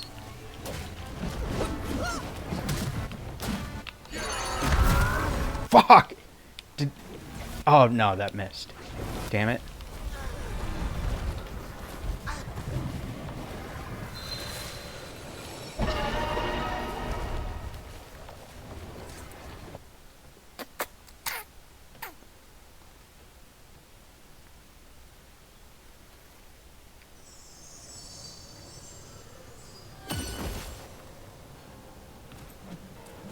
So, I see a small waterfall over there that I'm assuming is not a long waterfall, because that is too small of a waterfall. This dragon is named something long, but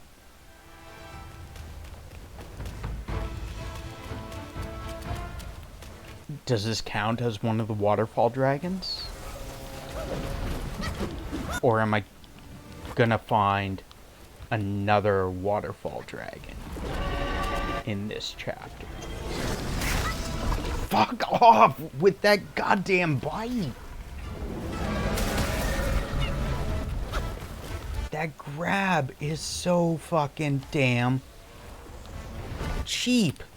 I have dodged it every fucking time and continue to fail the dodge check on that. I can't say yet, it's a bit spoilery. Okay.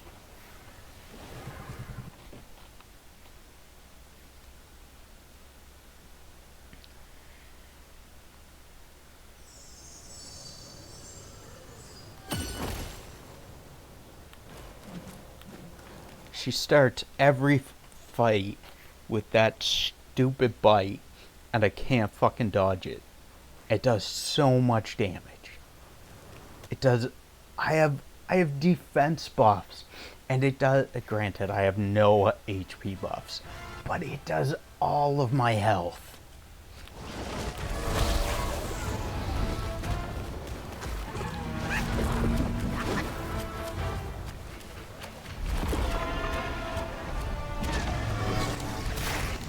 I fucking dodged that, damn it! Vaguely know it's not part of the Long Brotherhood. Gotcha. Oh my god.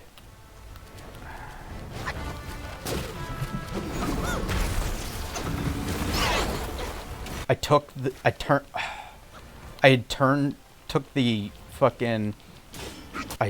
stopped locking on because I wanted to. There's been multiple times I wanted to hit her like hind legs, and being locked onto her forced me to try and attack the front of her face, instead of attacking her hind legs. So I was like, we'll just not lock on, and then if I don't lock on, I just can't fucking see anything that she's doing. So I can't dodge any of her attacks.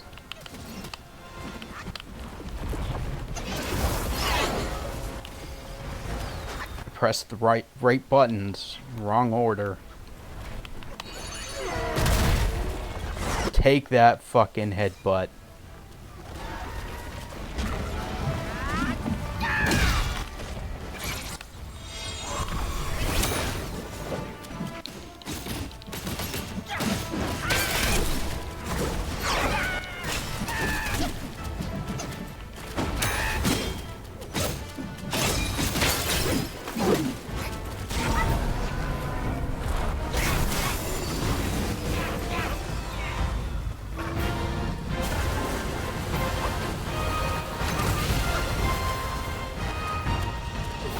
This is phase 2 now, where she just stays in the air, and yeah, one of my monkeys used immobilize. So this is phase 2, where she just stays in the air and spams lightning and fire breath and we just can't do fuck all against her.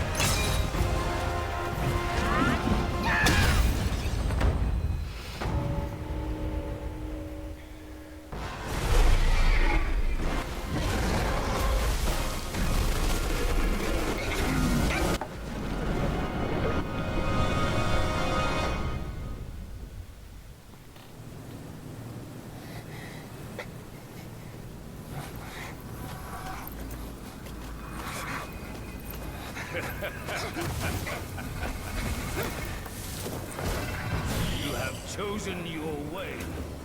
This time, there will be no easy way out. 2 boss fights in a row. Let's do it.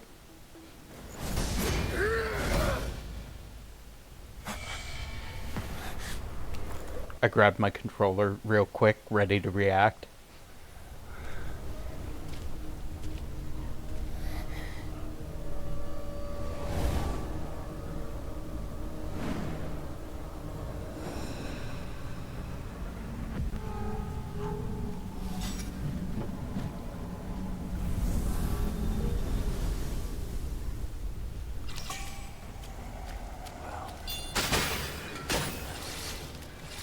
A deity or a yoke.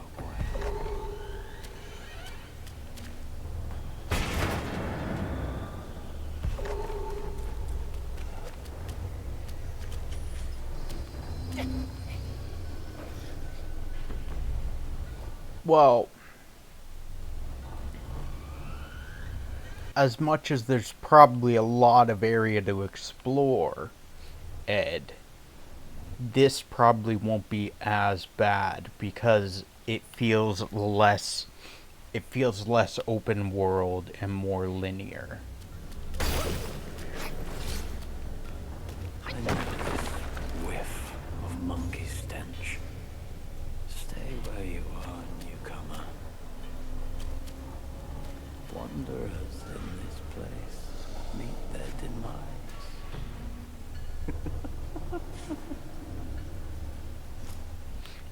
See this, like looking at this,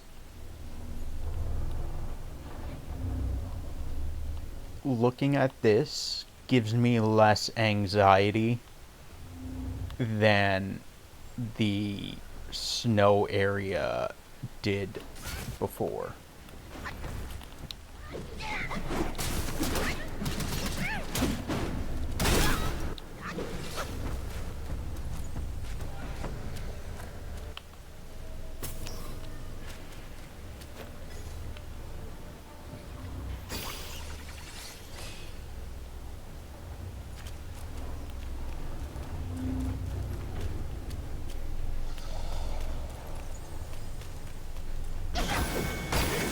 Oh, okay. What is, I,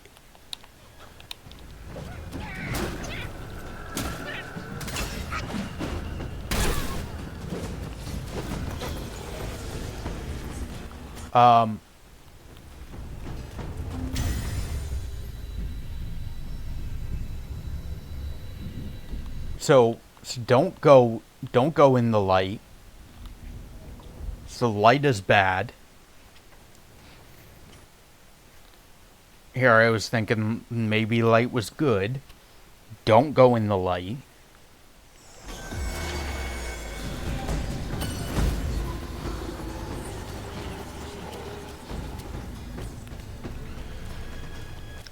I don't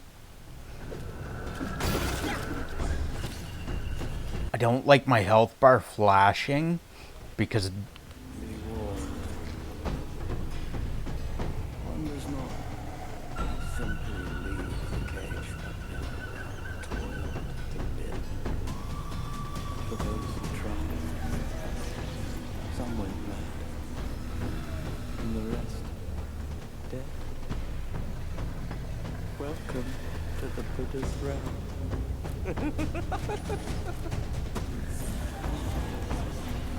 Here is where one's mind ebbs away with the tides of chance. That includes yours too. Why bother fighting it? Just abandon your senses and wait for your end. Like me. wild Smeargle. Catch it quick. Get it quick before it runs. Don't close your ears to my words. Can't be advised. You're just like him. Here is where one's that includes you. Why bother fighting it?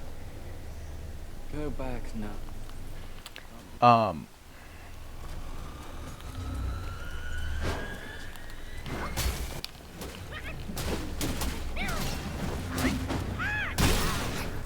As much as I wasn't actually losing any health,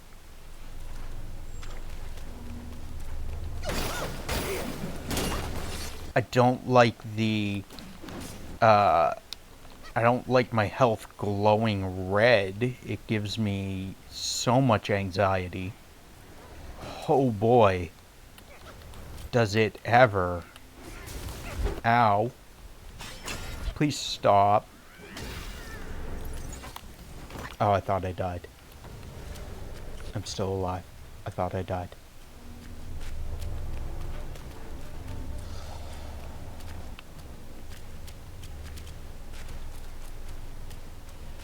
So can't talk to you. Oh.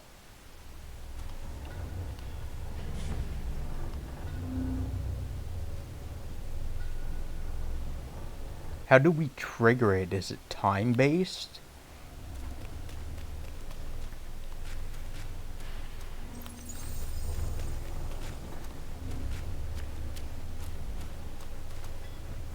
Because I'm assuming this is the jail where I have to kill 9 jailers before I kill some other enemy. Because I know that's very important. As I have to kill the 9 jailers or something before I kill something else.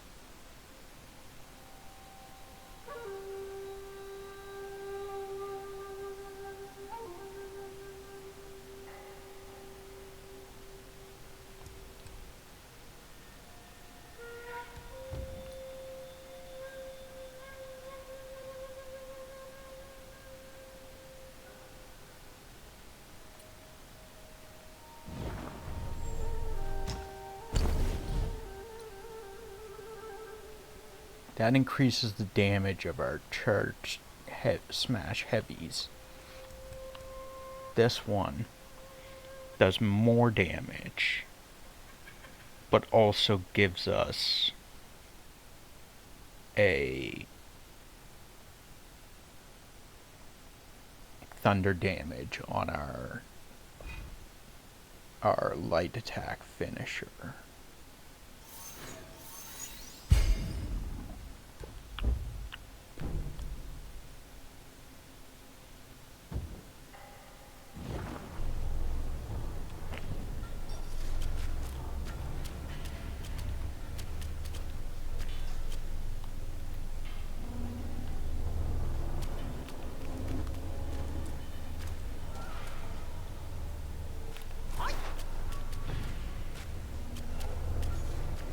Oh, oh, oh.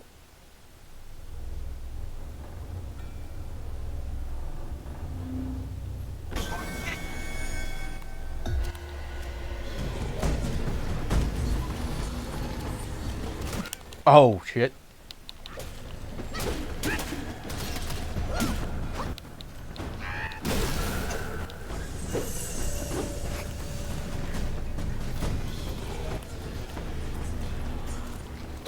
Oh, what?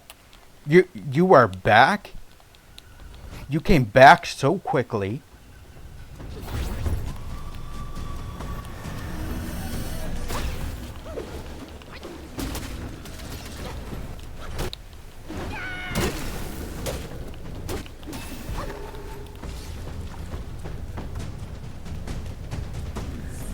So that's one.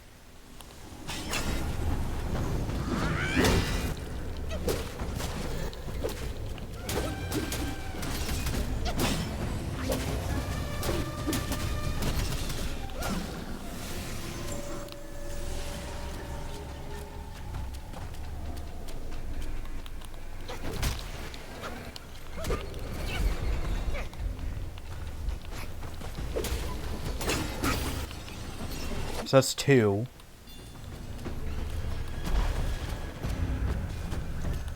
Wait, do I have to... Okay. Okay, so that's two of them.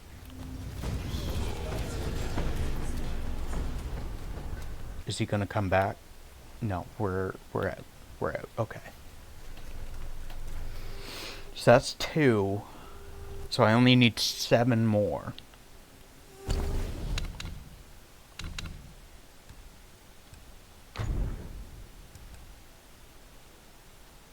Tiger Tally, Manny Bead. Upon successful hits with... Oh wait, that's what I already have. In chilled state, moderately increases critical hit chance.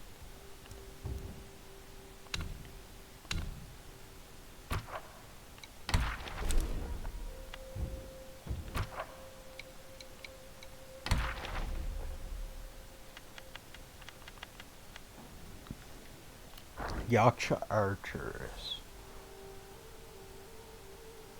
I killed archers.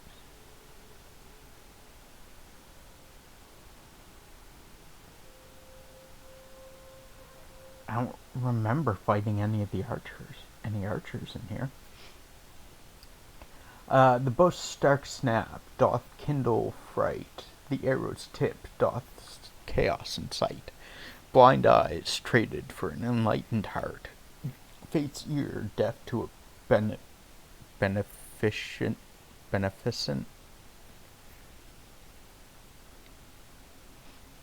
Did they spell that wrong? Is that supposed to be beneficent? Start?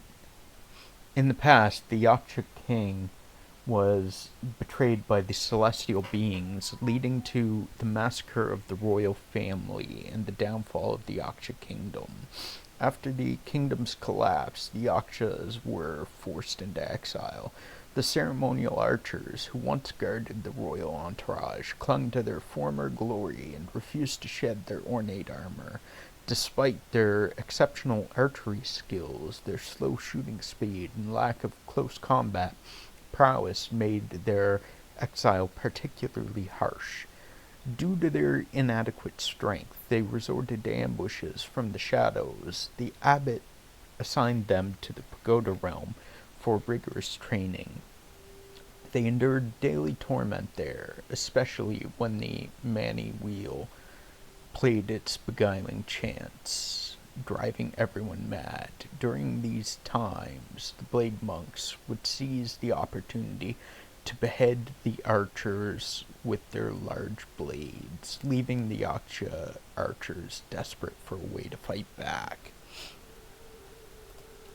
So, what happens? So I get a curio if I kill all of them.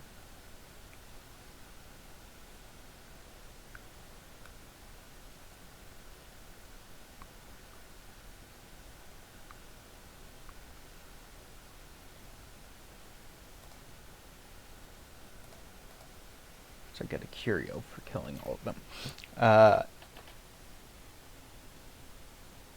They sought guidance from various sources and frequently challenged the Blade monks, only to be defeated repeatedly.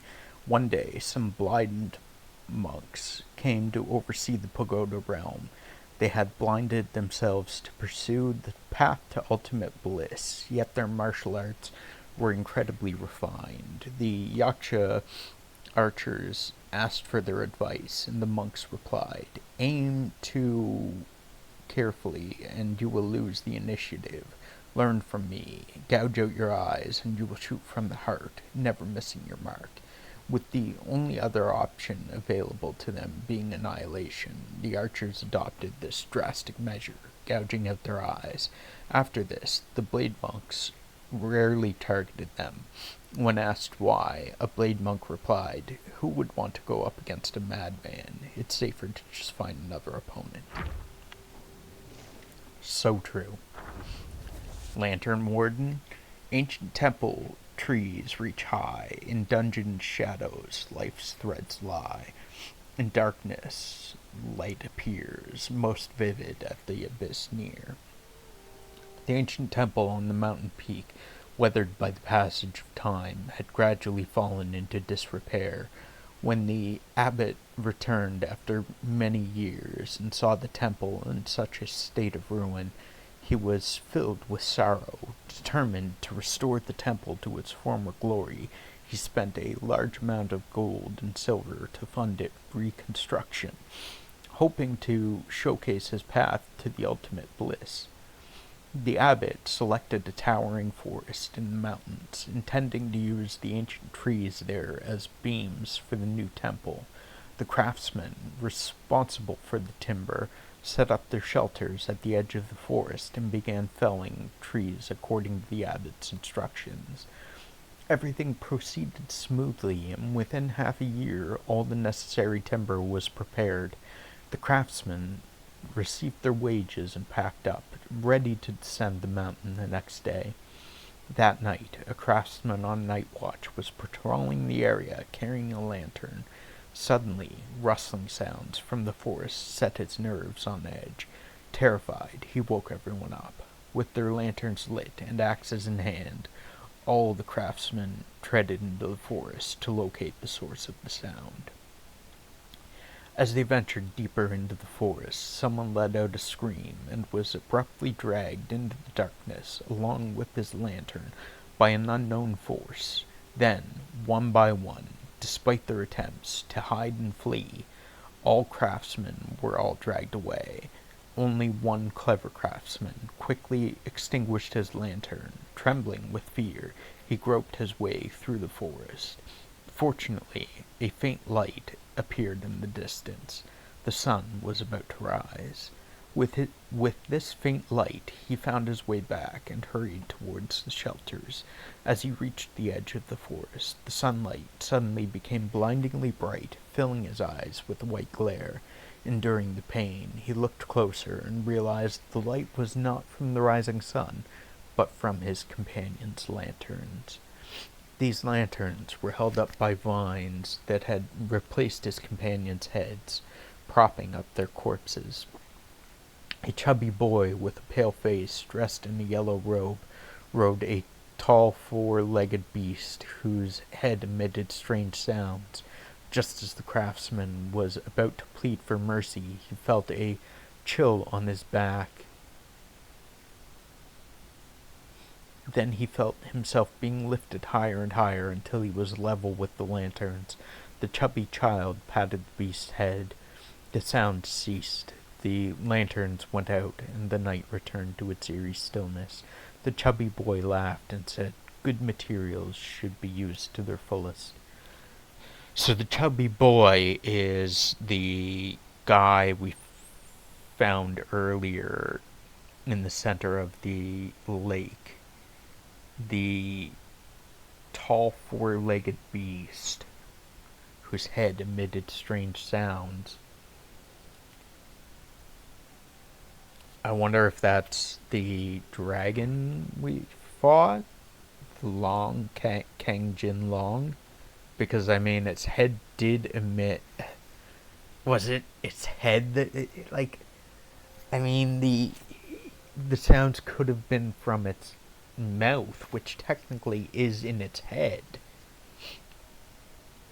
Halfway to the west, the journey along, returning to the homeland where dreams belong, strengthened and weakened by the mighty sack, principles falter on a misguided track. Kong Jin Long, one of the 28 constellations, is the second constellation of the Azure Basculin, a wild Basculin, constellation of the Azure Long of the East, with a sharp horn on her forehead. It is a her. She once drilled through the gold symbols to rescue the great sage. Since then, the constellation officers have upheld the principle of staying sharp, leading many immortals to believe that some strange influence had invaded their consciousness. One day, during the roll call in the Dome of Stars, the Dawn Star was missing. Despite thorough inquiries, no one knew his whereabouts. Coincidentally, Yellowbrow returned to the New West to host a grand ceremony, inviting various Yaowai, gods, immortals, and Buddhas to attend. Hearing the news, Kong Jin Long sought permission from the Celestial Court and attended the ceremony, intending to secretly investigate the Dawn Star's disappearance. However, like the Dawn Star, Kong Jin Long also vanished without a trace. The constellation officers speculated and compared notes, realizing that both the Dawn Star and Kong Jin Long had once done the great sage big favors. They suspected a connection with the great sage. Reflecting on their past interactions with the great sage, they grew fearful. Kui Mu Wolf scoffed. Though that monkey ruined my plans, I still respect him. But you, all, who always boasted about your friendship with that monkey, why are you silent now? Is the great sage the boy in the yellow robe? And Dawnstar is going to be the long dragon that we fight in the waterfall.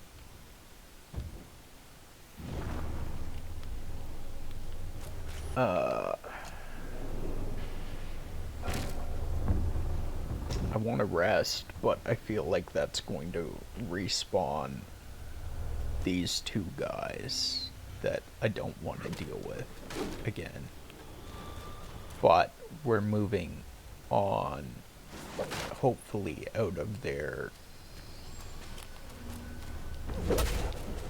jurisdiction, so hopefully we won't have to deal with them anyway.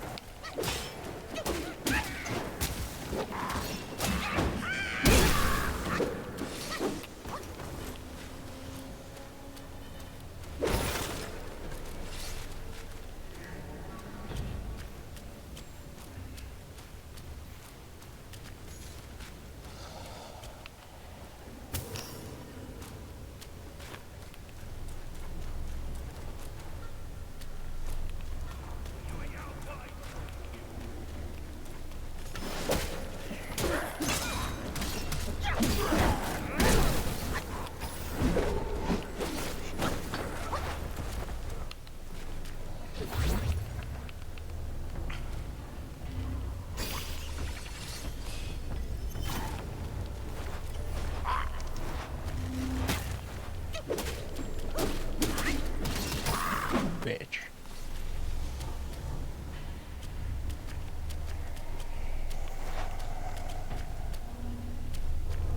Thinking you're so high and mighty up there at the top of your rock.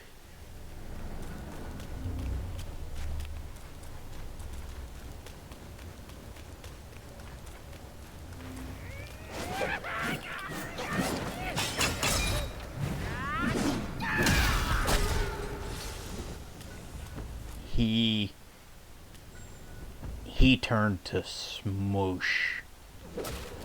He got absolutely pulverized by that heavy smash. Oh god. Oh god. It's coming. I feel it.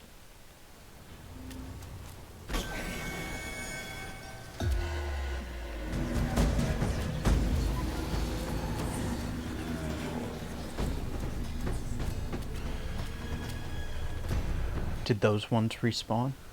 They did. They did respawn. So there's one down there.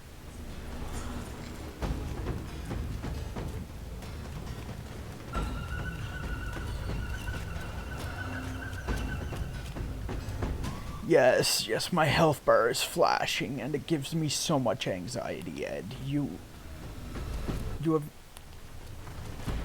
no idea how much anxiety I am experiencing right now.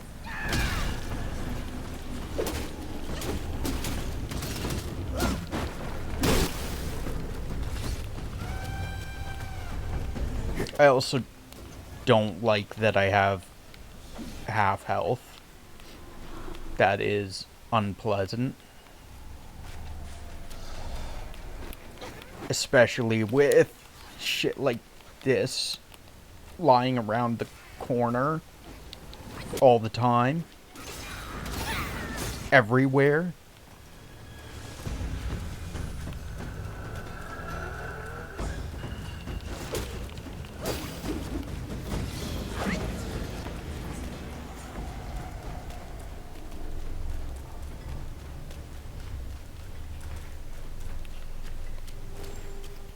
I feel like I should only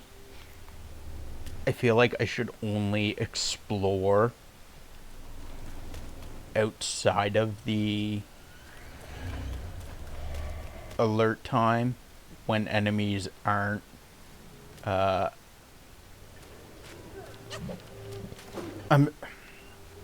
was gonna say when enemies aren't buffed, but they might not even be buffed at all. But like when I have an actually decent amount of health, instead of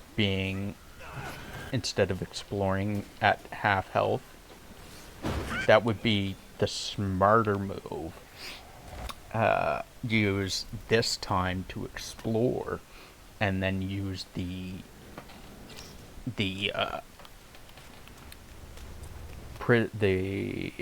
lantern time to kill lanterns.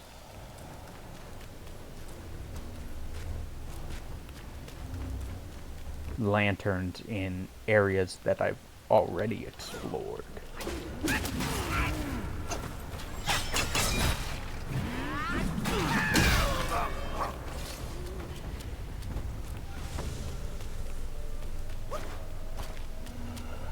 That guy up there moving. He dancing.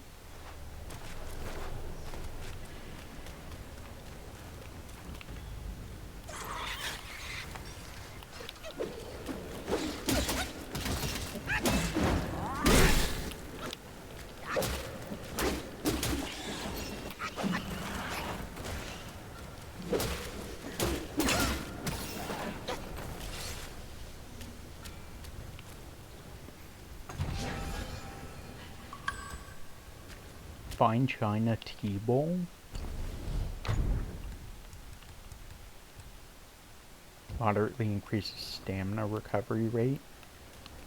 I've yet to find anything that so far that I feel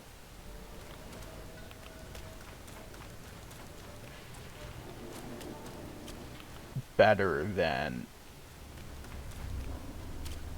that I feel warrants taking out having extra defense.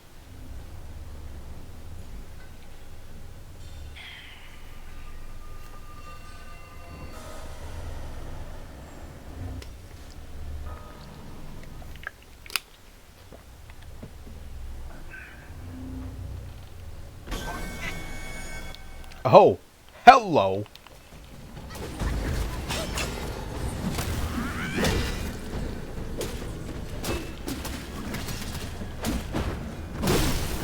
I am unsure if that's the one I killed already, but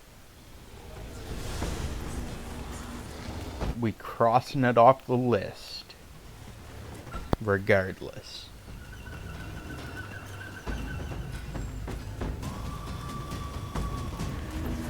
So I have a feeling what I'm gathering so far is that the lantern guys are always on this side of the bars. At least that's how it seems so far. Rude. Dude, I am talking. Well, I wasn't, but you still shouldn't be so rude. Trying to attack me while I'm walking up the stairs.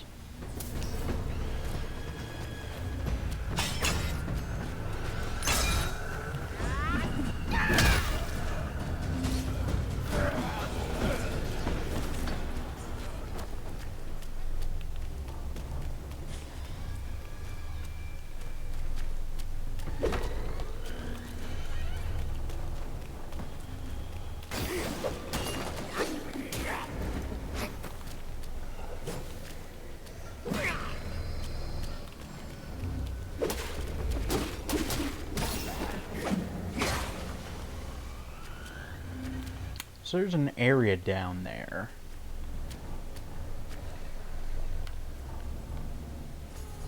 That seems like it goes over that way.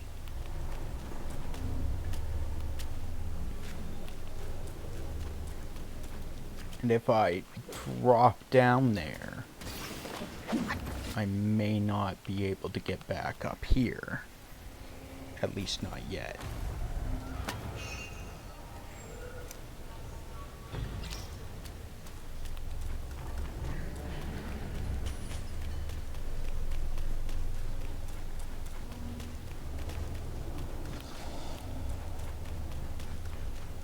Oh, Jesus.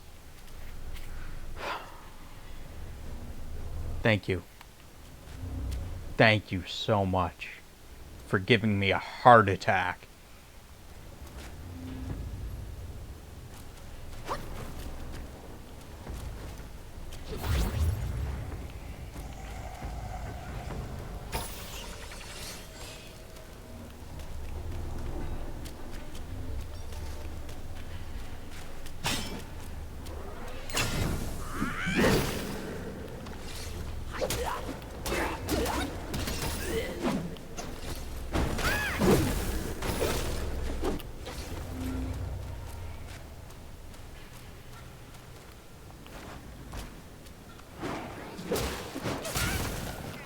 I kind of want to turn up my brightness so that I can actually fucking see.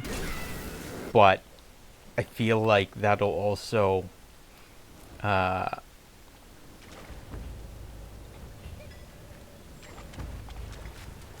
would ruin the environment.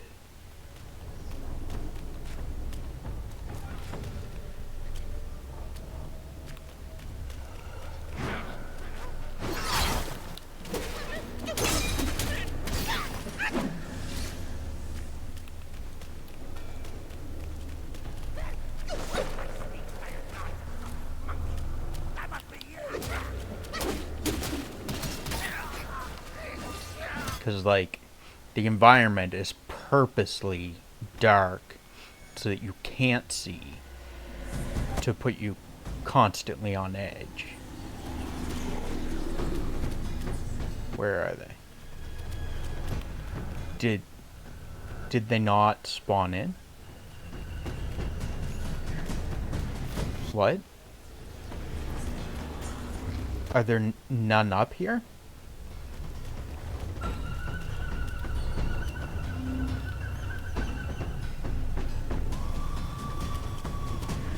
Weird. Weird what?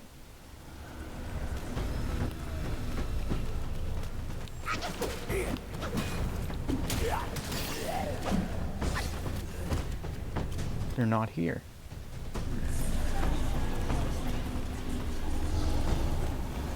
I'm guessing maybe there's none.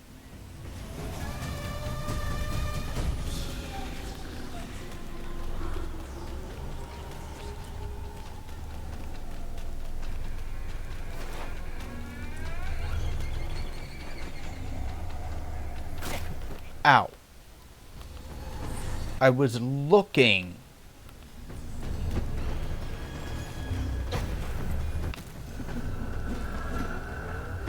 I really wish I had that move while you're...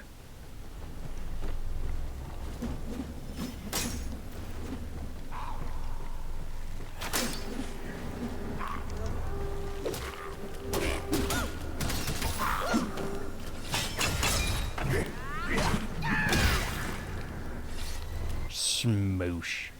He turned to paste.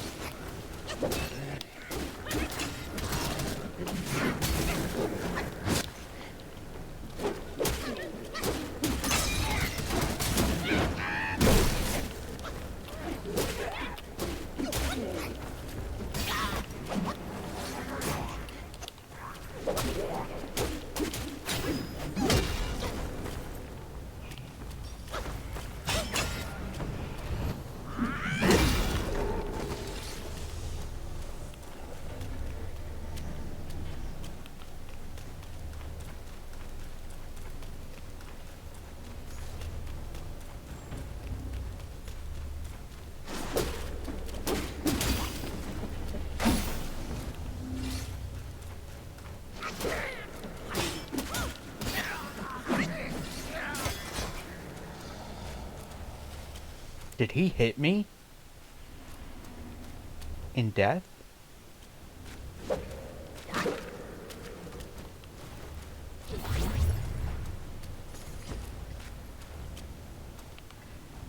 Mimic. That wasn't a mimic? Okay.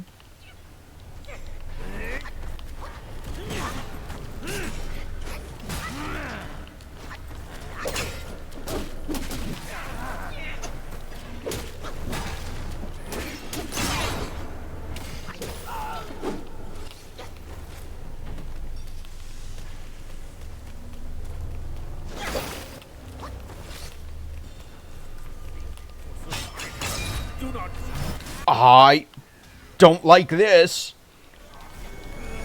Considering I now have very little health. And there's a fucking archer guy right there that wants to kill me.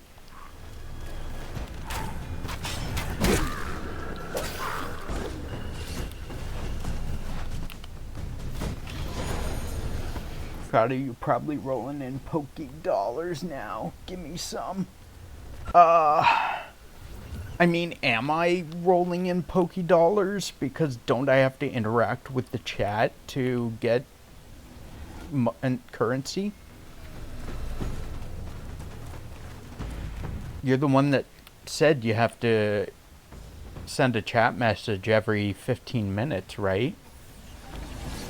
To be able to get currency? Oh, shit. Oh, shit. Ow. Ow.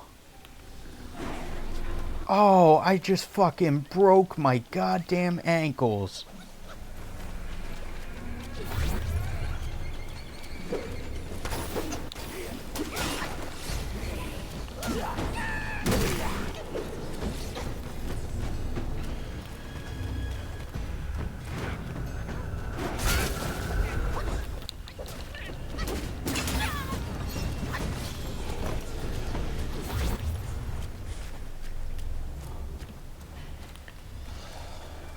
That hurt so much. That was unpleasant.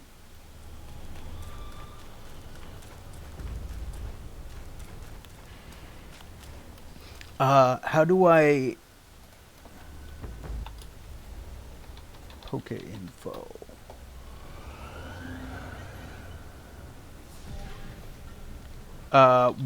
What's the...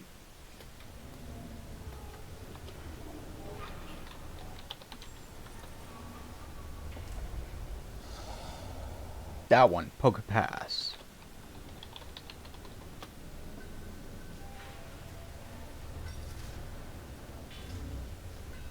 11,000. God damn.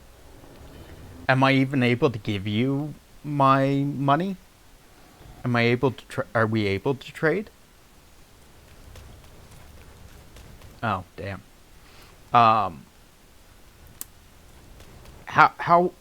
How am I getting currency if I'm not chatting? Do streamers... We can trade Pokemon, just not trade money or items. So, you said that you have to interact with chat every 15 minutes. Does that...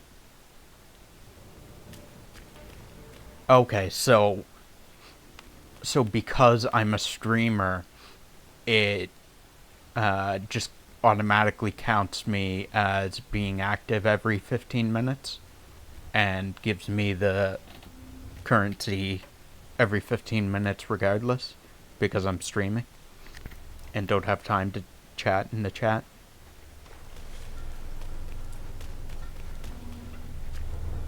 Gotcha.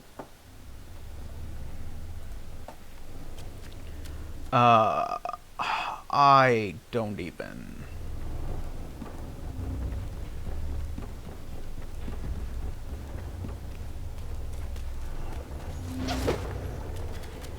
Are there supposed to be guys, lantern guys, on this platform, on this level? Because I would really like to kill all 9 of the lantern guys, but if they're for some reason not spawning,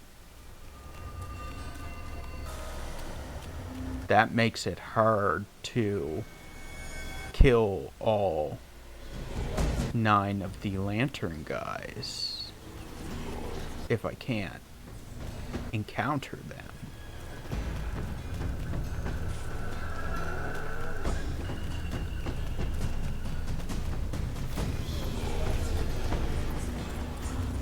Because there are not any lantern guys back that way, unless they're just not showing up because I'm too far away.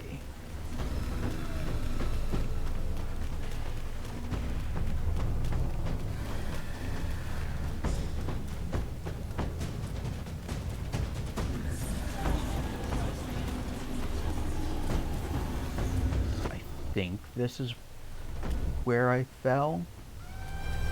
Maybe?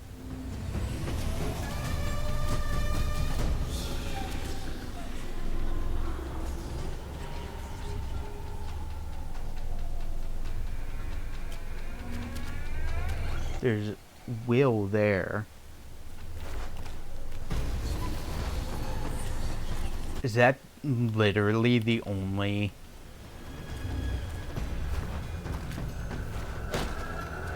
reason to come this way?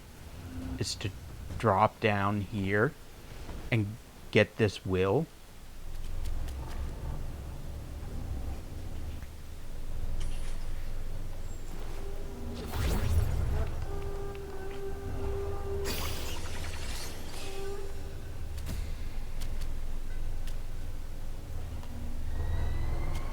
However, this...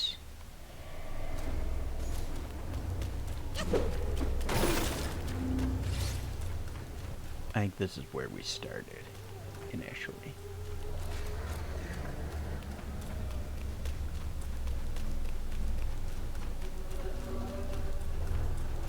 So there should be a bat in here somewhere going to attack me. No. No bat in here going to attack me. Okay. Maybe it was in here. Bat? No? Did I kill you already?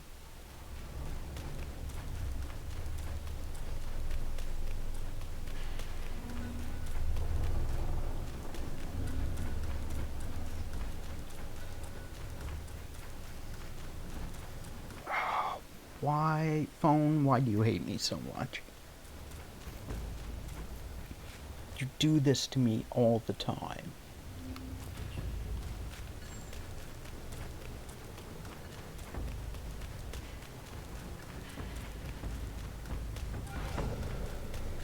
So don't know how to get... I lied. I do know how to get in there.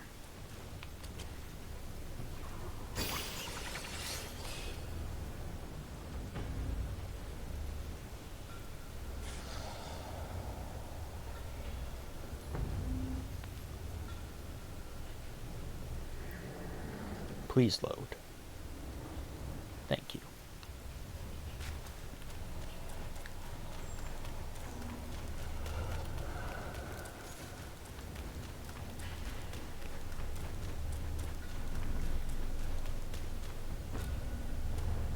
Why? Why is this not loading?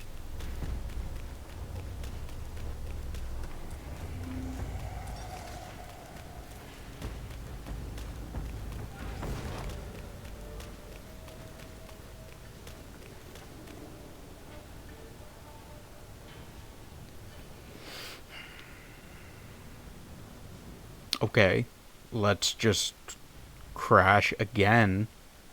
Why not?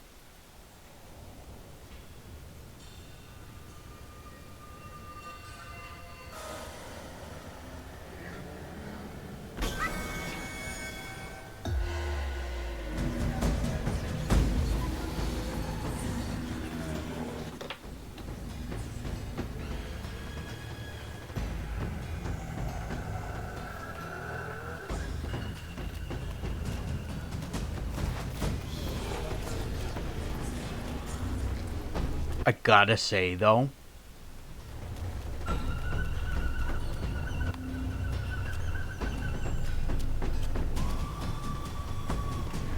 this music is kinda fire.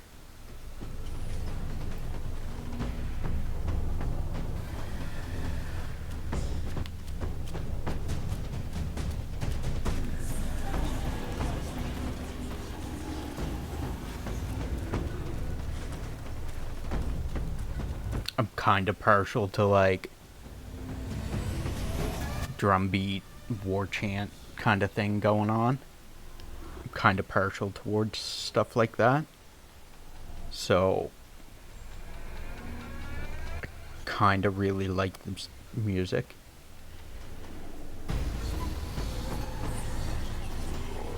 Restart, because you are... Why do I need to put in my password to restart my phone? I know I need to put in my password to turn... Oh, that hurt. To turn my phone on. Why do I need to put in my password to restart my phone? That is dumb. I died because I fell while not having any health because of the alert mode, alert time.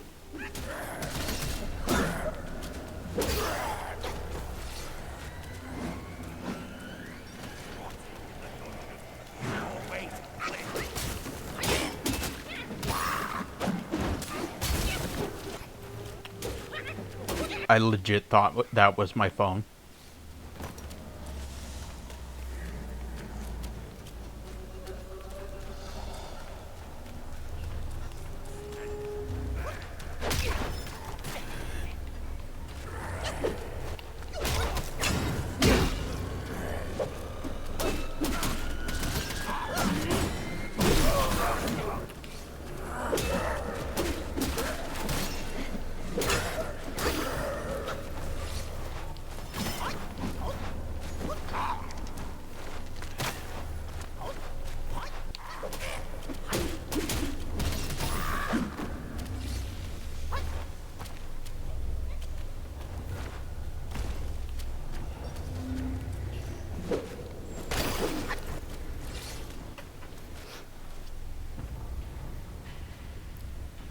Stuffle. Stuffle. Right. You already have a Stuffle? So you used a repeat ball? 'Cause repeat.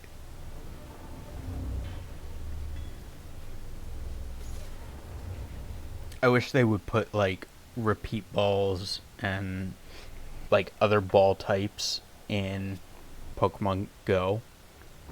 We have, in Pokemon Go, you only have Pokeballs, Great Balls, and Ultra Balls, and then the Master Ball.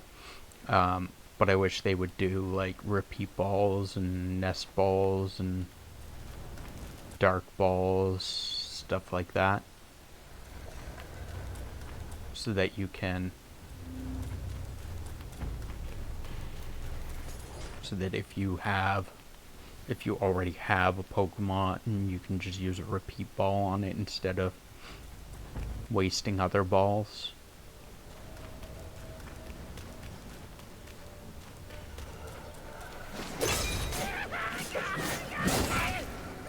Ow.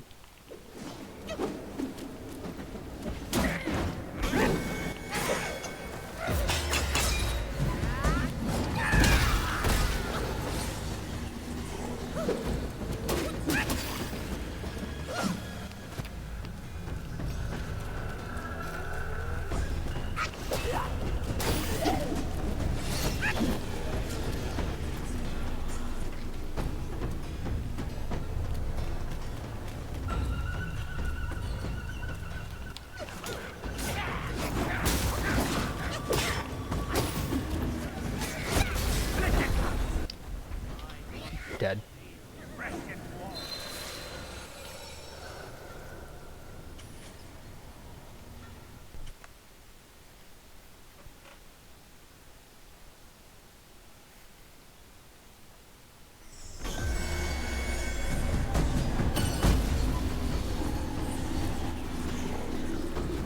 We're gonna go fuck all these enemies because we don't want to deal with them again if we fall back down here for some reason.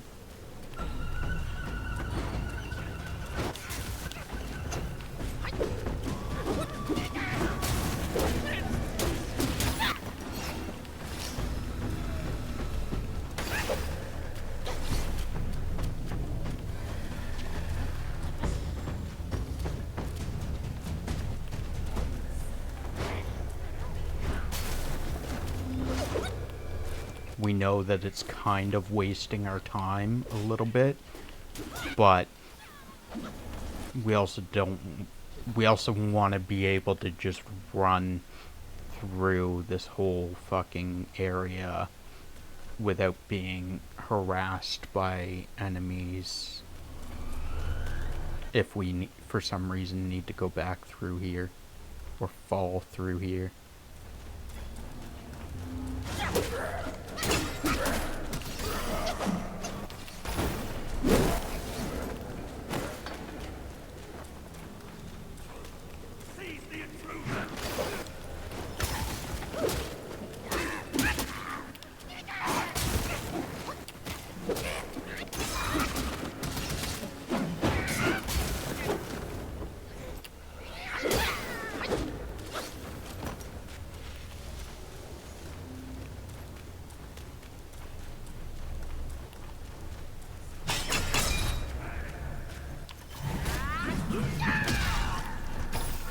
Bye.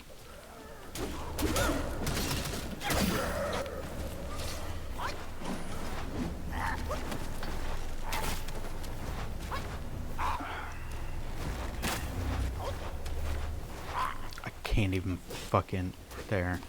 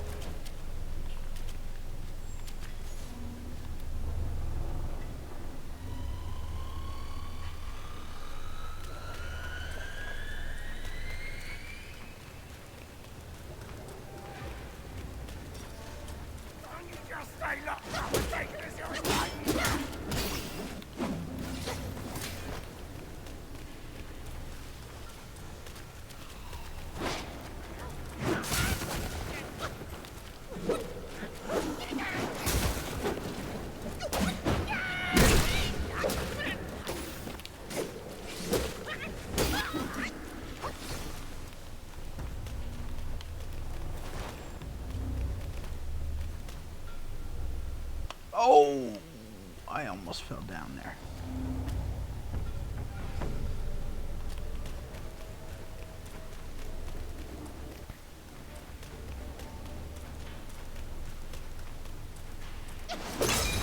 Ed, are you happy that I almost fell down there? That I almost died?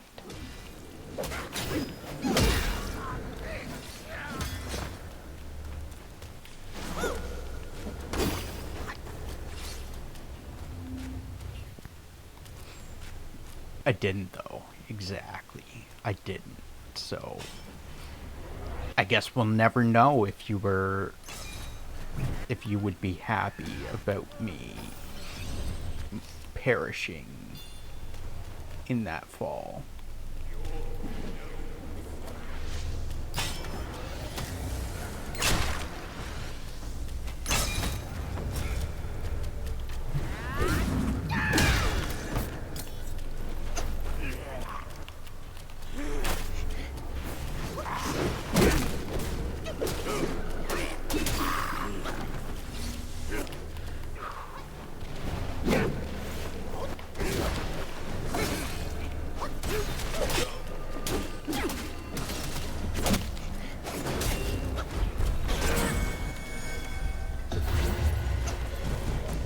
What? I'm fucking slow? No. No, you don't.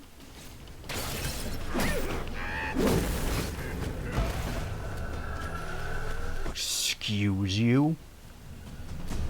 Fucking making me slow. Make you slow, you bitch.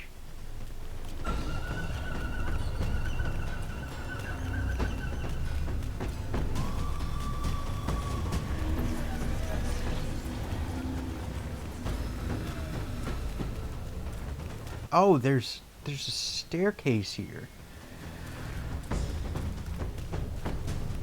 I ran past this multiple times and didn't realize there was a staircase there.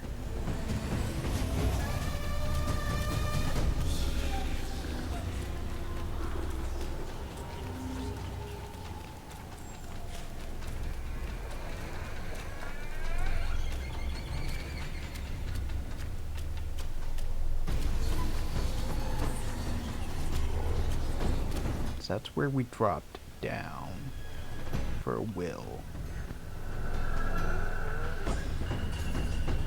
There's a will over there that we can't get to currently.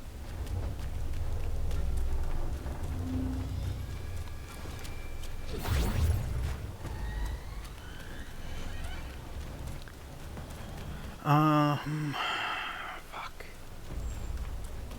I guess before we go up, we'll take that other path that goes down.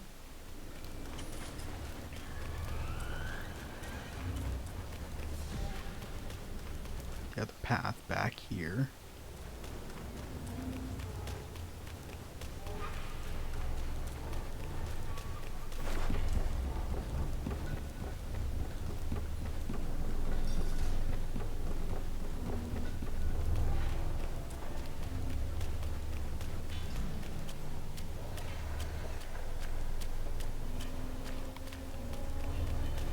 Ed, also, I'm sorry if I don't say thank you for all of the bits every time anymore.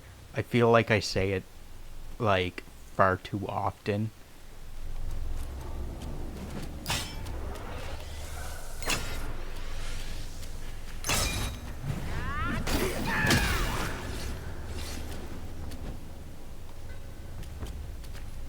Can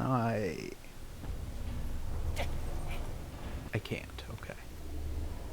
That answers that question. I do, even though I don't always say it, I do very much appreciate the bits. I also very much appreciate you just being here and hanging out. It is, it makes my stream more enjoyable having someone to talk to.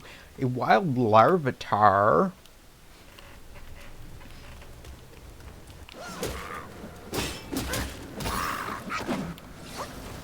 I greatly appreciate having you around. You are a swell guy. A fun guy.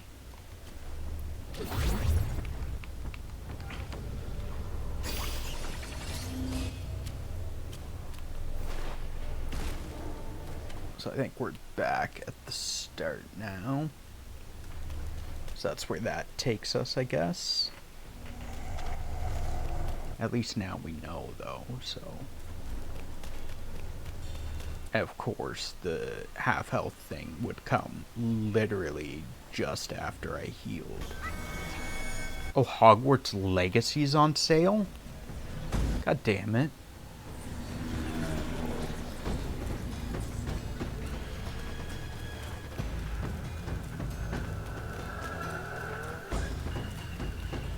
I haven't played it. I want to play it.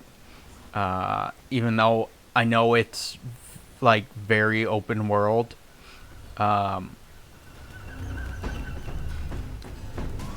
like...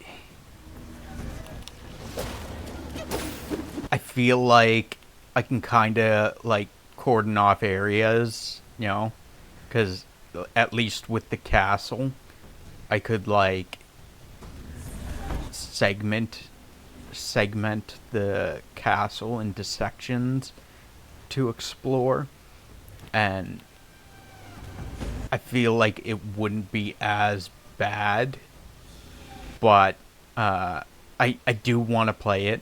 I have not had the chance to buy it yet. So, unfortunately, we do not have it to play yet. Eventually, someday. This was more important, though. We had to get Black Myth Wukong. Black Myth Wukong was more important than anything. Than everything. More important than ice cream, more important than Hogwarts Legacy. Monkey Man was the most important.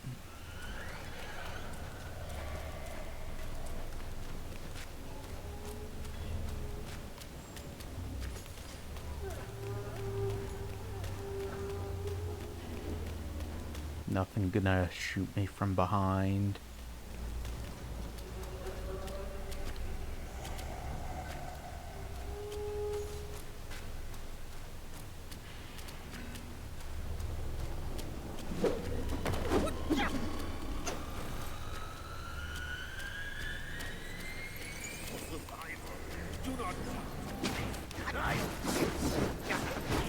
Oh, okay.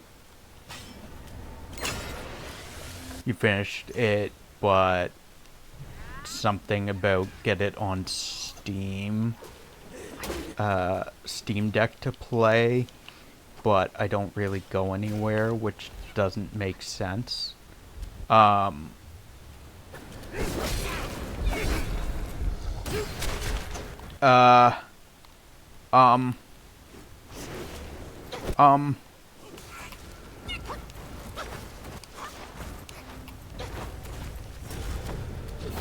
Does the Steam Deck, like, run it itself, or does it run off your computer, but then, but, like, your computer... How does the Steam Deck work? Does the Steam Deck remote into your computer and play the game off your computer? Or does the Steam Deck itself... Do you download the game to the Steam Deck and then play the game from the Steam Deck itself?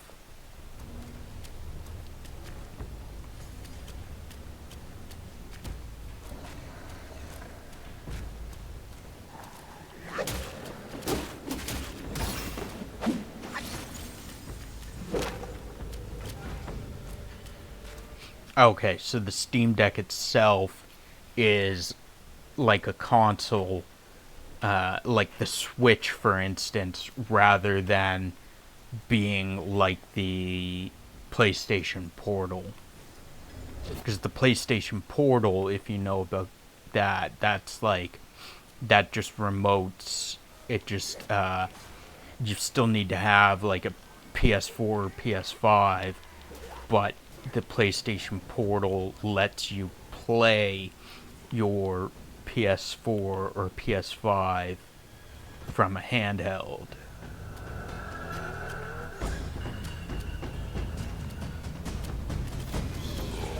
Oh god, I didn't, oh, I think that's got, it was so good in your opinion. Oh. Ed, why do you say things like that? Is it even playable on the Steam Deck? Can the Steam Deck handle it?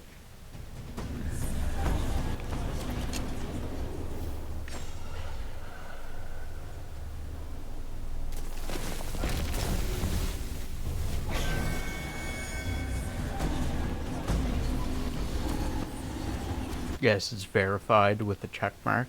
Gotcha.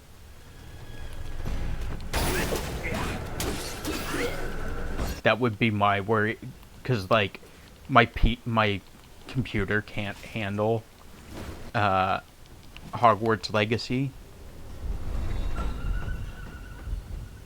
Asshole. My computer can't handle Hogwarts Legacy. So if I were in that situation, I would be worried that the Steam Deck wouldn't be able to handle the game, and then I suppose you could always refund the game, because they give you up to 2 hours of gameplay, so... but yeah, I would be worried that the Steam Deck wouldn't be able to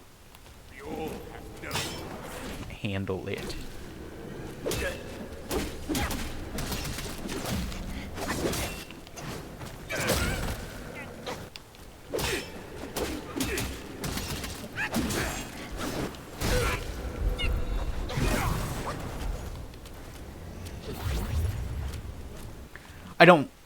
I don't really need to know. I don't have a Steam Deck, unfortunately, so if I were to buy the game, I would be buying it on PlayStation 5, because I don't have a Steam Deck to play it on to begin with. But if I had one, that would have been my concern, is that it wouldn't be able to support it, because at least, because my computer itself can't handle it, which is not, my computer's not all that spectacular anyways, so that's fine. My computer's not that great to begin with. I didn't expect it to be able to handle Hogwarts Legacy. What I'm trying to get at is that if the Steam Deck wasn't able to handle it itself, then it would be pointless for me to get it on Steam, kind of thing, if I had a Steam Deck.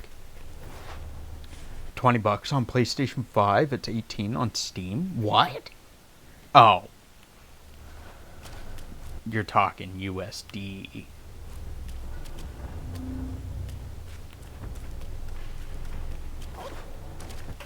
Oh. Is this gonna am I gonna dox myself? Is this gonna show my... Okay, I don't think it is.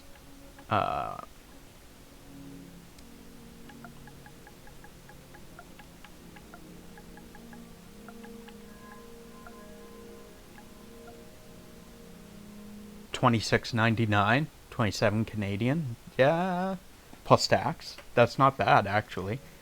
That's really not bad.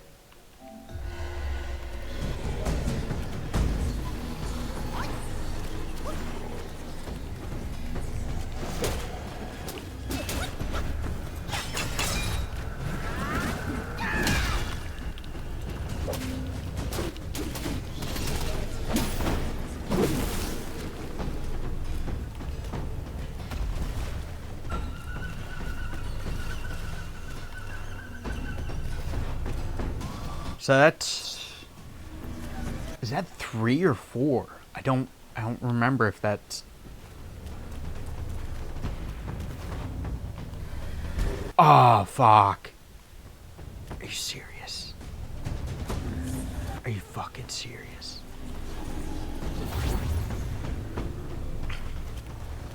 Well, I mean...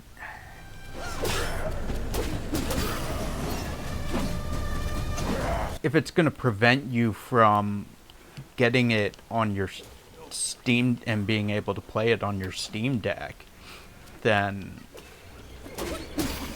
I would feel...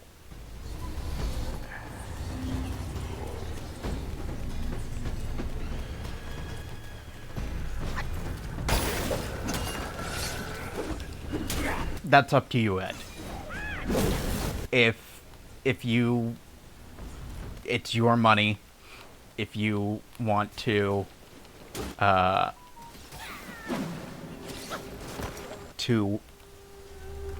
get it for me, then I won't say no. Consider it a birthday gift. I will. The As we figured out previously, from me searching up whether you're able to, whether I'm able to use US US PlayStation gift cards.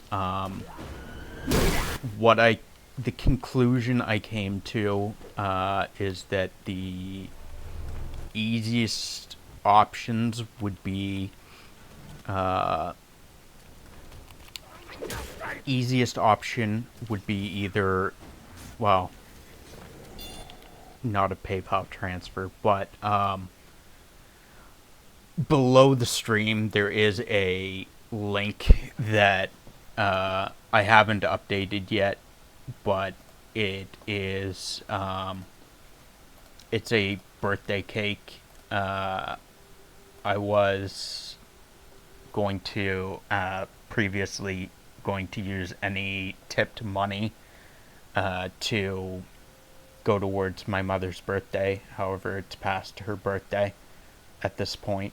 But if you want to use that link, that brings you to my tipping menu on Streamlabs, which goes directly into my PayPal. You are able to tip any amount of money. I would get 100% of the currency that you tip, rather than where with subscriptions, it's 50. I get 50% of the subscription cost, while Twitch gets 50%. Bits, it costs like twice as much. Like, for instance, to get 100 bits, it costs twice as much. You get half the amount of bits compared to what you're spending, while I get 100% of the bits that you spend. You lose money spending bits, but going through the tip menu that I have set up through Streamlabs, I would get 100% of whatever you donate or whatever you tip to me. If you want to do that, that is up to you. I don't expect it.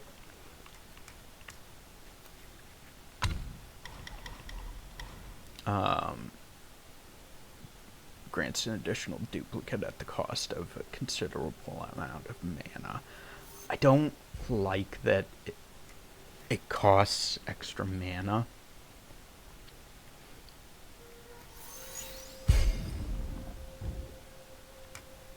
Will boost the mobilize, and then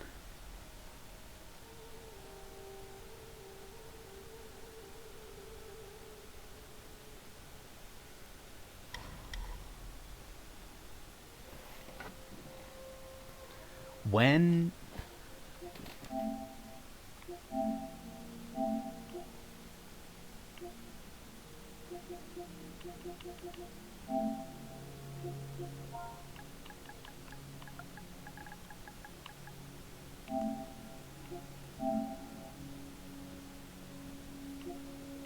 does the sale end? Does it say on here when the sale ends? Ends December 9th.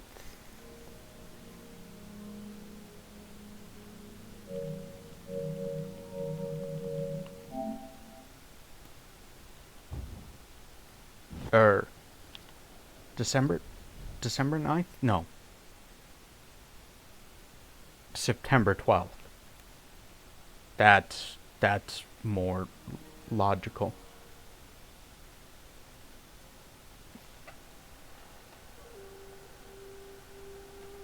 I can't see what that says underneath the tip. I think it said Hogwarts Legacy. Thank you very much, Ed. I really do appreciate it. It wasn't at all necessary, but I am very grateful.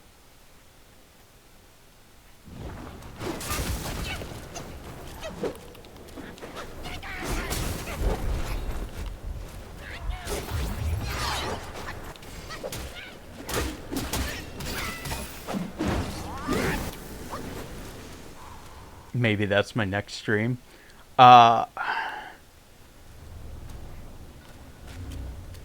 Well, after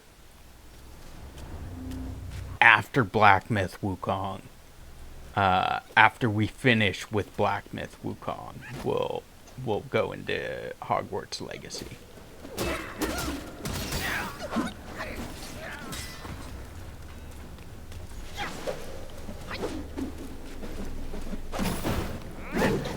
Gotcha. I didn't know if you meant like the next day that I stream or not. Cause like while I'm on the Black Myth Wukong train, while I'm feeling Black Myth Wukong, I want to get all the Black Myth. I want to try and get through Black Myth Wukong. Oh fuck! While like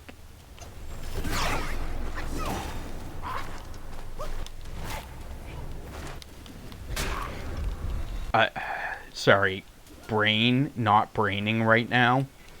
Trying to figure out, trying to like get up to that enemy.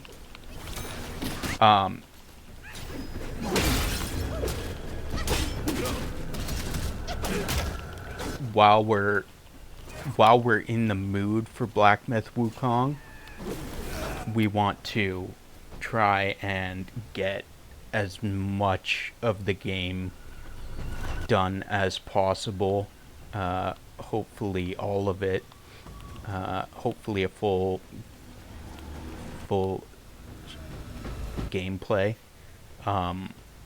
before I end up like out of the mood of it, because I don't want to like switch to Hogwarts Legacy and lose the Black Myth Wukong mood and then like not end up coming back to it, because that's a thing that sometimes happens.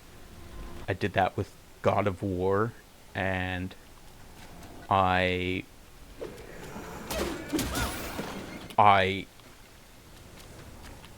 want to go back to God of War, and it's on my list of things to do. I just have other things, other games we gotta do that take priority first. Sort of open world, maybe you can switch it up every other stream and do other things, yeah. I know Hogwarts Legacy is a huge game. Like 80 plus hours, from my understanding. So it'll probably be a game that we like kind of take our time with. Not like a long time, but it'll probably be like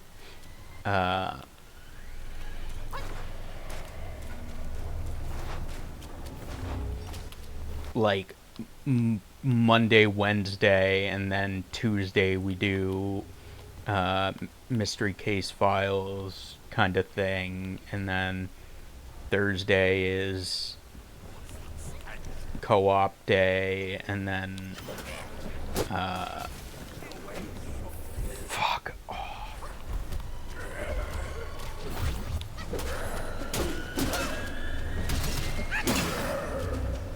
We probably won't play. What I'm trying to say is we probably won't play Hogwarts Legacy every stream. because it's a huge game, so it'll take a while to get through, from my understanding.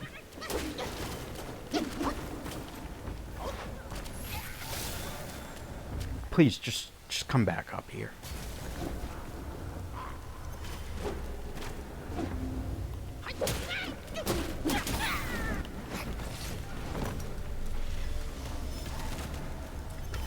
Of course, I fucking rested. So, everything is going to respawn again.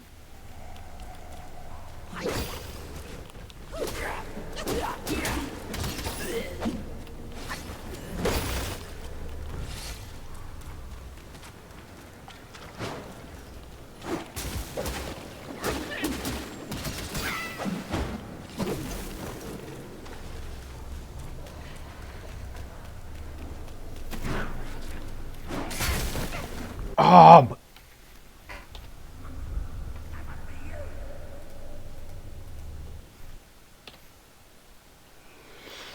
Do 2 streams of Legacy and then switch it up, then co-op, and then repeat, but also depending on your mood. Yeah, it'll also be like heavily a mood thing as well, because I know that Hogwarts Legacy is very much an open world game. So as much as I want to play it, and I know that I can kind of compartmentalize it, it's also very much still an open world game. And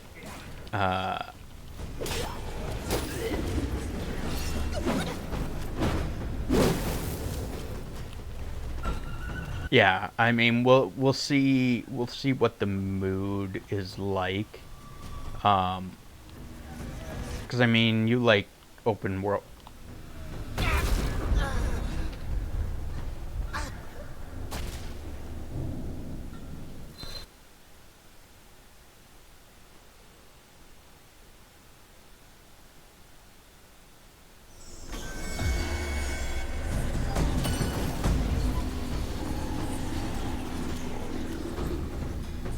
Please tell me you saw that.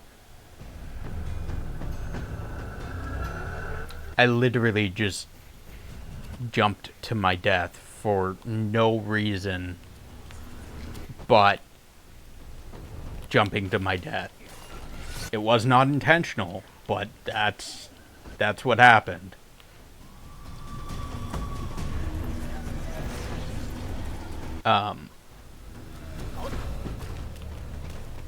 Yeah, I mean, like, you like open world games as well, so there's that.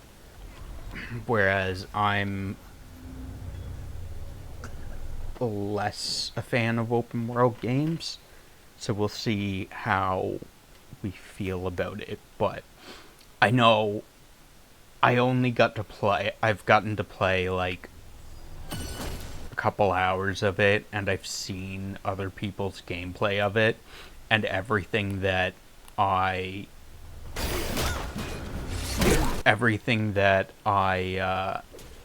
experienced of it, I was a big fan.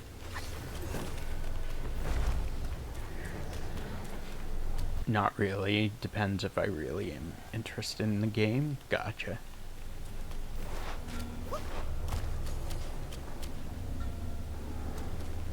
What is that?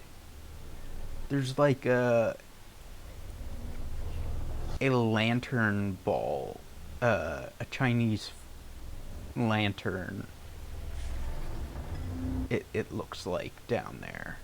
I can't tell what... Ooh. Don't walk off the edge. I can't tell what it is, but it looks like one of those Chinese sky lantern things.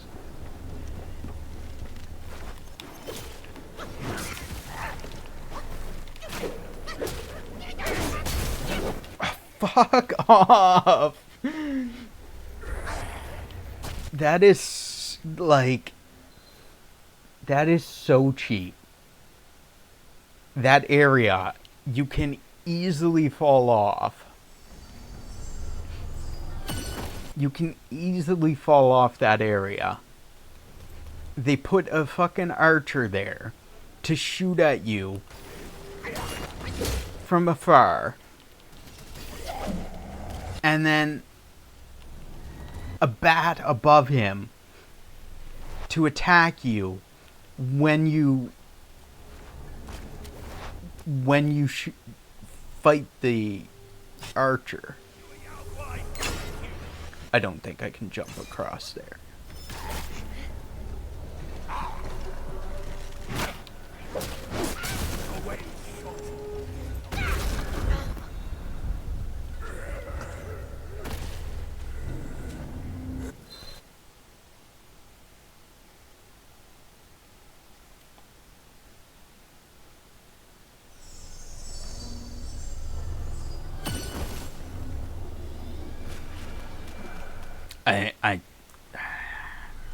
I think that's what we're gonna have to do, is just run past it and ignore them.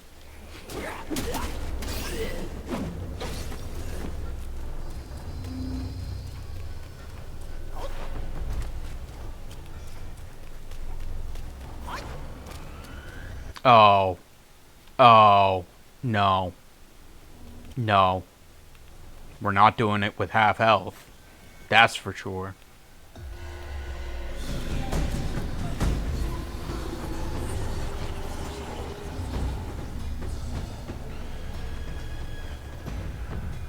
This pagoda is pretty neat. Let's check out the scenery while we wait.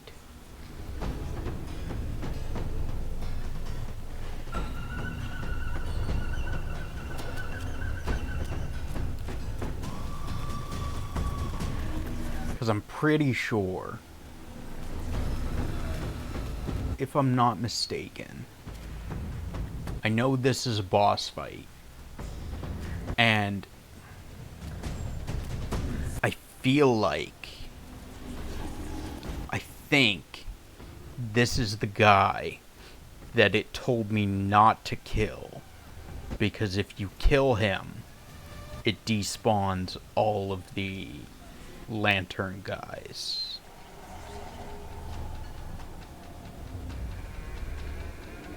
And also opens up all the jail cells.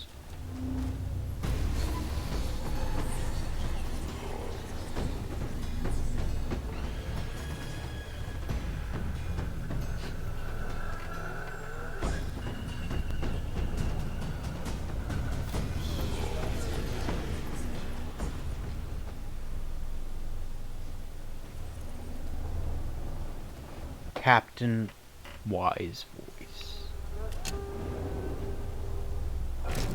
I was gonna check if it's a Spinda. I don't know what pattern that is.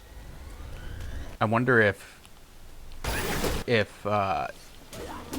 Pokemon Community Game has different Spinda patterns, because there's 10 different Spinda 9 different Spinda patterns that it could potentially spawn as. I don't know if that's a thing in this Pokemon Community Game or not.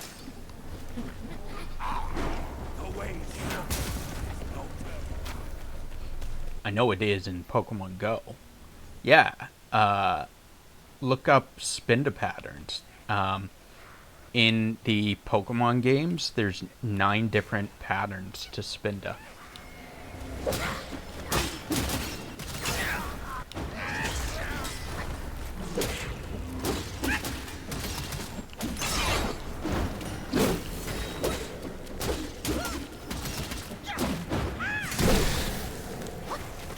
This is, it's the markings on its face and body and stuff is what I'm referring to. There's different patterns to it. One of the 9 patterns is a Valentine's pattern, where the dots, the spots on it are instead hearts, which is really cool, in my opinion.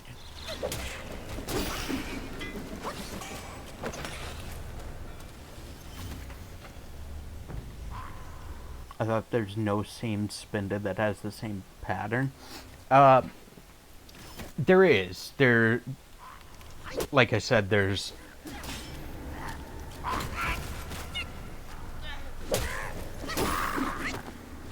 4.2 billion combination of patterns? Oh, say what? Oh, maybe it's just Pokemon Go that only has 9. I know Pokemon Go has 9 patterns of 9 Spinda patterns. I thought I know the games have different patterns. I didn't know that. I thought the games had only had 9 as well. My bad. Apologies. Oh god, that's enough. Ow.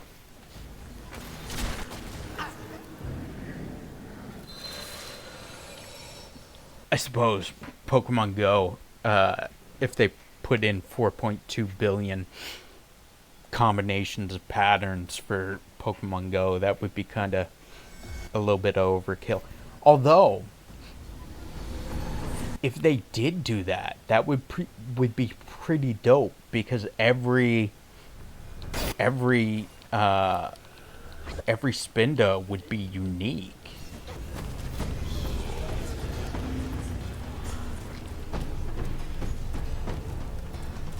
Which, I mean, is what they were trying to do with the regular games with Spinda, is they were trying to make him completely unique.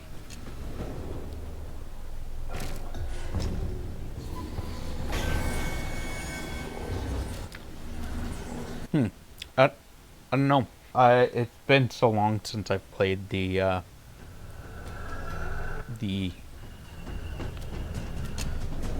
like, what did it come out in? I think it was Hoenn.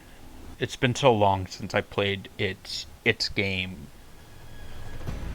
so I just knew that they had different patterns.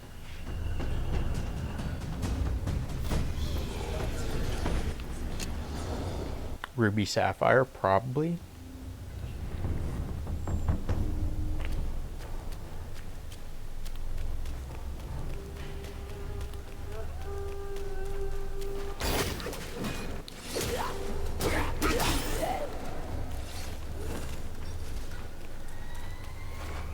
Gen 3, yeah.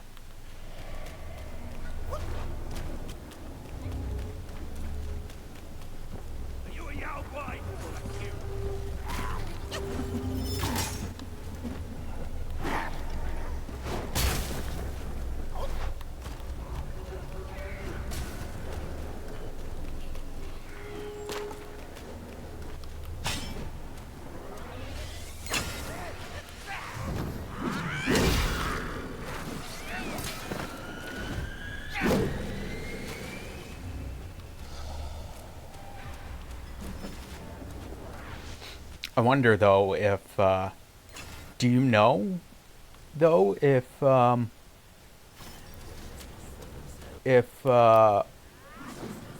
Pokemon Community Game has the different Spinda patterns, or are they all the same pattern in Pokemon Go Community Game?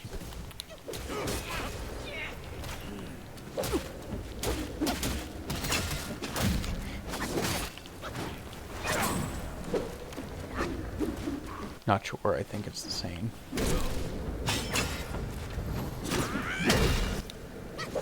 I mean, I wouldn't fault them if they just used one pattern for Spinda, because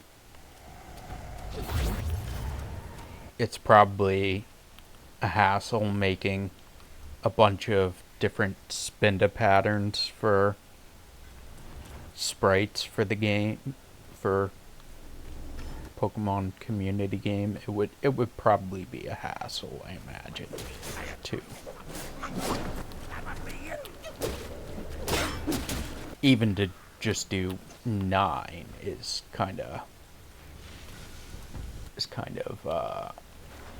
like probably a hassle. I know I've said a hassle like 5 times, but exploring, I am using 90% of my brain power to explore and survive right now. So I have like 2%, 90% of my brain power is surviving. Like 8% is trying to do math and talk, and 2% is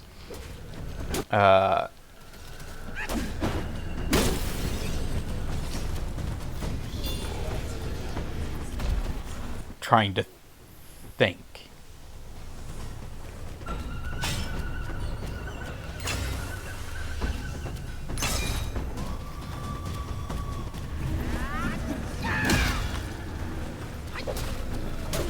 Crypto said no, and he checked. They have the same patterns all around. Gotcha.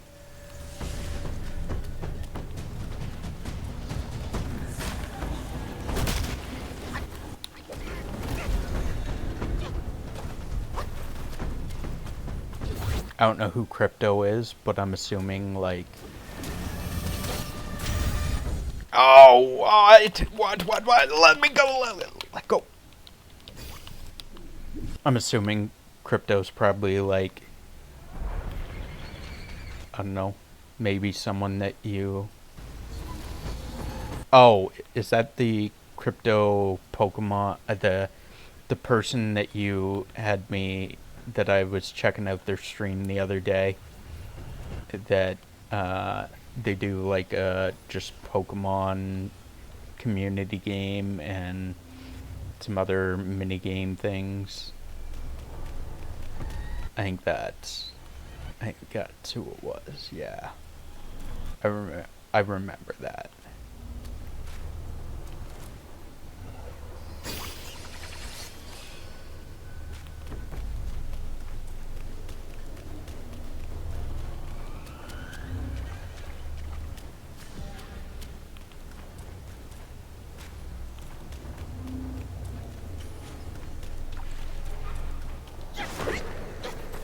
Oh, fuck! Fuck me! Ow! Nope. Oh god, he did see me. Oh god, he saw me. He totally saw me. Oh, fuck. Ah. God damn it. I hang out there when no one with Pokemon community game extensions is streaming.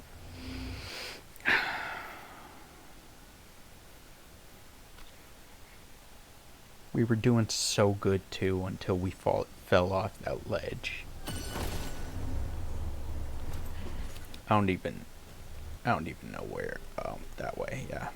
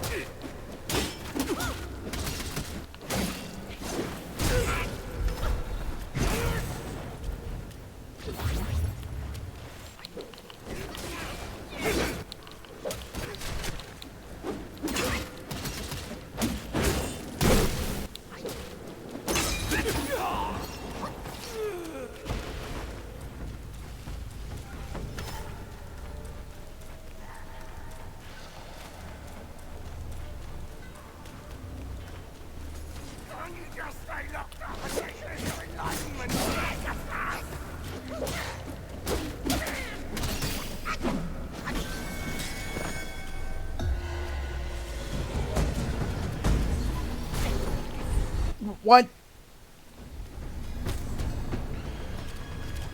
How the fuck did you hit me from way over there? No! Oh, I didn't want to use that.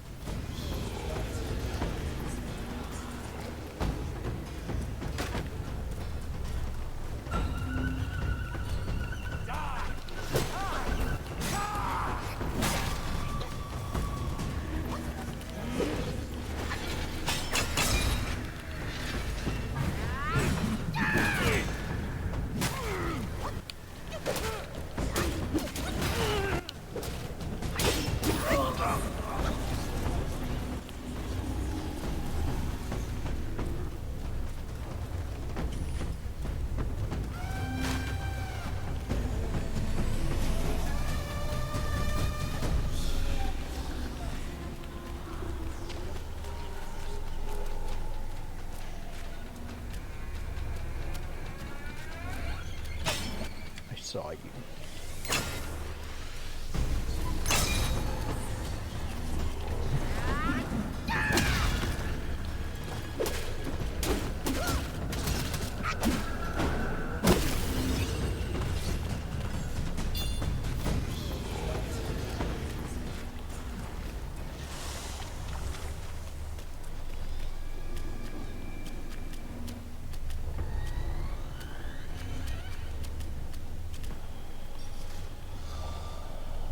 Okay, I've already been there. So I don't need to go down there.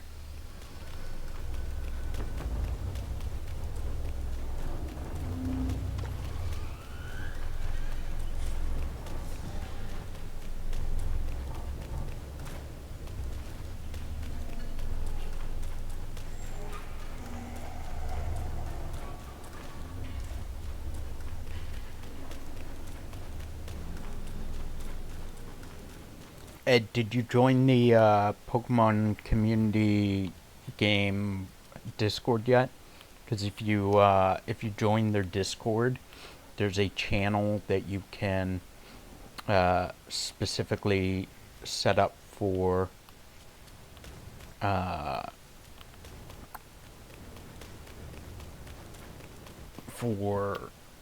your daily check or whatever, and it lets you get a bunch of Pokecoins and balls and stuff for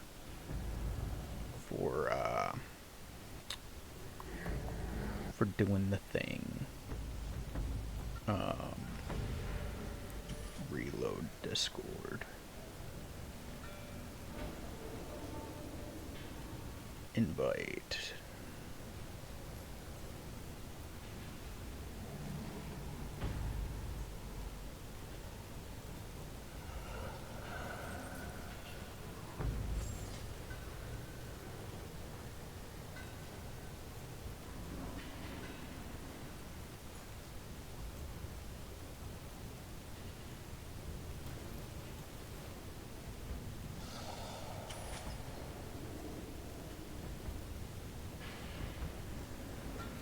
I believe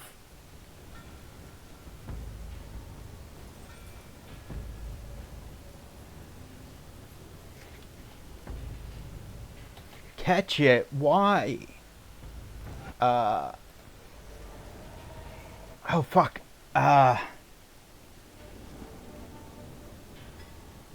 What's the catch? Poke catch. Ultra Ball.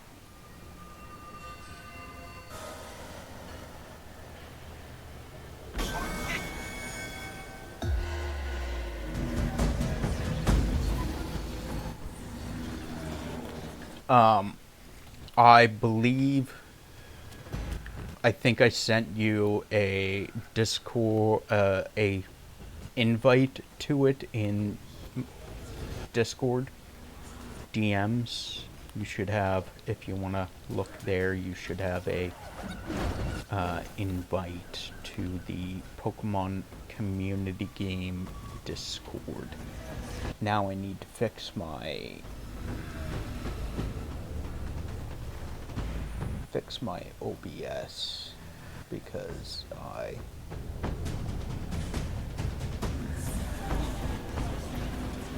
it's one of your favorites. Well, we can trade, you can trade me a legendary. I'll take a legendary for it, and you can have the Aegis Slash. No, I want a Galarian Articuno. Why is this guy so fucking strong right now? Is it because of the fucking... the buff? You don't have any legendaries? Oh, I guess. Oh, fuck me. I guess,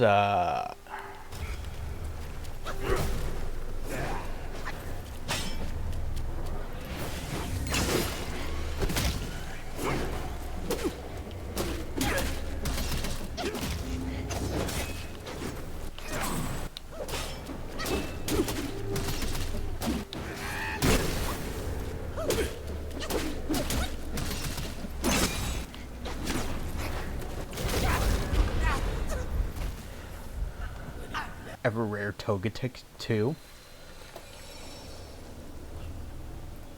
A rare Togetic?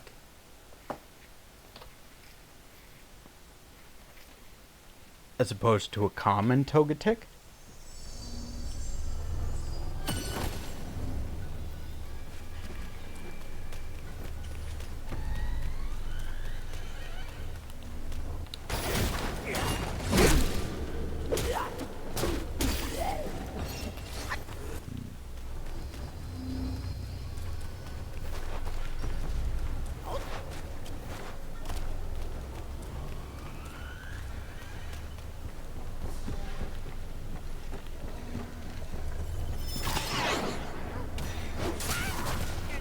Aw, you fucking...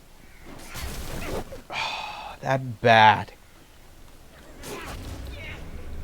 I fucking perfect dodged the goddamn archer's arrow, and that fucking bat comes in and smacks me around.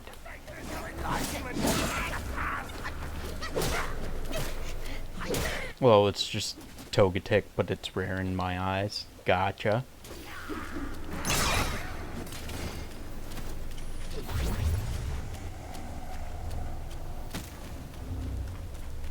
Fuck off, Archer.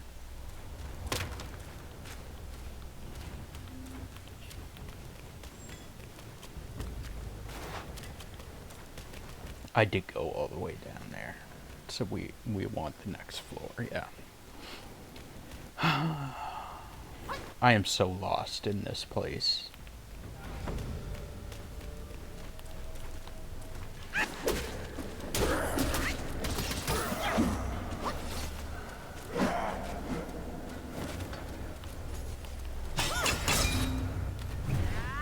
Fuck you because of your goddamn wind slash bullshit.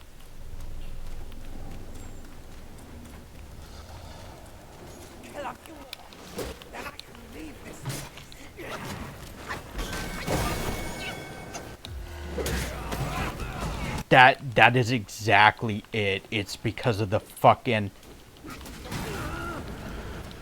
the jailer buff. Oh my god, my battery is low. Let's plug this in immediately.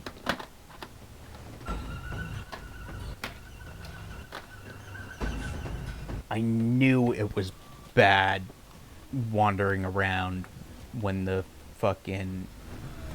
Ho ho ho! No. No. Why? Why did they... Why did they make this a thing? Why? I don't understand.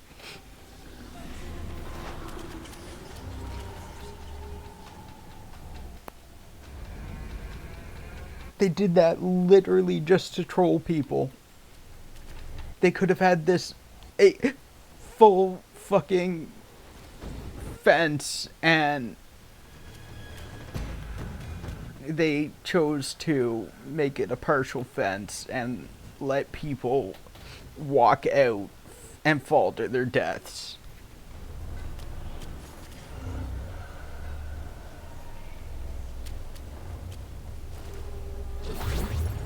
That is absolutely cruel.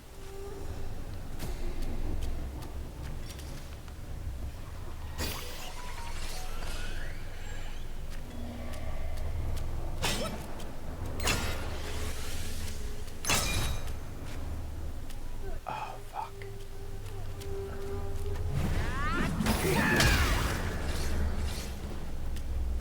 I need that guy to come closer so I can cheese the fuck out of like 90% of it. Well, not 90% of his health bar, but like probably half of his health bar, so that I don't have to deal with this bullshit.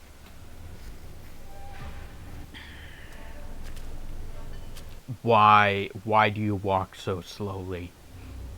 Please, the lantern guys are gonna come out by the time you get here. Like,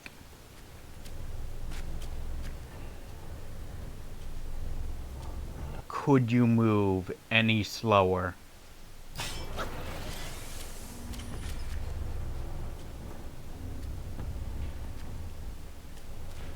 Is he gonna see me?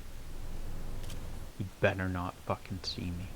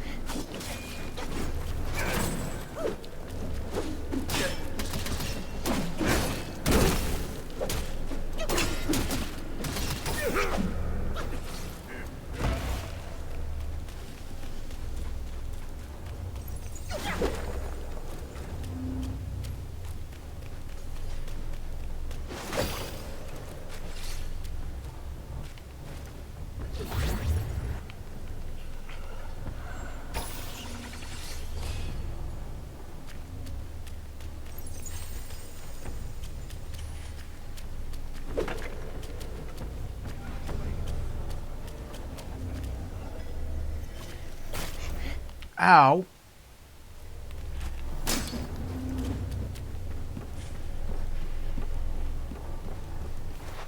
Is there a fucking bat over top of you too?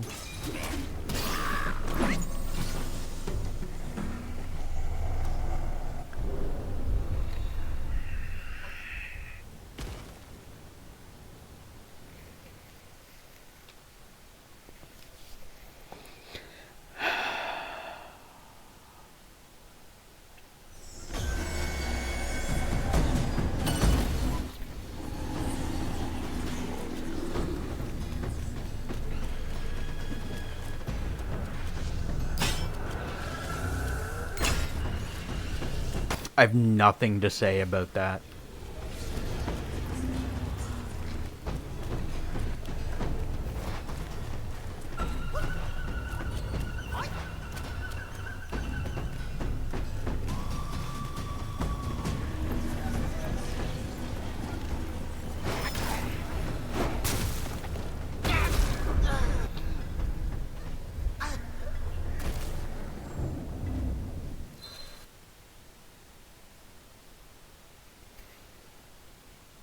This entire area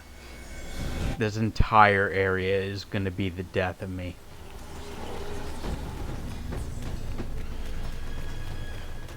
Between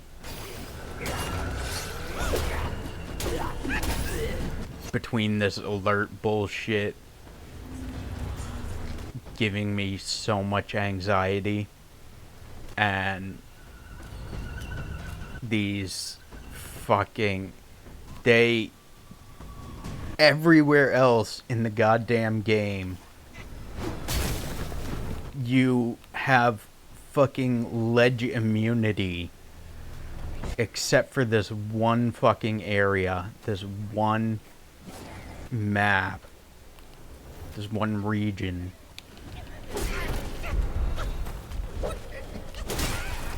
It's okay. The more you die, the better it gets.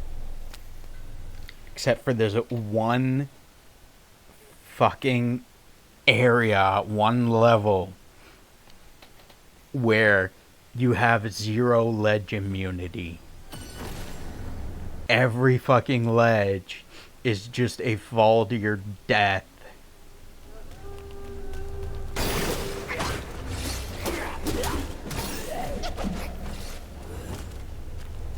Every other place in the game, you're like, oh hey, there's a cool ledge, I want to jump off it. And they're like, no, you can't. That would be killing yourself. Why would you want to kill yourself in the game? You can't do something like that. But there's one freaking area, they're like, oh hey, yeah, you want to fall off the ledge? You can totally fall off the ledge. You can fall off the ledge so many freaking times that you'll go insane.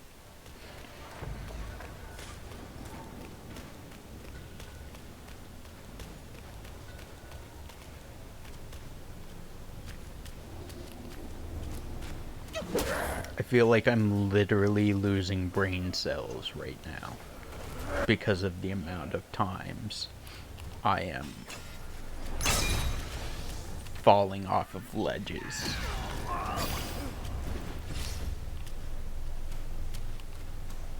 And of course you respawn. Why wouldn't you respawn?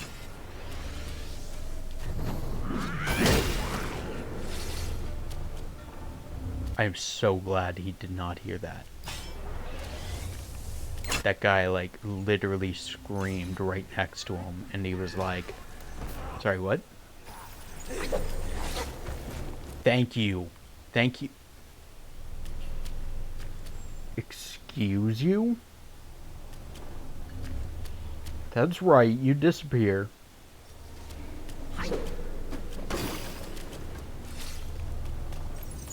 The one time that a wild ice cube, the one time that the ledges actually work for me, and he's like, no, I tricked you. I'm not really dying. I'm just gonna stand here for a moment. Are we playing Smash or Pass now? Are we playing Smash or Pass, Ed? Oh man, I would smash the shit out of an ice cube. Make all kinds of tiny little ice cubes.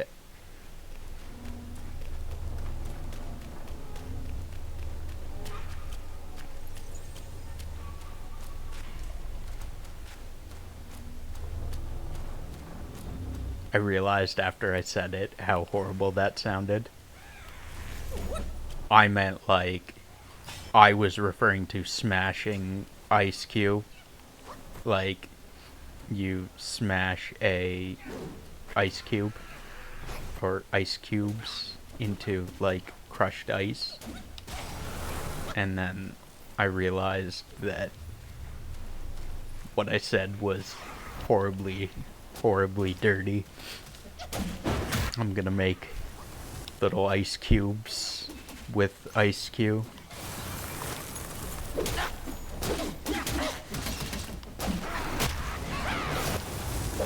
Stop with the fucking wind.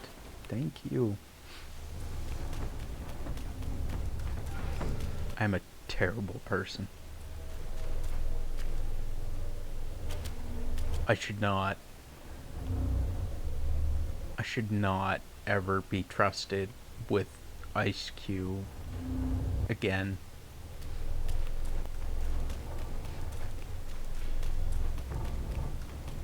Ice Cube should put out a restraining order against. You know what? I'm gonna do Ice Cube a favor. I will get a restraining order against myself for Ice Cube because what I said was so inappropriate.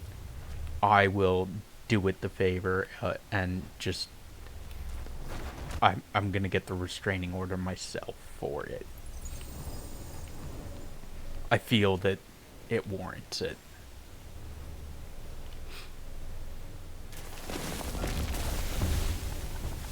Retrieve spirits? What did I miss? Fungi Man? Fungi Man? Leave the Ice Cube alone.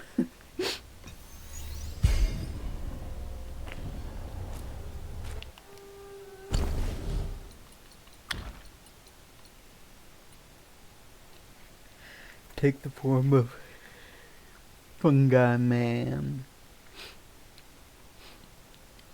Wield a staff that spins like a wheel to charge into the foe in nearby Yaoguais. Moderately increases the recovery speed of might. What is might?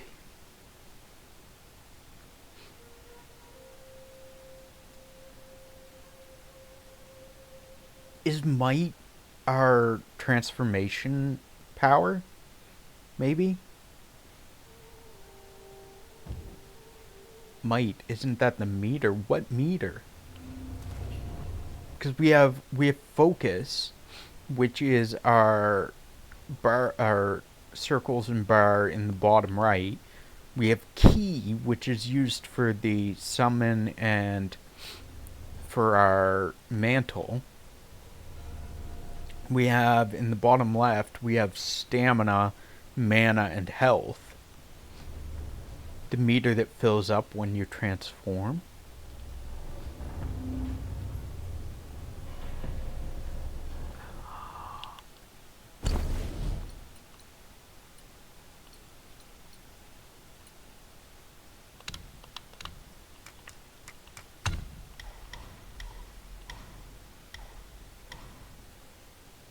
Might is your transformation. So might is you being able to transform. The gauge that fills up to allow you to transform, but also the gauge that decays while you're transformed. But not the not the bar in the bottom right that that allows you to do special moves.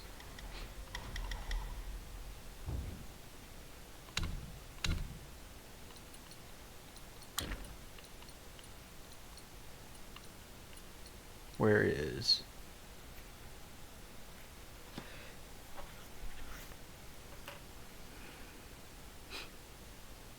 I don't know if it's a cooldown or...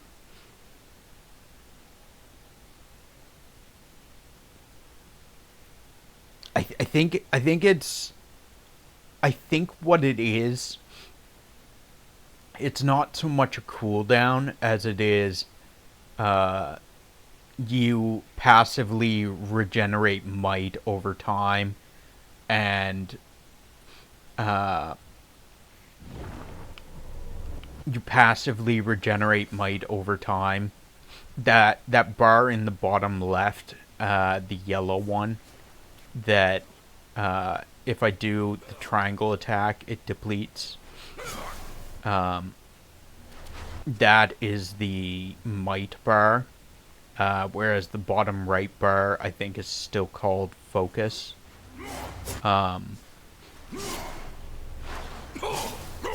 don't think it's not so much a cooldown as it is your might slowly refills over time and may refill faster if you... I think it refills faster, or you get more points into it if you're doing damage, I believe. I'm unsure about the damage part.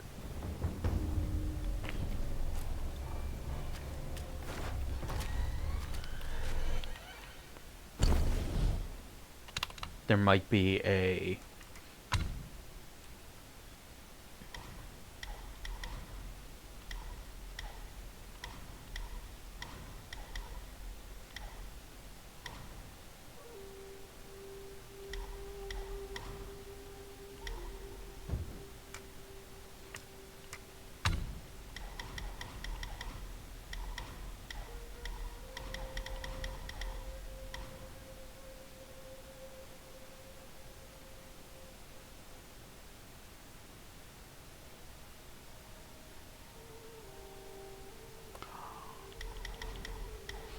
You can still do varied combos, but with significantly reduced damage.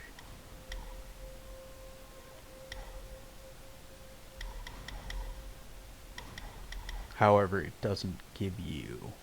You have to use a focus point for that.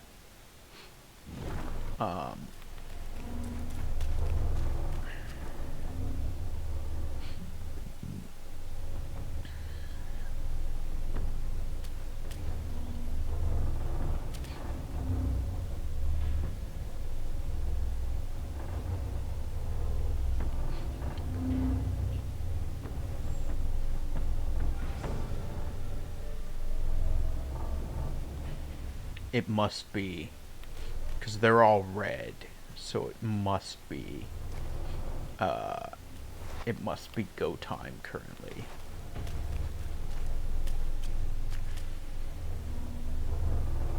So there's no guys down, lantern guys down there, which is our biggest priority.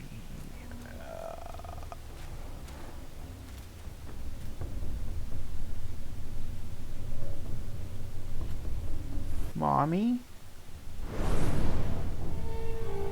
Mother?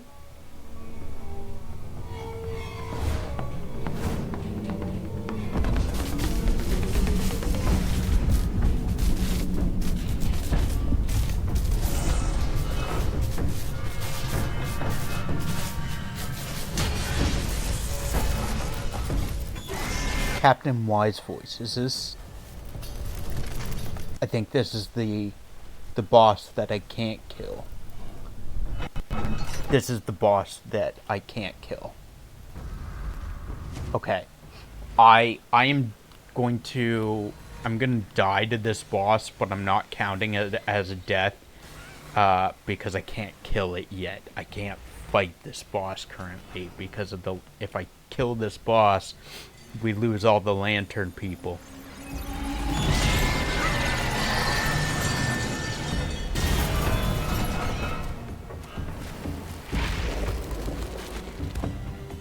The one time I want to die and the boss is like, nah, I'm not gonna kill you. Isn't it good? Isn't what good?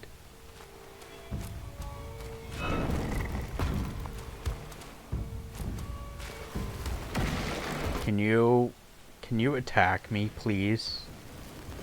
Killing all the lantern people? Yeah, we want to kill all the lantern people. But if I kill this boss, all the lantern people despawn and I don't get the item for killing all the lantern people. There's a specific item that you get if you kill all the lantern people. I don't know. It just says there's a curio that you get if you kill all the lantern people.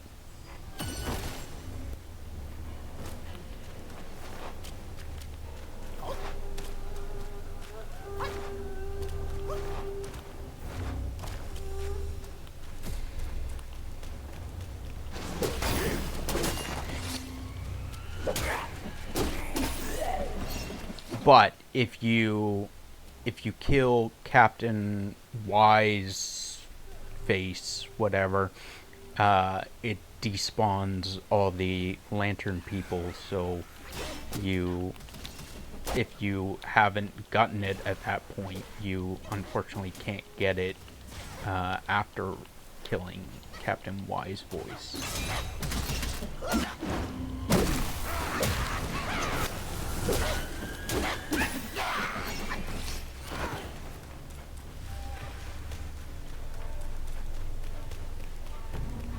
I was thinking that Captain Wise Voice was the other person down below, the other boss down below that I ignored, avoided, because I thought that was them, but I was wrong in who I was thinking. That's another captain. Gotcha. I really don't want to fight that archer with him powered up.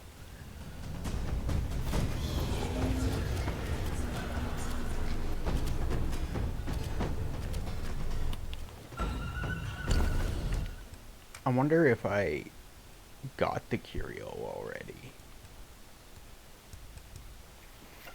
I should check what it's called. Lantern. I suppose it would help if I specified Black Myth Wukong Lantern. Curio. Auspicious Lantern. Auspicious Lantern. I do not have that.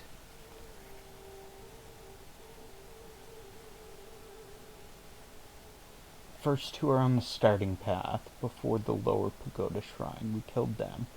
Third and fourth, and on the first floor after the shrine. Did we kill them? Fifth one is on the floor with upper pagoda shrine. Sixth, seventh, and eighth are on one floor above the upper pagoda shrine. To reach the final one, you must get to the top floor with Manny Wheel Shrine and turn the other way, not towards the shrine. At the end, drop down and continue forward. At the end, drop down and continue forward. There will be many enemies here, and one of them is the final Lantern Warden.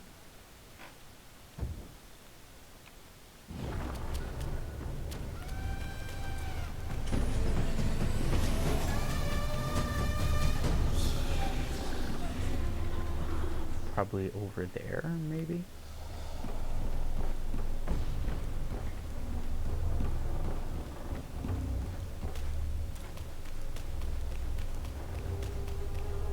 I don't know how many of them I killed, is the problem. I lost count.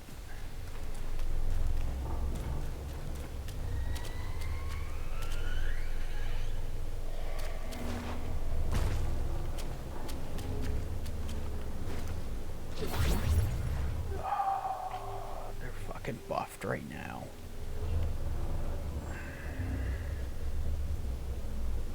So I have to go probably to the end there, maybe drop down, and then go back this way, maybe?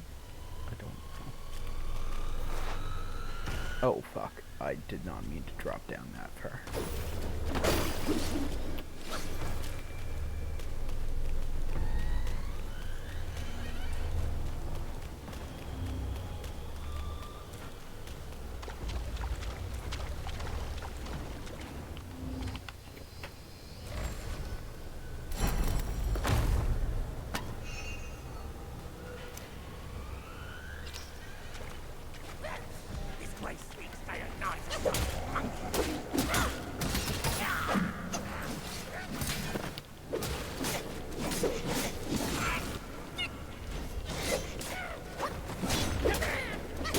I hate enemies that once they hit you once, they just keep hitting you and you can't, like, escape their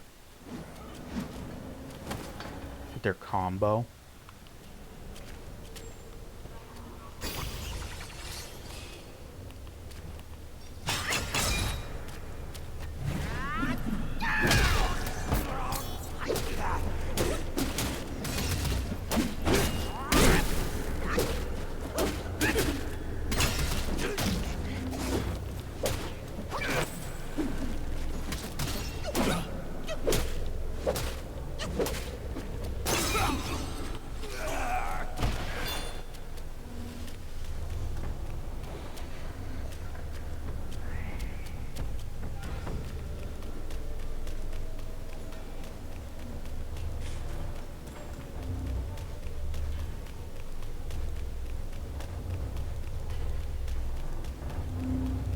Okay, let's check.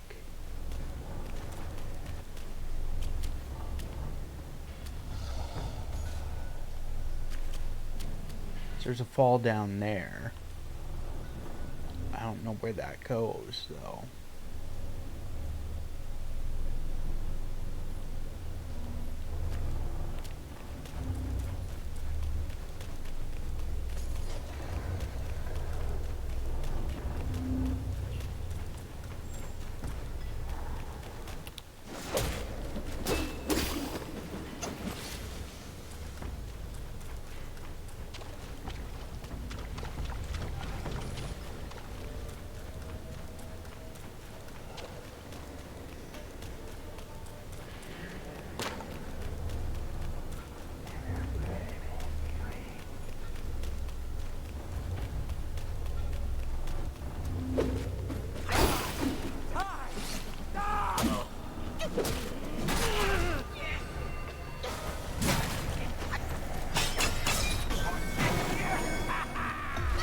Fuck me.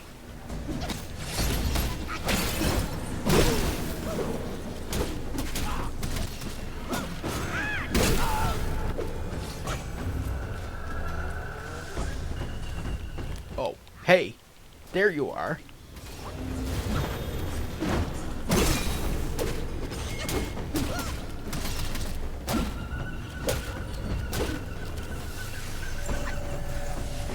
Excuse you.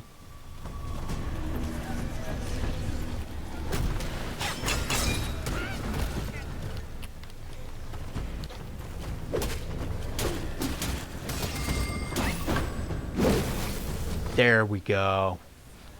We got it, Ed. We got it. Fuck. I did not mean to fall down there.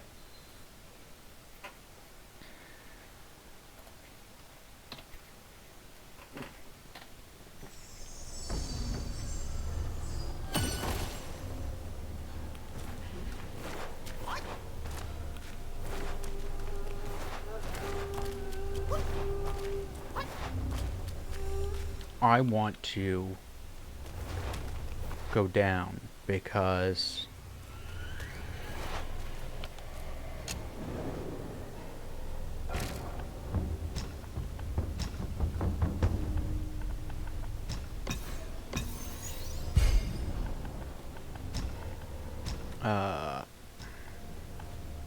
Upper Pagoda.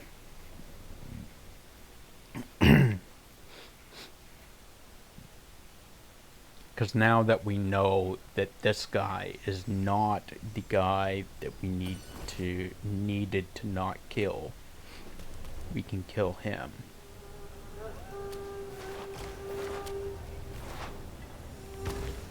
Ow.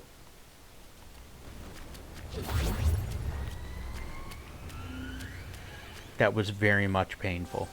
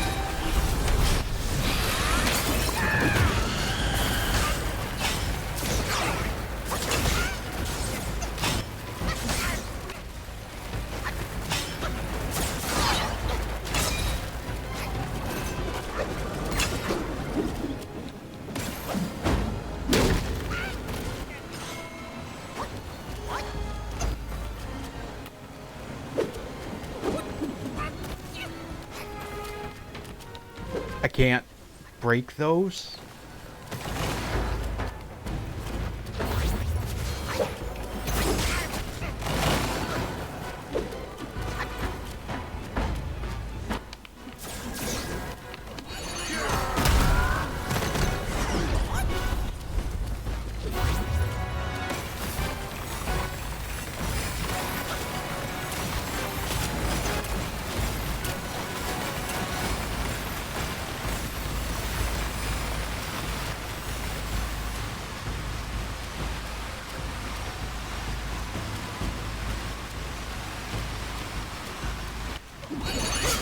This is some fucking Resident Evil laser prism fucking bullshit.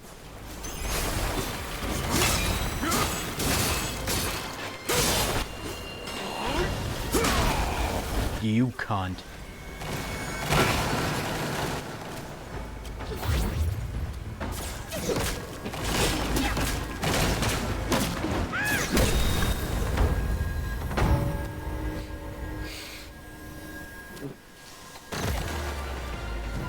We did it.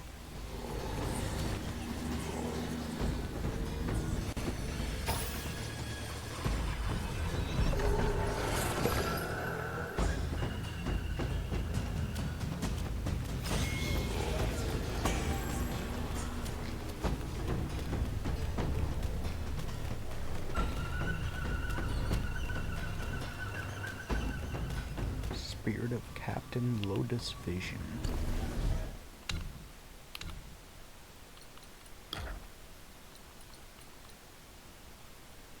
It's a Blade Monk. Take the form of Blade Monk. Swing your great blade twice before cleaving forcefully downward upon your foe. Moderately increases attack for a short duration after defeating an enemy.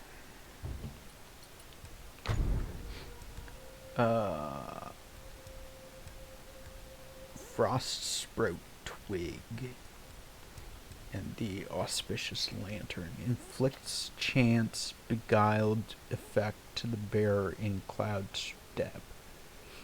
Moderately increases attack but massively reduces maximum health.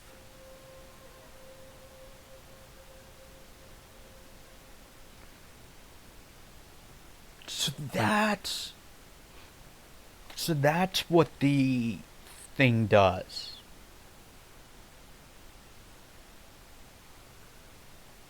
So that's what the lantern thing does. Is it increases attack, but it reduces your health. Moderately increases chilled resistance.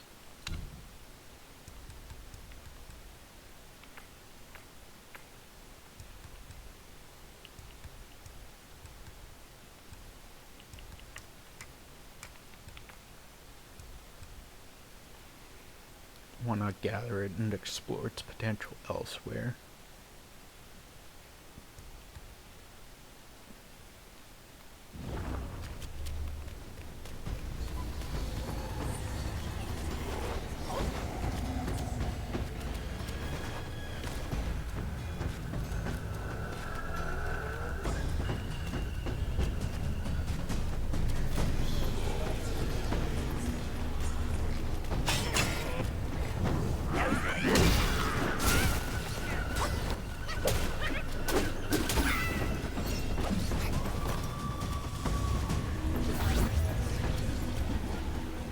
At least now we know what the buff does, so it decreases our health.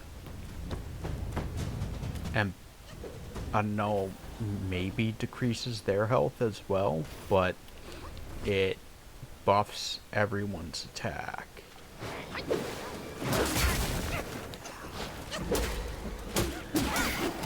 Including mine.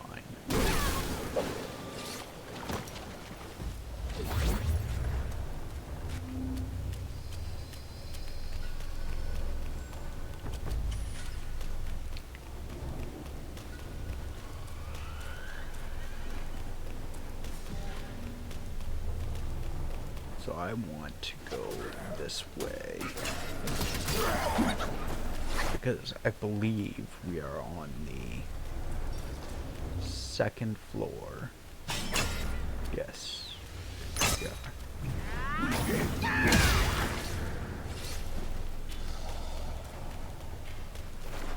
So there should be a staircase right here.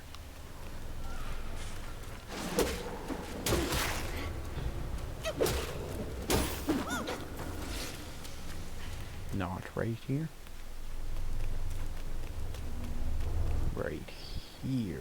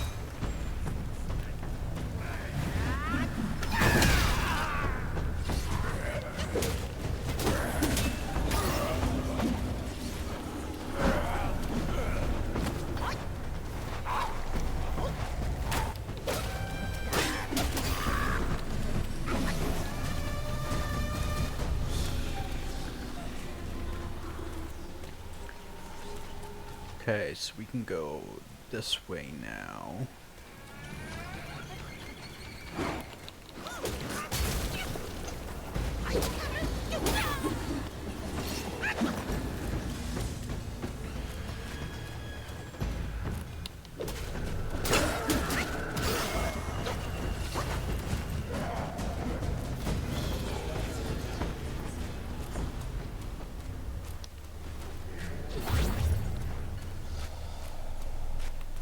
So there's a shrine, but I don't want to rest.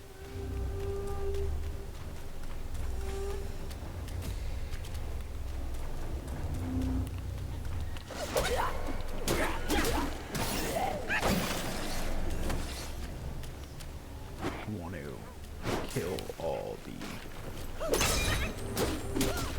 friggin' piss ants.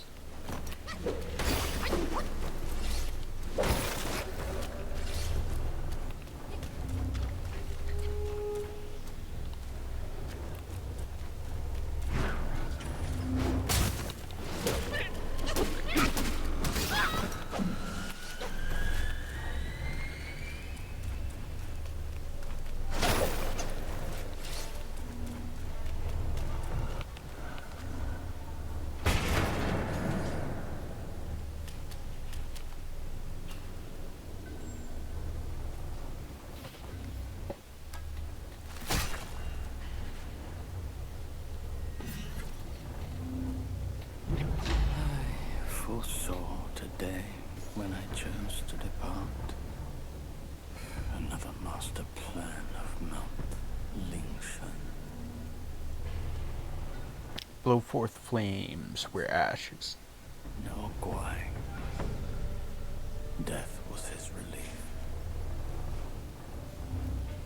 Where ashes laid for days of glory soon shall fade, transform into a rat Gwai, slashing at the enemy while blowing fierce flames at them, inflicting scorch bane, focus build up well, before transformation can be converted for use afterward.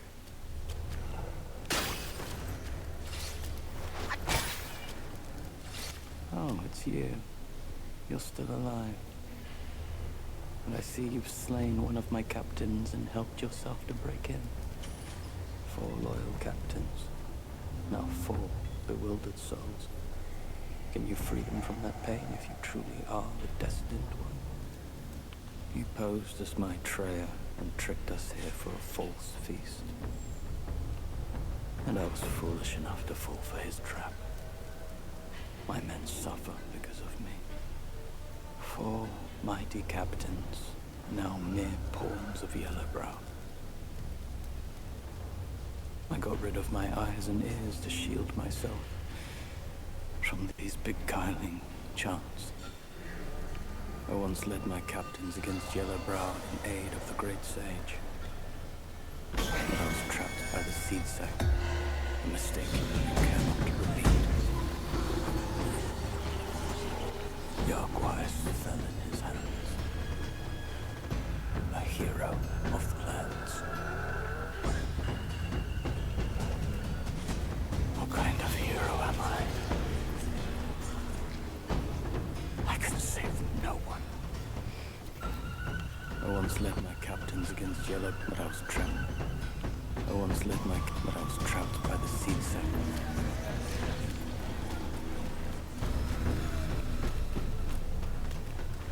We got that.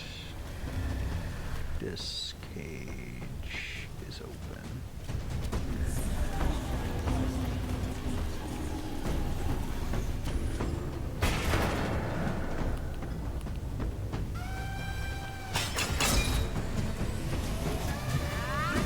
Probably a terrible time to fight this guy.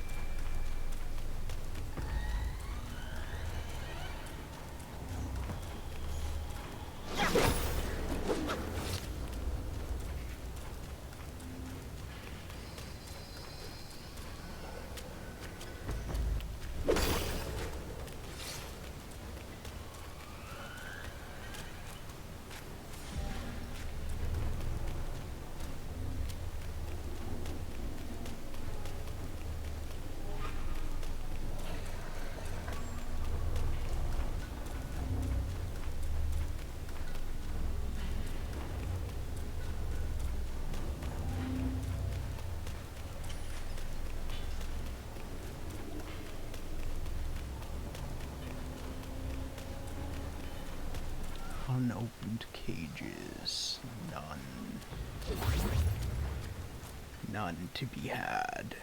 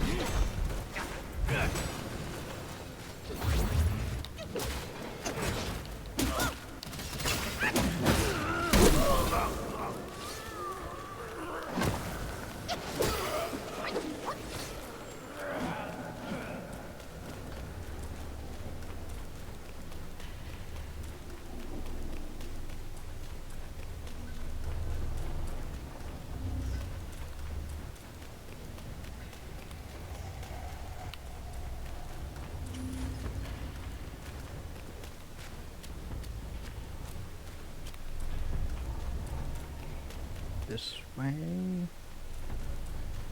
Because I know I need to go up.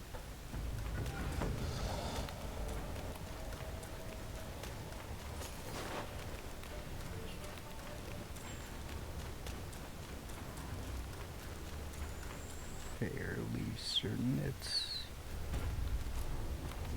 Is it... Did I pass it?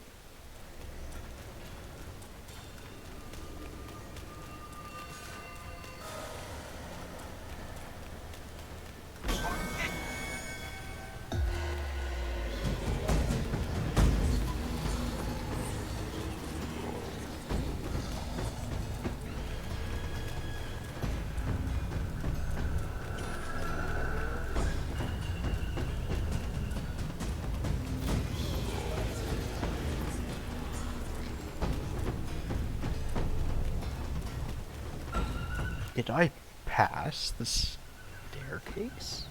I did. I went way past it.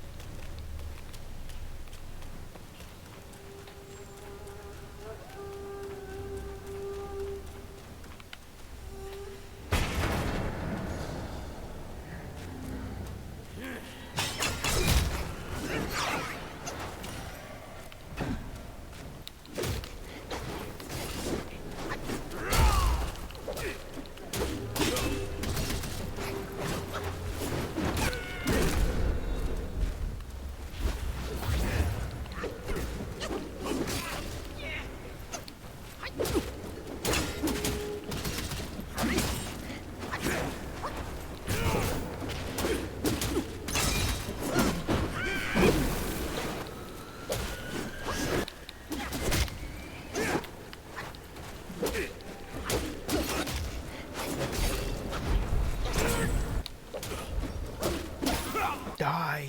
Thank you.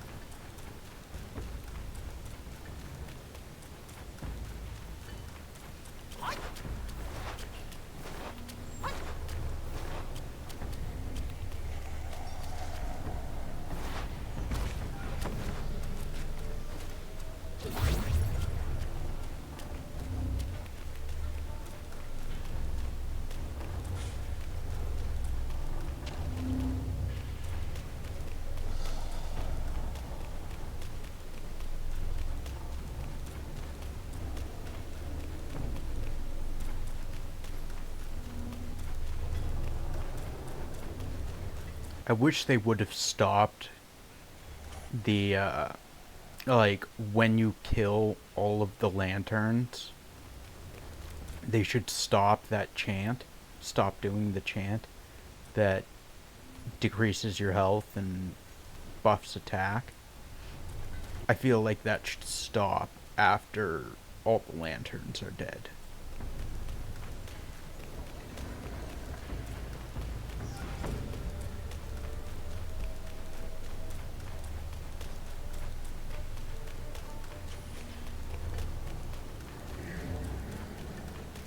But it's Wise Voice that's doing it, though. Makes sense. I suppose, yeah. I was gonna say, but we ended up having the buff in Wise Voice's battle room, boss room.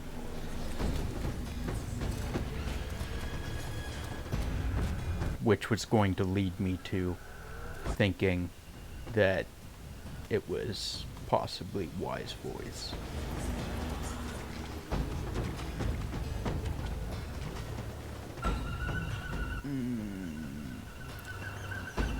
I really don't want to open this room. Considering I have no gourd left. I have no mana. And there's an attack boost right now.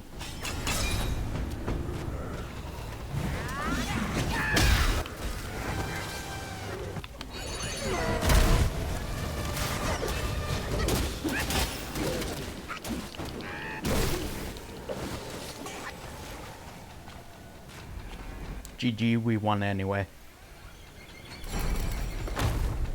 Had to pull out all the stops, though. A wild Lillipup.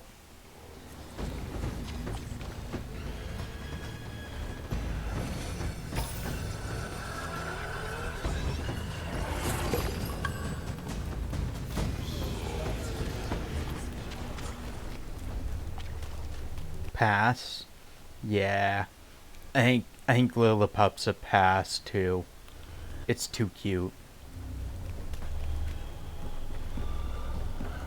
Like, cute, not like sexy cute. Definitely not a smash.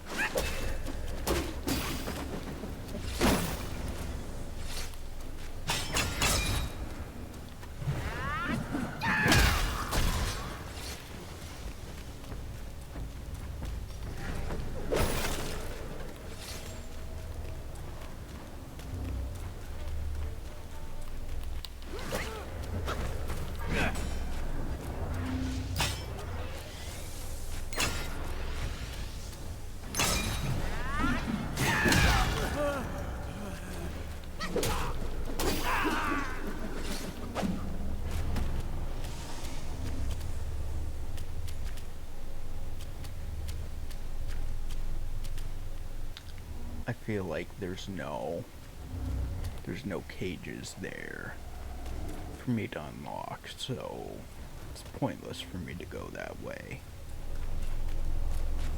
Just a battle that we don't need to do against tough guys.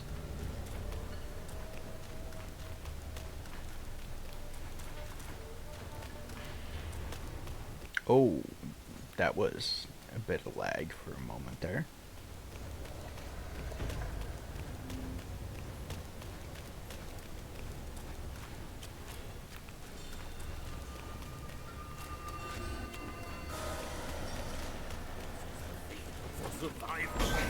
Oh, fuck. No, please, no. I just want to go back out the door.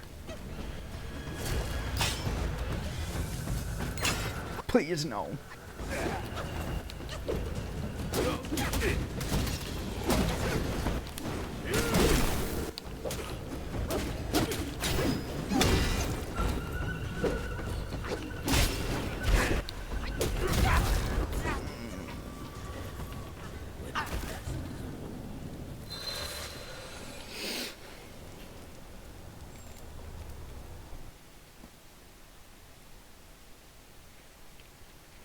I've come to the point of pleading and begging with the game.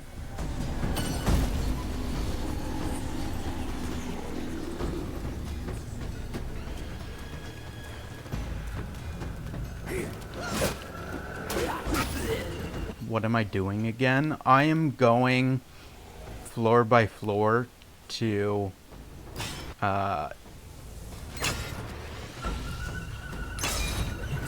make sure that everyone dies. No, I'm going floor by floor to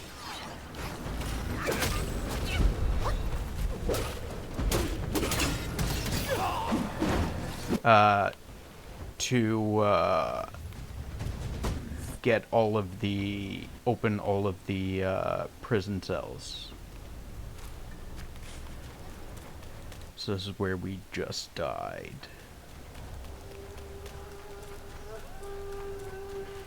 Because some of the prison cells have loot in them that they used to have. They had a purple glyph on them that prevented us from opening the prison cells.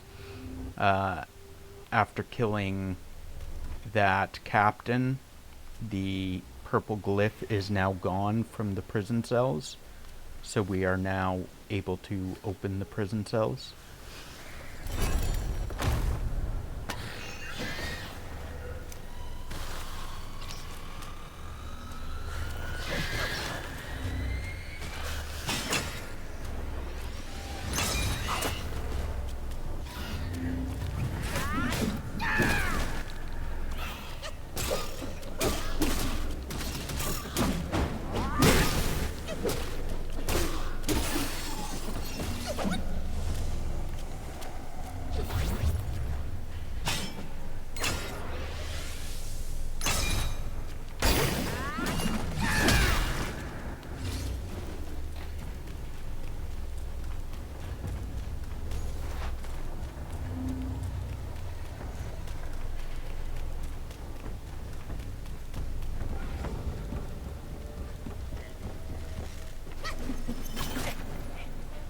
Excuse you, I was fucking deflecting arrows. How about we don't cheat? Just stay locked up and take it as your enlightenment.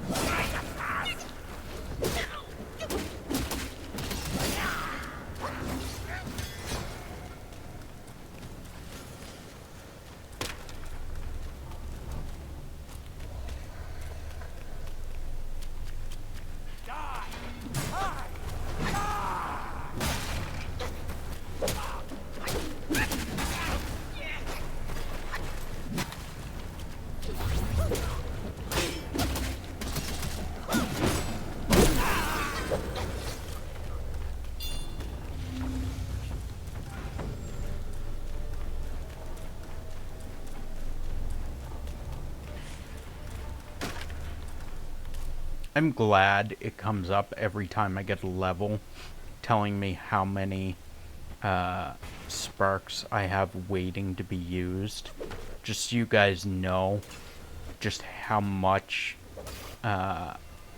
extra power I could have, but am neglecting to put points into.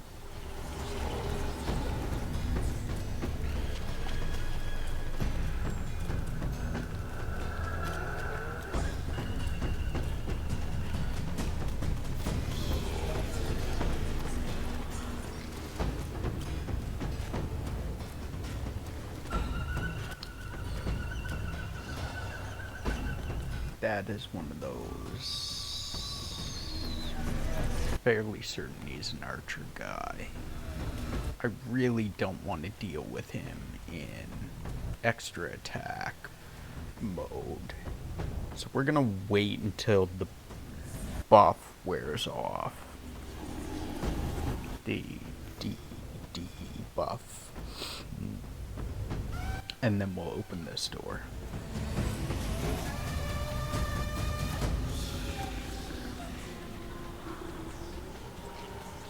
Full send. Oh. really didn't want to, but I gotta now. Fucking kick open the doors. Oh. Wonderful.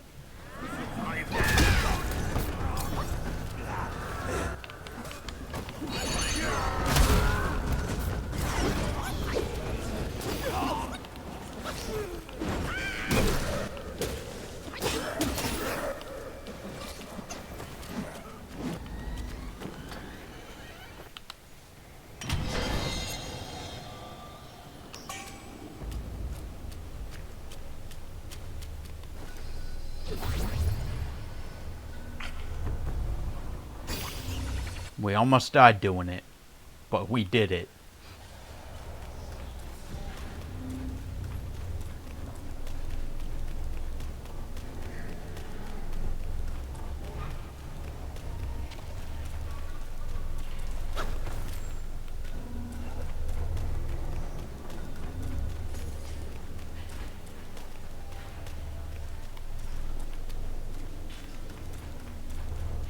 Oh, my knee.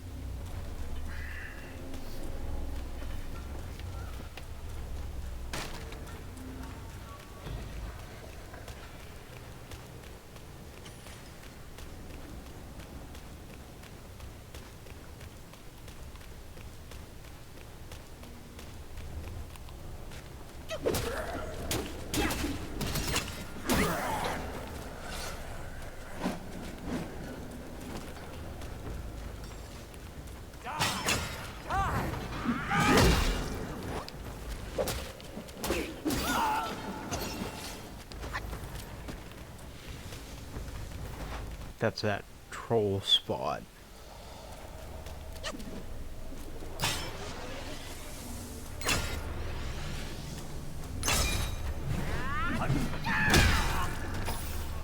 Bye.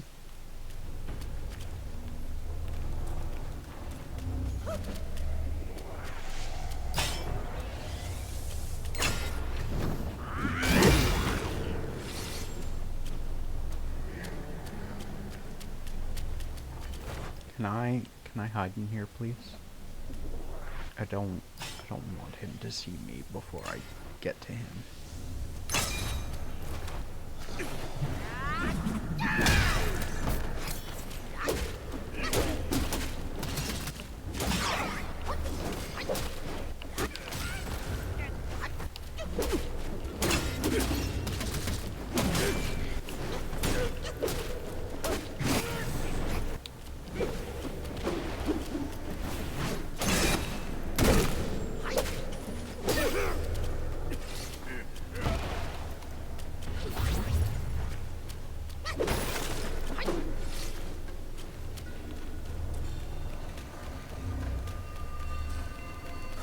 So I can't open that. Oh, I almost ran off. I legitimately jump scared myself.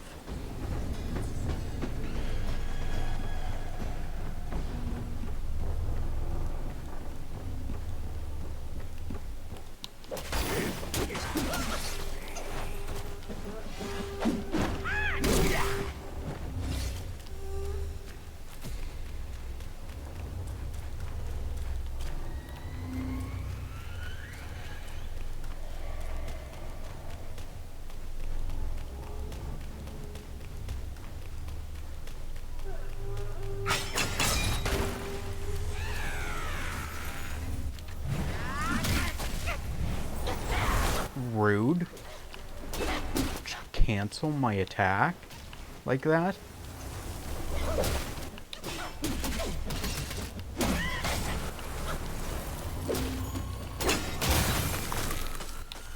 Oh.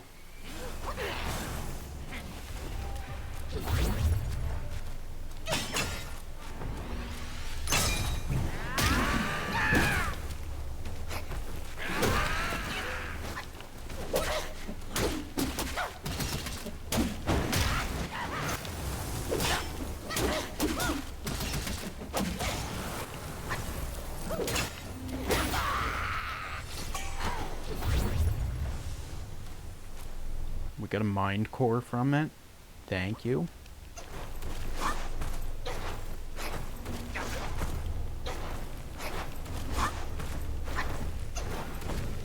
At least the Mine Core made the fight against him kind of worth it.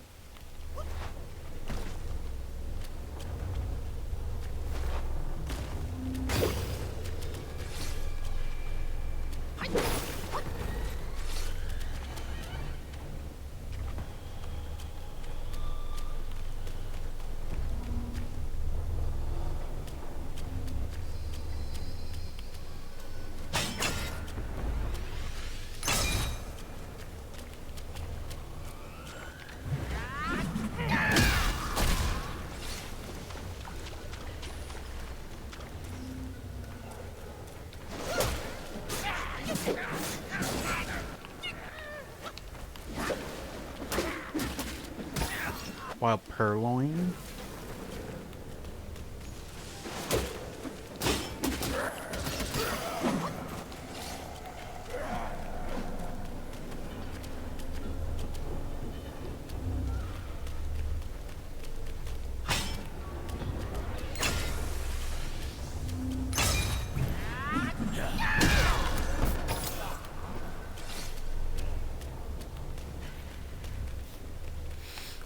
So let's go.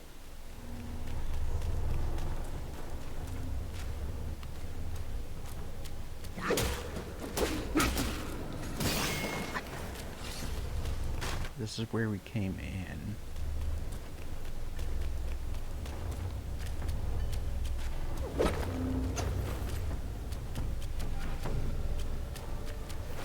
So we can go down here. I don't know where this takes us. Probably been here, but I'm not sure where this is.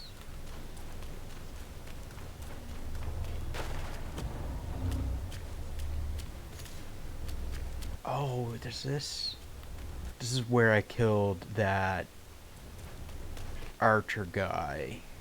The full send room, I think. I think that's the full send room.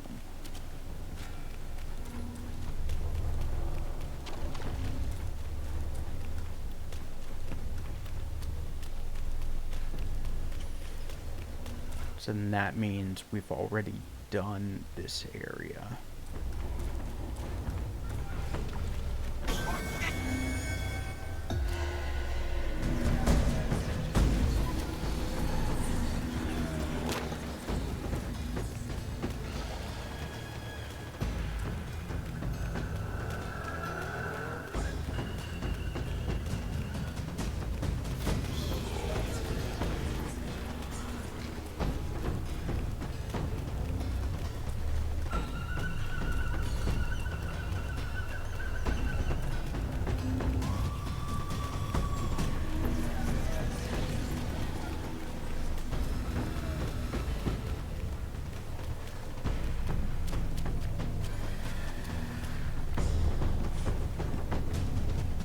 We go up here.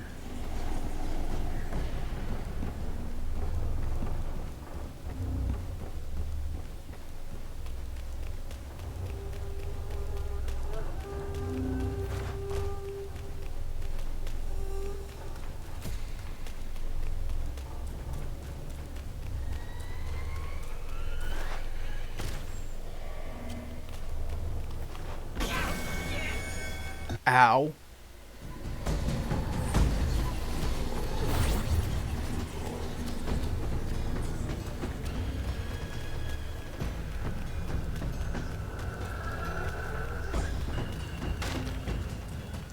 Did we go through here already? I think we did.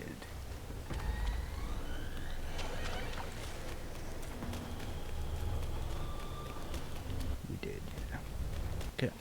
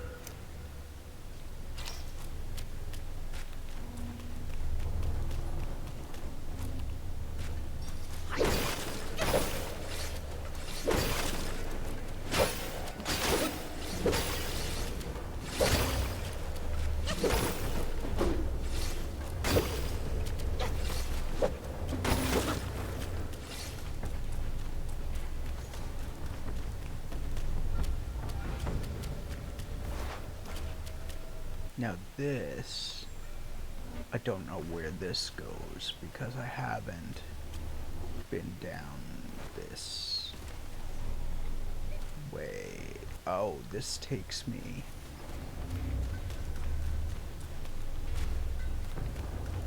Okay, I know where this is. This takes me to this bridge where we died a bunch. Gotcha.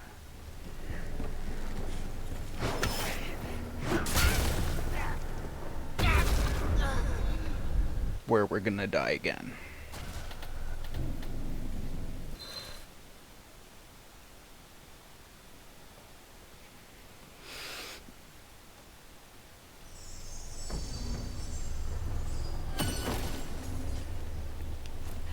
So we have explored all of the pagoda and gotten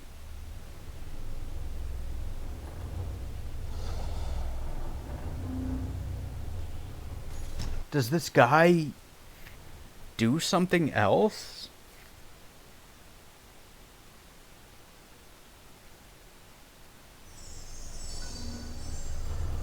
Because I've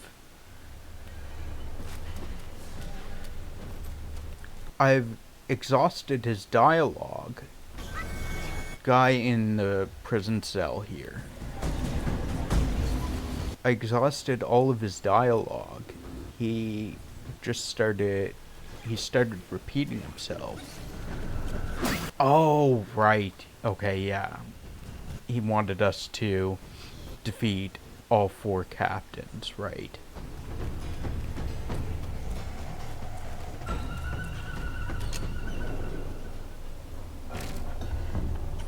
It's just odd that it still shows his icon there when normally any other time it wouldn't, unless he had a shop or something, which he doesn't seem to. Ooh, I have a lot of will.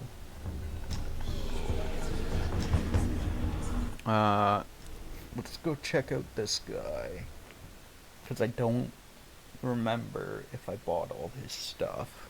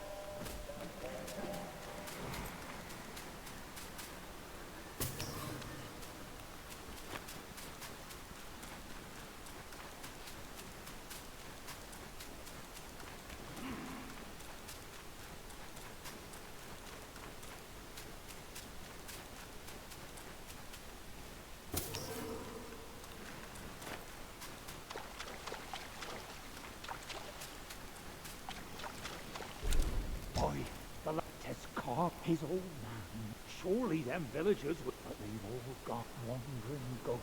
Why you be staring at... I was scared too. Aren't you expecting too much? I think that might have been new dialogue. Where is... I skipped through it, kinda. to play? I guess we can buy that iron pellet. Self a right fine bargain. Blood of the... There's no point buying that, because that's dumb. Why only sell rare fine wares? Oh, make sure you fetch more will next time.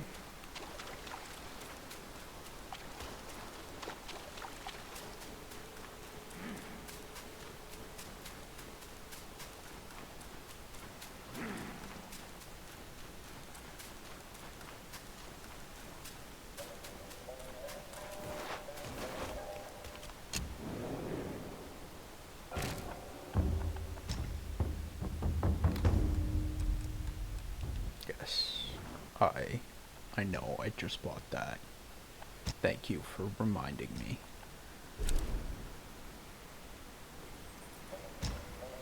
go check this guy. I don't remember. I know I got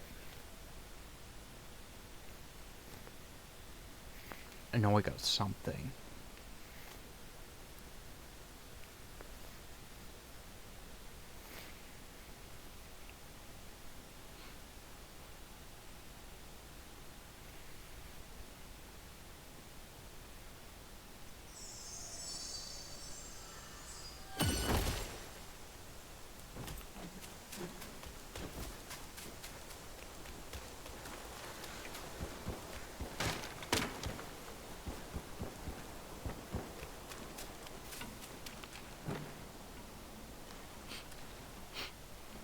Dewdrops, honey. That's at his highest tier. I need Rouge of Fragrant Vine for that. I need 2 wine worms, which I have 1.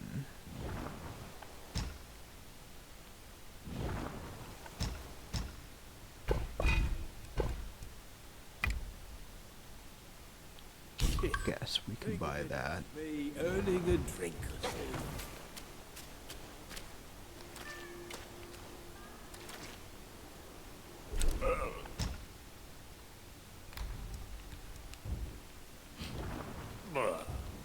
Where there's drink, or...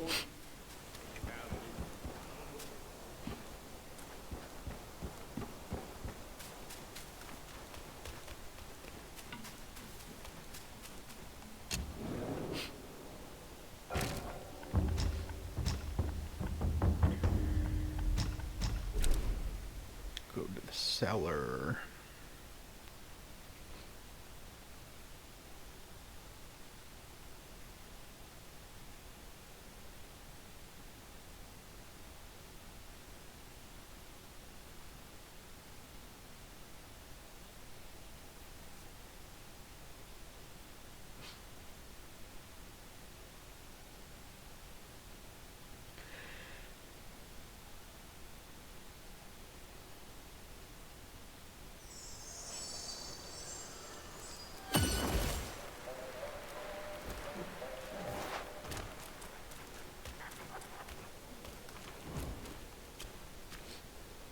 May Lord Lao illuminate your path, brave one.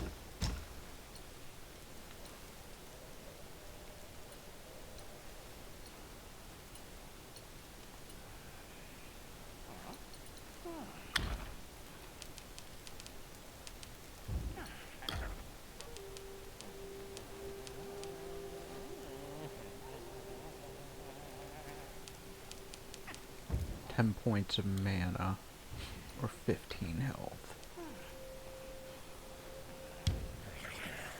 From yin and yang, 5 elements emerge. Each nature inherits its unique creatures shall have built.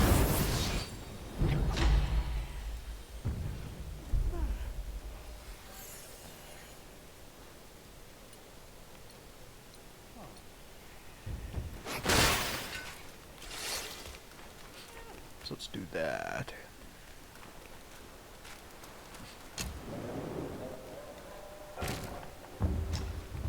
We can...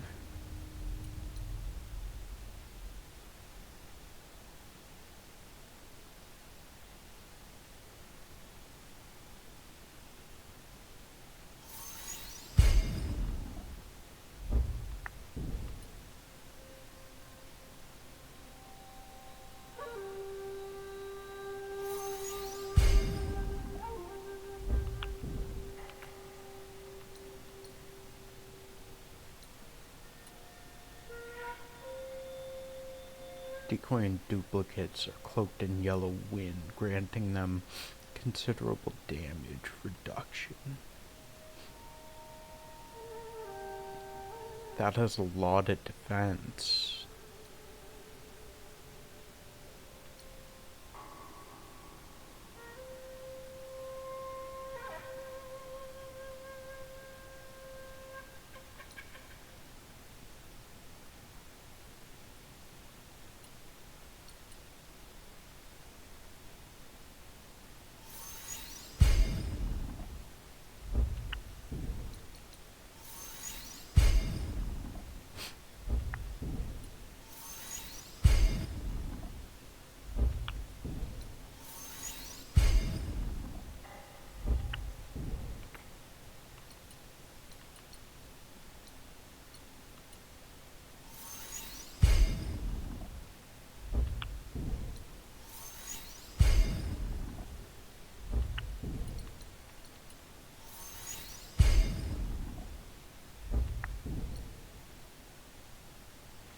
Upon consuming a focus point, moderately increases critical hit chance for a short duration.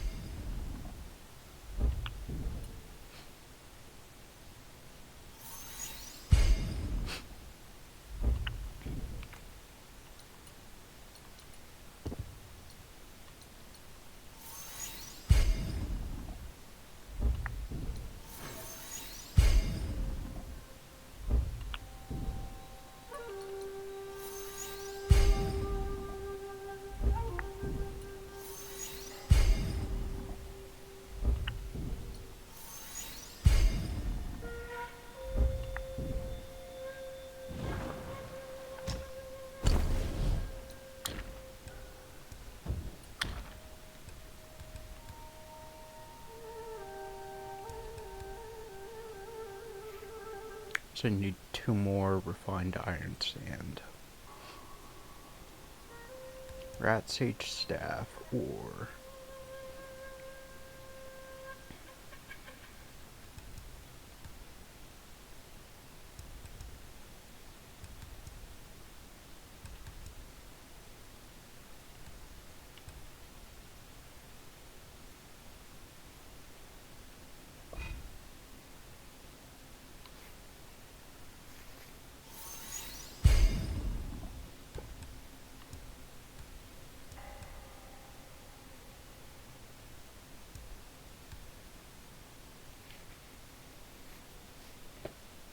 wait, I can't use that one anymore?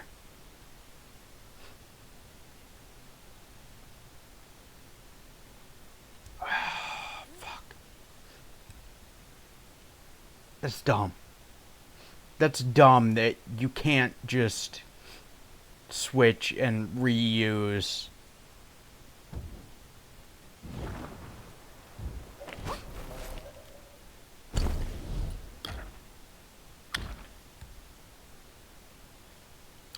I have to craft it. Because I crafted this one, I can't use any of the...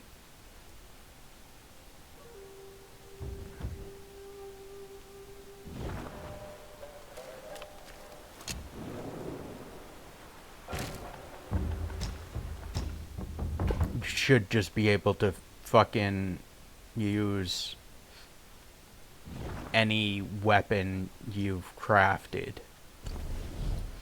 instead of having to recraft it using materials. Because now, if I want to reuse that one, I have to recraft that again. Granted, it doesn't reuse the Thundertail or Thunderbone, but it reuses refined iron sand. The Alguai cores aren't that bad, but the refined iron sand is harder to come across, at least so far.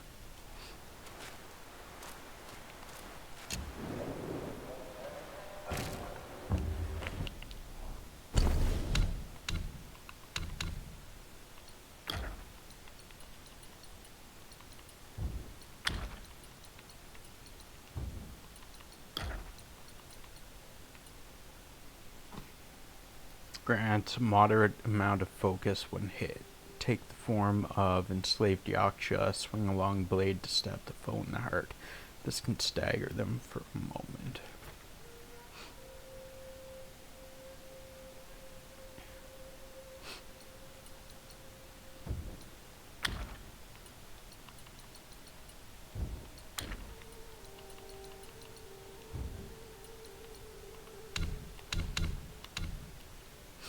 For a game that,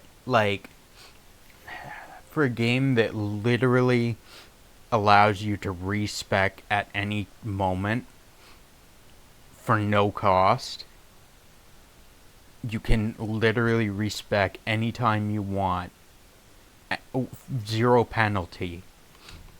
To give you a penalty when you want to switch weapons is kind of dumb in my opinion.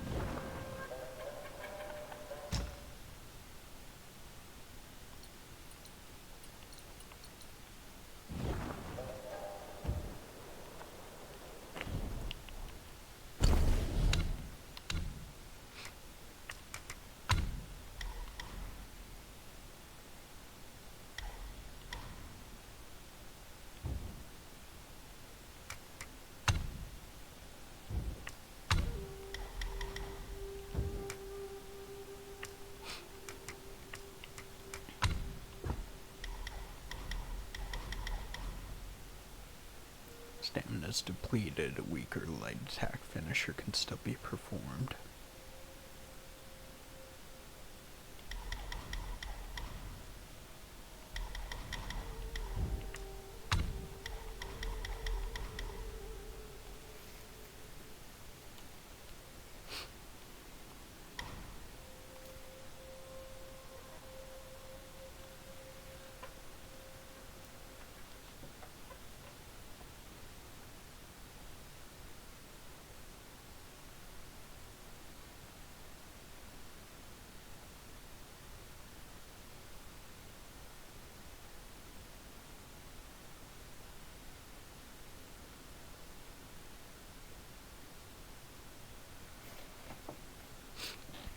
Goodbye.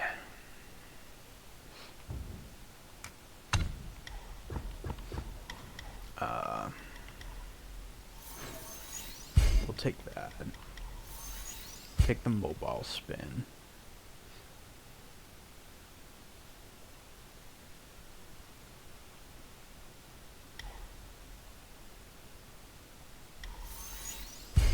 Increase focus. Reduce stamina cost. Massively increase the focus gain from successful hits with mobile spin.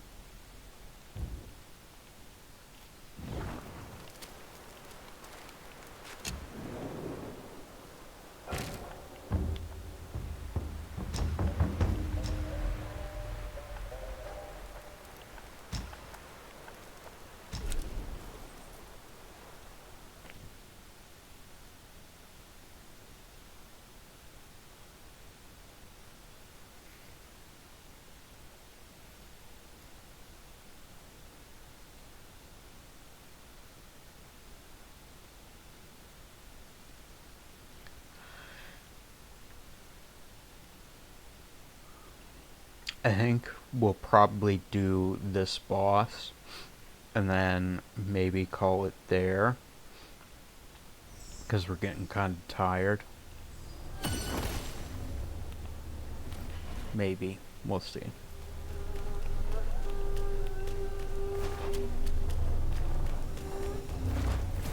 We'll play it by ear.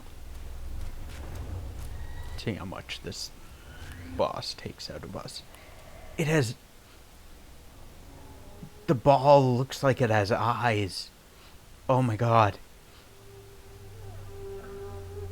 It looks like the golden ball in the center looks like it has eyes. That's so cool.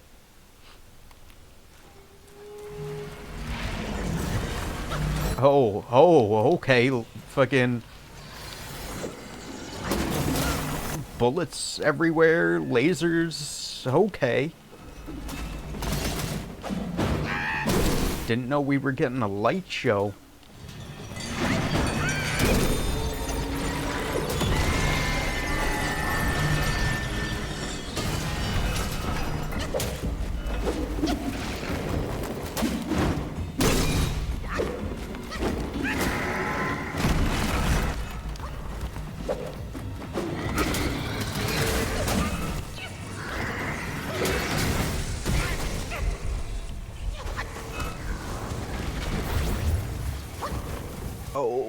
Oh, don't like.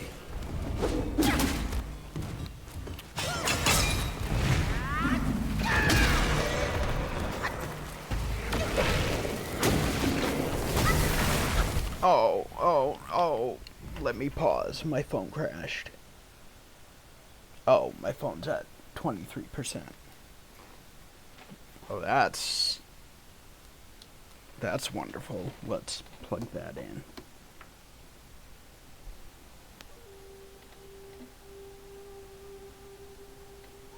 Bring stream back up so I can see our chat.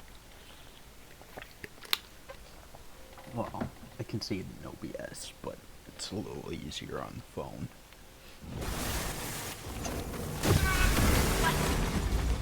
And we died.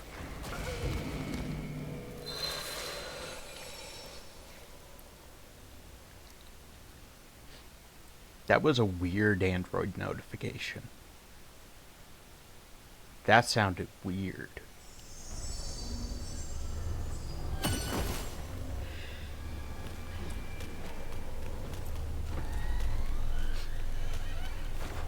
It sounded almost like an Android notification underwater, maybe?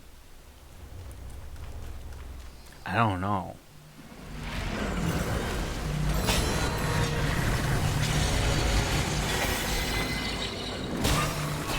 What the fuck even is that shit? What are you doing to me?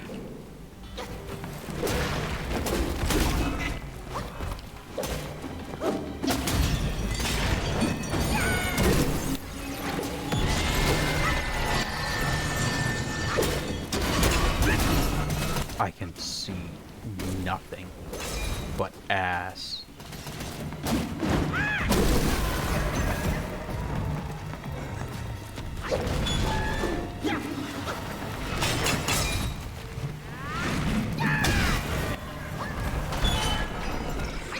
I hope that did big dick damage. That felt so powerful.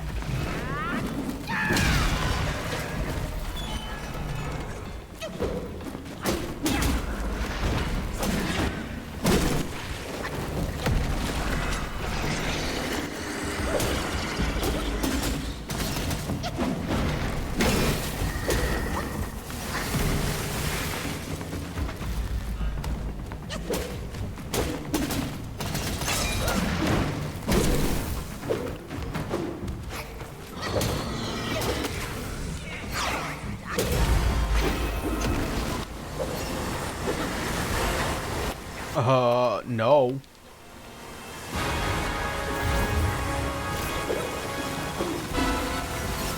What is this fucking Legend of Zelda music?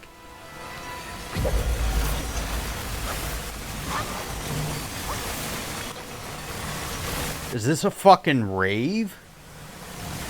I think I walked into the wrong boss fight here.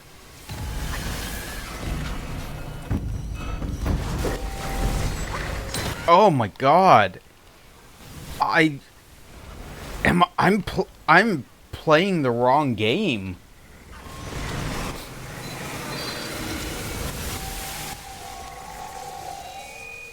Is this even Black Myth Wukong? What game is this?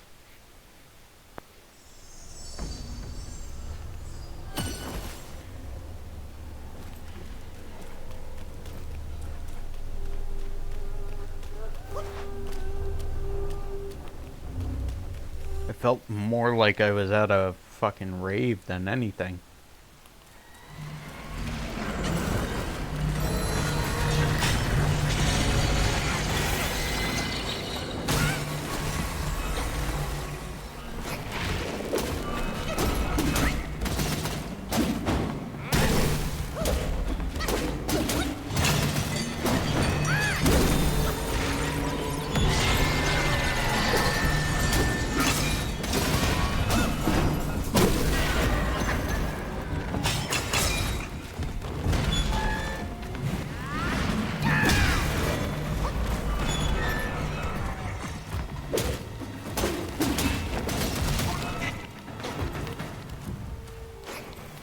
I can't target the other leg, so it's only that leg that I can deal damage.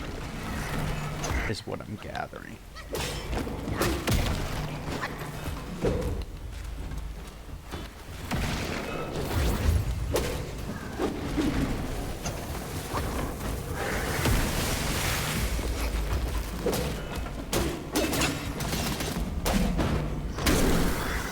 Probably not even dealing damage to it. I'm just like,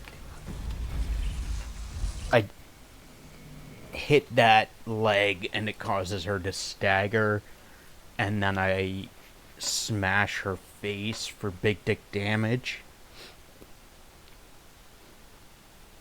is probably how it goes. I probably don't actually do any, like, damage to her health bar by hitting the leg.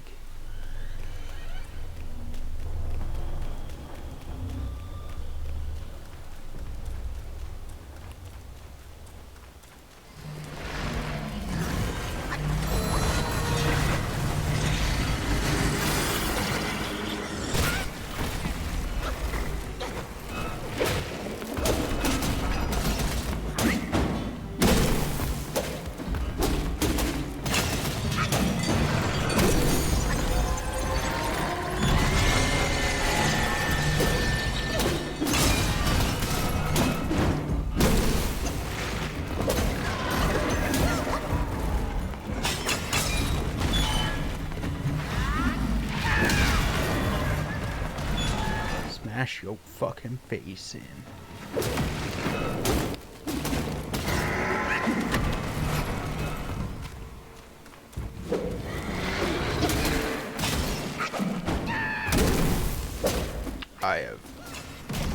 I don't know what the fuck is.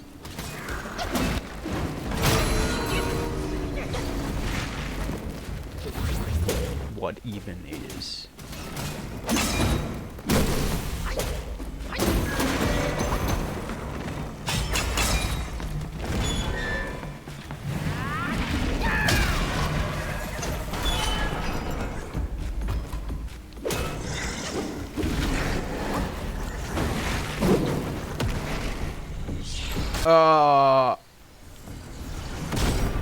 Excuse me?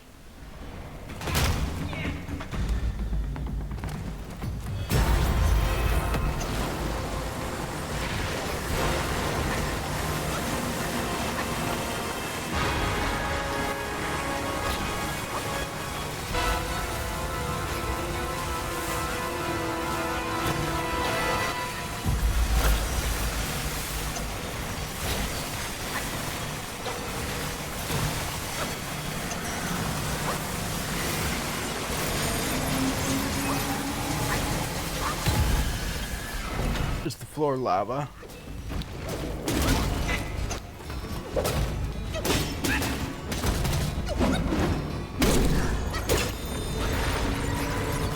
Oh god.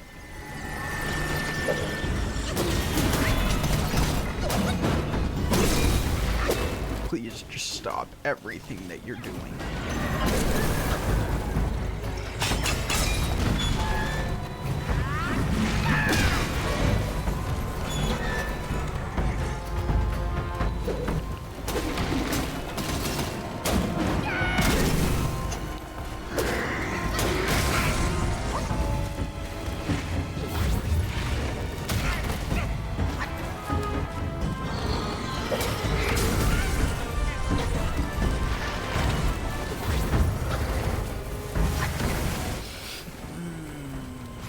Why are you doing these things?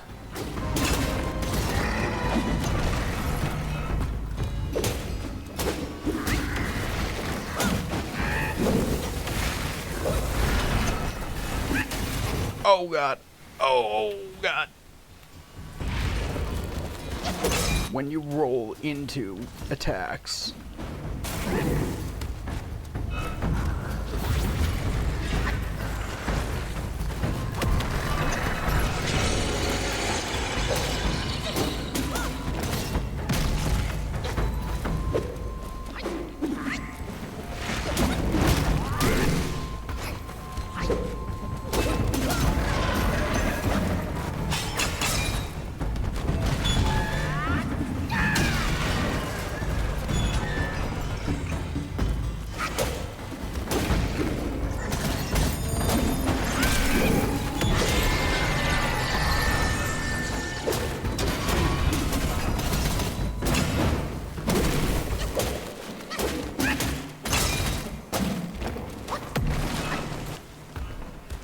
a little too soon there, Ed. Hopefully... Oh... Hopefully we're not jinxed now.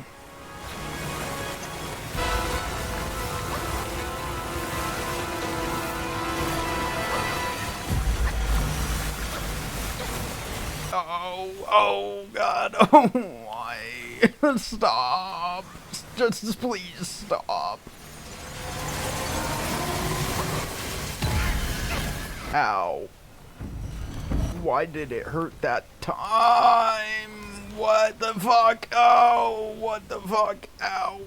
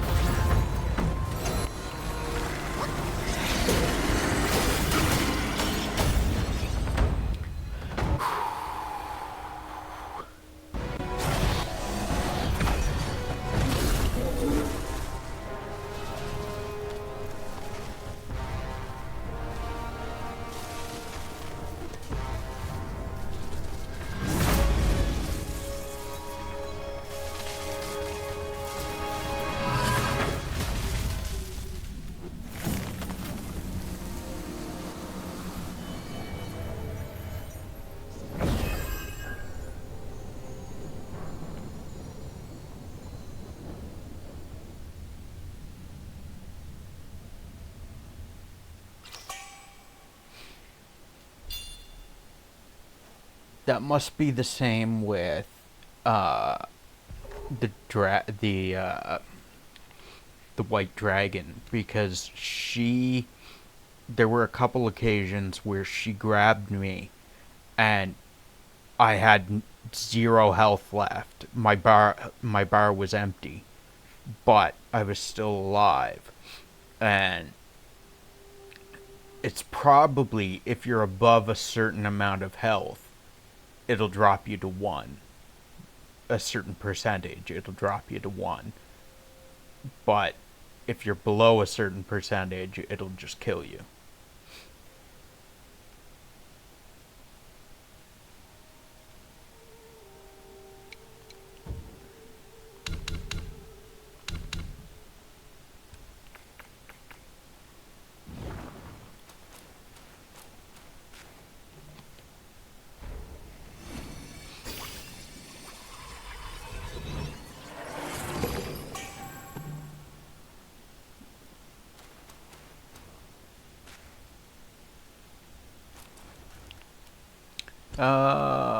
Spirit of Captain Wise voice.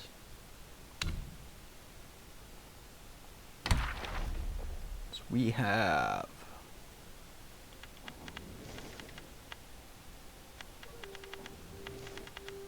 Starved Abomination. Abominations. So I don't know. We'll see once we're done our lore segment whether I want to continue or not. But we're gonna have we got 2, 4, at least 4, 5, 6 lore. We've got 6 lore entries we gotta read to get caught up. So it's gonna be a lore dump here again as well. So abominations do roam the frosty, chilling path, with swollen, rumbling bellies, necks adorned in wrath. They spread their malice freely, cunning and so sly, a fearsome presence to behold, loathsome to the eye.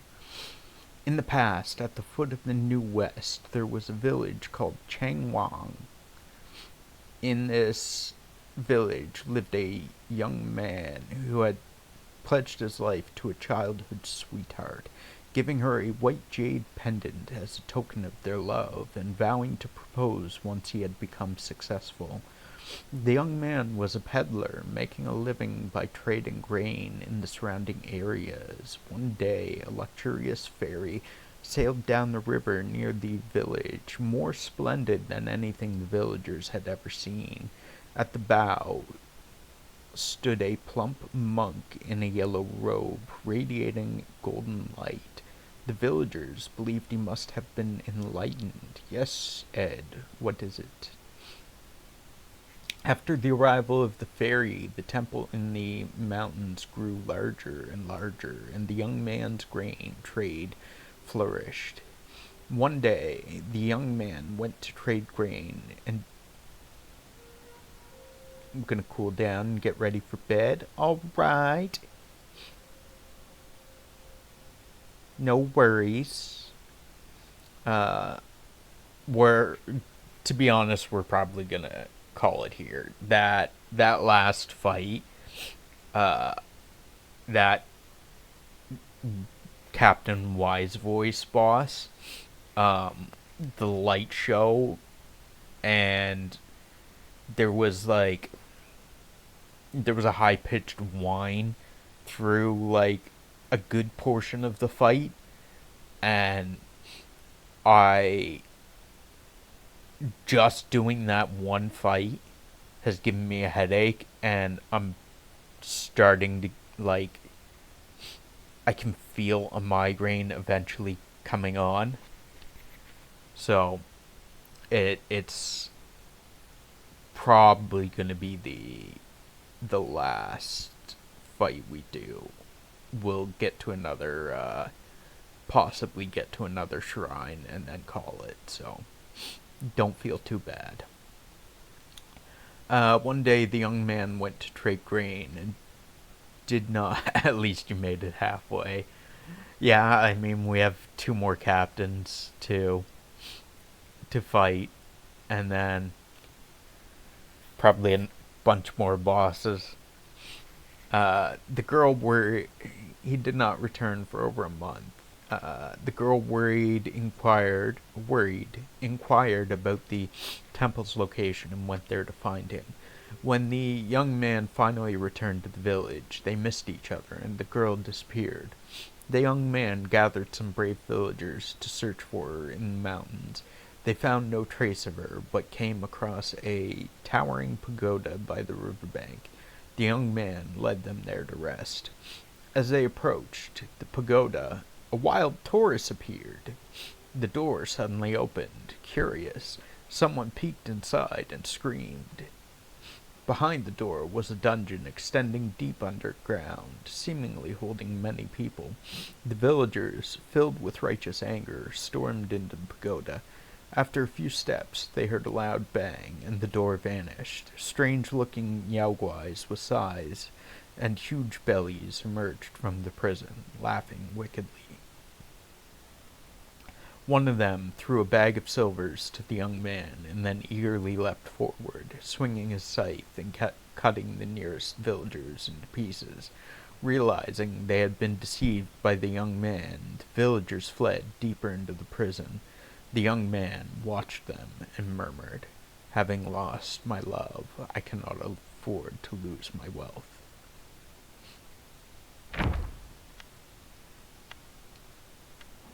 Enslaved Yaksha. So these are the guys with like white robes, like white cloth over their head that had the long ass weapon. Halberd, I guess. Oh, true kindness, how pure and bright, yet karma binds in debts of blight. With halberd in hand, I feared their gaze. From humble roots, my sorrow stays. In the northwest borderlands of the kingdom of Yutwo, there was a small village where an elderly couple had been childless for many years. One day, the old man went into the mountains to chop wood and discovered a young child under an ancient tree. The child's skin was dark and his appearance frightening, quite different from the village children. Seeing his frail limbs and body covered in scars, the old man assumed he was a refugee and brought him home. The old woman also found the child unusual and initially wanted to send him away. However, after washing, dressing, and feeding him, she couldn't help but feel some affection for him. After some discussion, the couple decided to keep him. At first, the couple treated the child very well, but within half a year, due to his strange appearance, The villagers began to gossip and called him Ugly Slave. The old couple, feeling ashamed, also started to treat him less kindly, and even called him the same way as the villagers did. Within 2 years, his skin turned a dark green, and the couple made him wear thick clothes to cover his entire body, forbidding him to take them off even in scorching heat. 3 years later, the ugly slave grew more robust, and horns began to sprout from his head. The old man, increasingly fearful, confined him to the woodshed. Whenever he was angry, he would enter and whip the child, sometimes even using a hatchet to cut off his horns, leaving him covered in blood. The old woman, disgusted by the sight, blamed everything on the child. She would beat him when upset, and even burn him with fire when she felt ashamed. The ugly slave endured his torment in the woodshed for another 5 years. One day, a group of wandering Yakshas passed by and heard curses in the Yaksha tongue coming from the woodshed. They broke in and found their tormented kin. They gave the ugly slave a long halberd, and in his fury he stormed into the house and repaid the old couple for all they had done to him. Years later, the ugly slave's resentment still simmers, and only by tormenting his prey can he find any semblance of joy. Falcon Fan Maker. The swan soars high, its plumage lush and grand. The sparrow flits low, with feathers light and bland. The noble cherish wings, not swayed by gain or loss. The wise foresee afar, their strength endures across. Feathered birds are masters of riding the wind, among them the gyrfalcons, living on the snowy peaks, are particularly skilled in crafting magical items that control frigid gales. They use their down feathers to create fans, which are highly prized by the wind-making mother deity and cloud-making boy deity. According to their clan rules, every gyrfalcon must learn the art of crafting these vessels. Those who refuse are stripped of their titles and exiled from the clan. To encourage innovation, the clan holds an annual competition where the quality of vessels produced determines one's status within the clan. One gyrfalcon, whose ancestors were all commoners, dreamt of creating a treasure fan to elevate his status to nobility. He spared no feathers to enhance the power of this vessel, after much hardship, he finally crafted a fan and won the competition, becoming the clan leader. However, he had plucked all his feathers and could no longer fly, eventually resorting to wearing clothes to cover his baldness. On the day of his succession, the celestial crane Immortal, head of the feathered tribe in the upper realm, came to bestow a celestial registry tablet upon him. Proud of his fan, the new leader boasted to the crane Immortal. The crane Immortal then lent him the plantain fan, saying, "This is a failed creation of Lord Lao. Since you also make fans, I gift it to you." After the crane Immortal left, the clan leader tried the fan and was immediately disheartened by its immense power. He no longer wanted his clan members to use their feathers to make fans. He led his followers away from the snowy peaks to search for plantain leaves. Eventually, they found some near the New West, and imitating the crane Immortal's method, created many replicas and regained his ability to fly.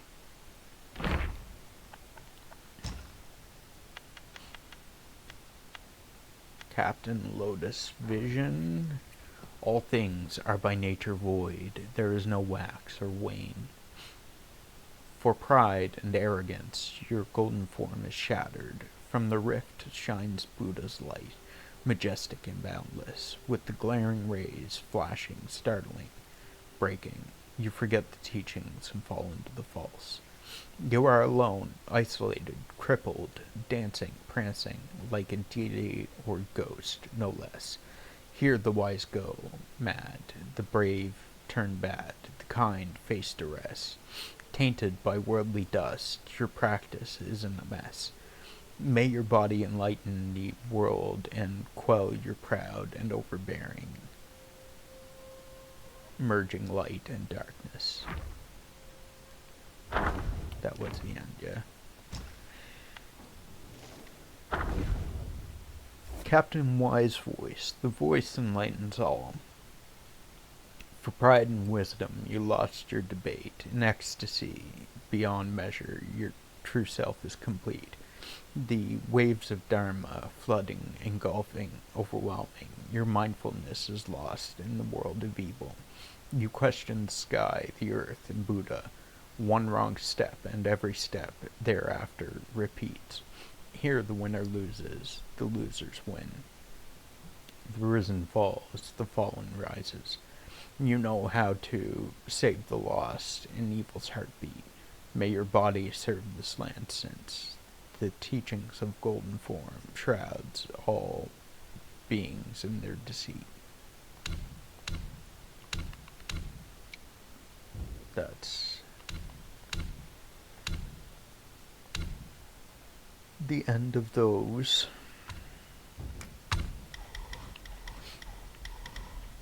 So we got those.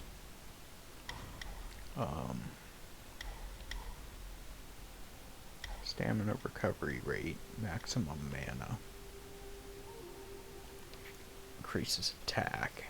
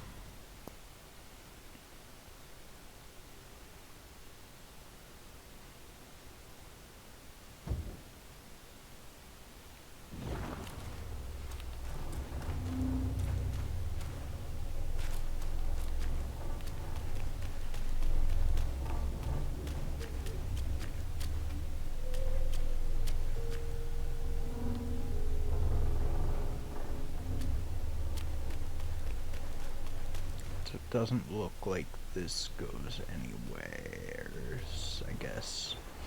Just this will here.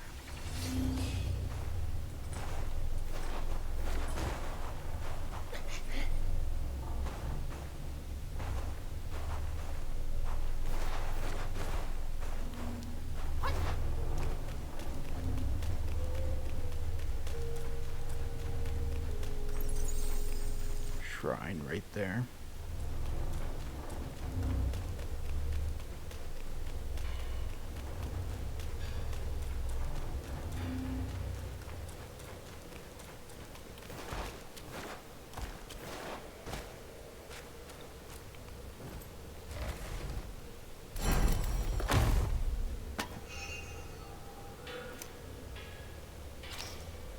Cold iron leaves. How much will do we have? 3,000.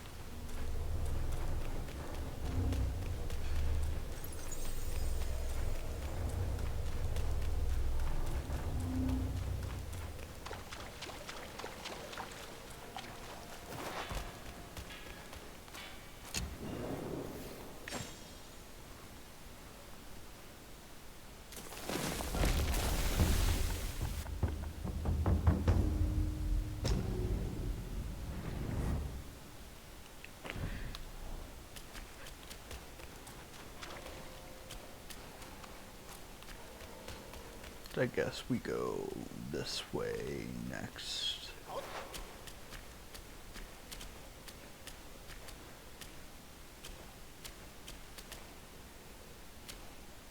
There's a orange vine there. Luogia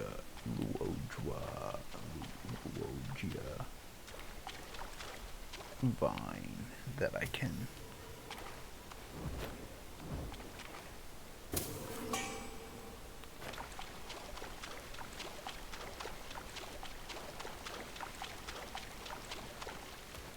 might be able to get an upgrade.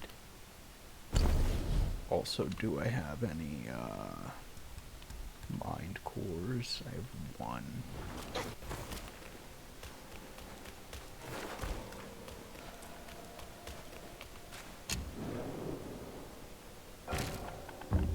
We'll go check if I can do any gourd or drink upgrades before we call it, because I probably won't remember to next time before starting out.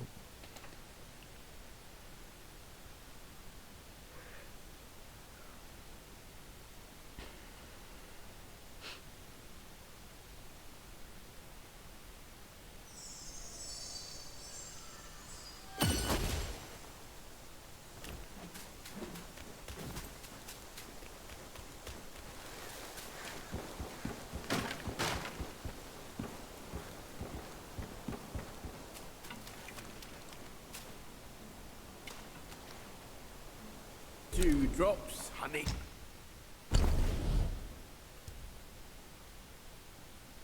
So I can't upgrade this one, but I can upgrade this Now one. you can finally drink deep and I need full. 2 more for the next upgrade.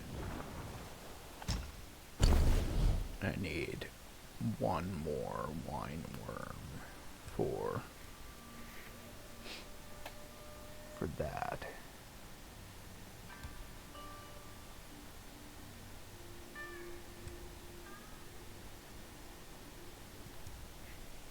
Or 4 for upgrading lamb brew.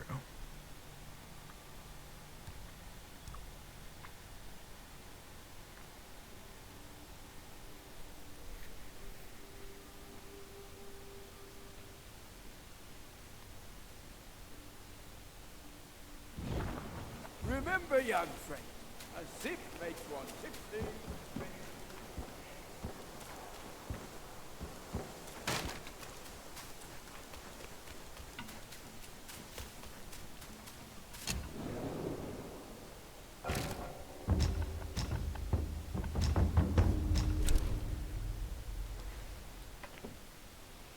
Okay, so this is gonna be it for tonight. Today for this stream. Thank you all for joining me. Appreciate it very much.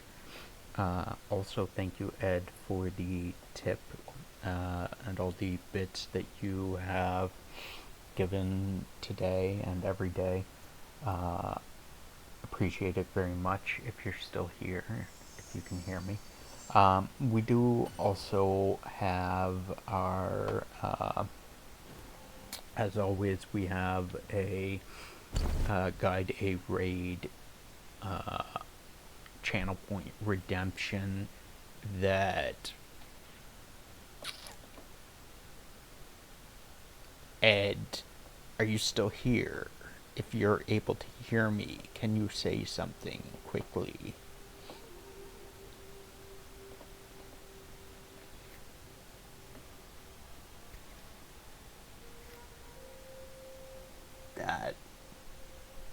That is close enough to saying something.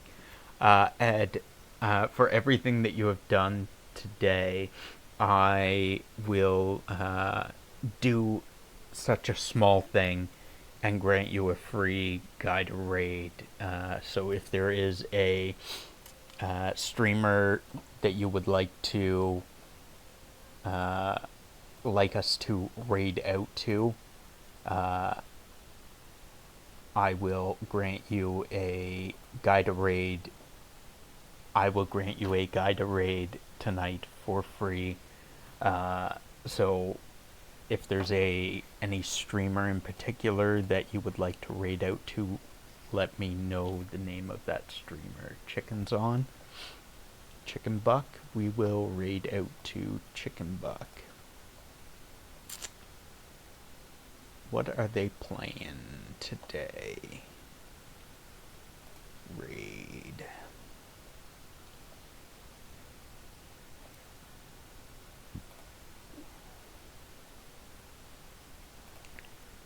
Chicken Buck playing Outlast.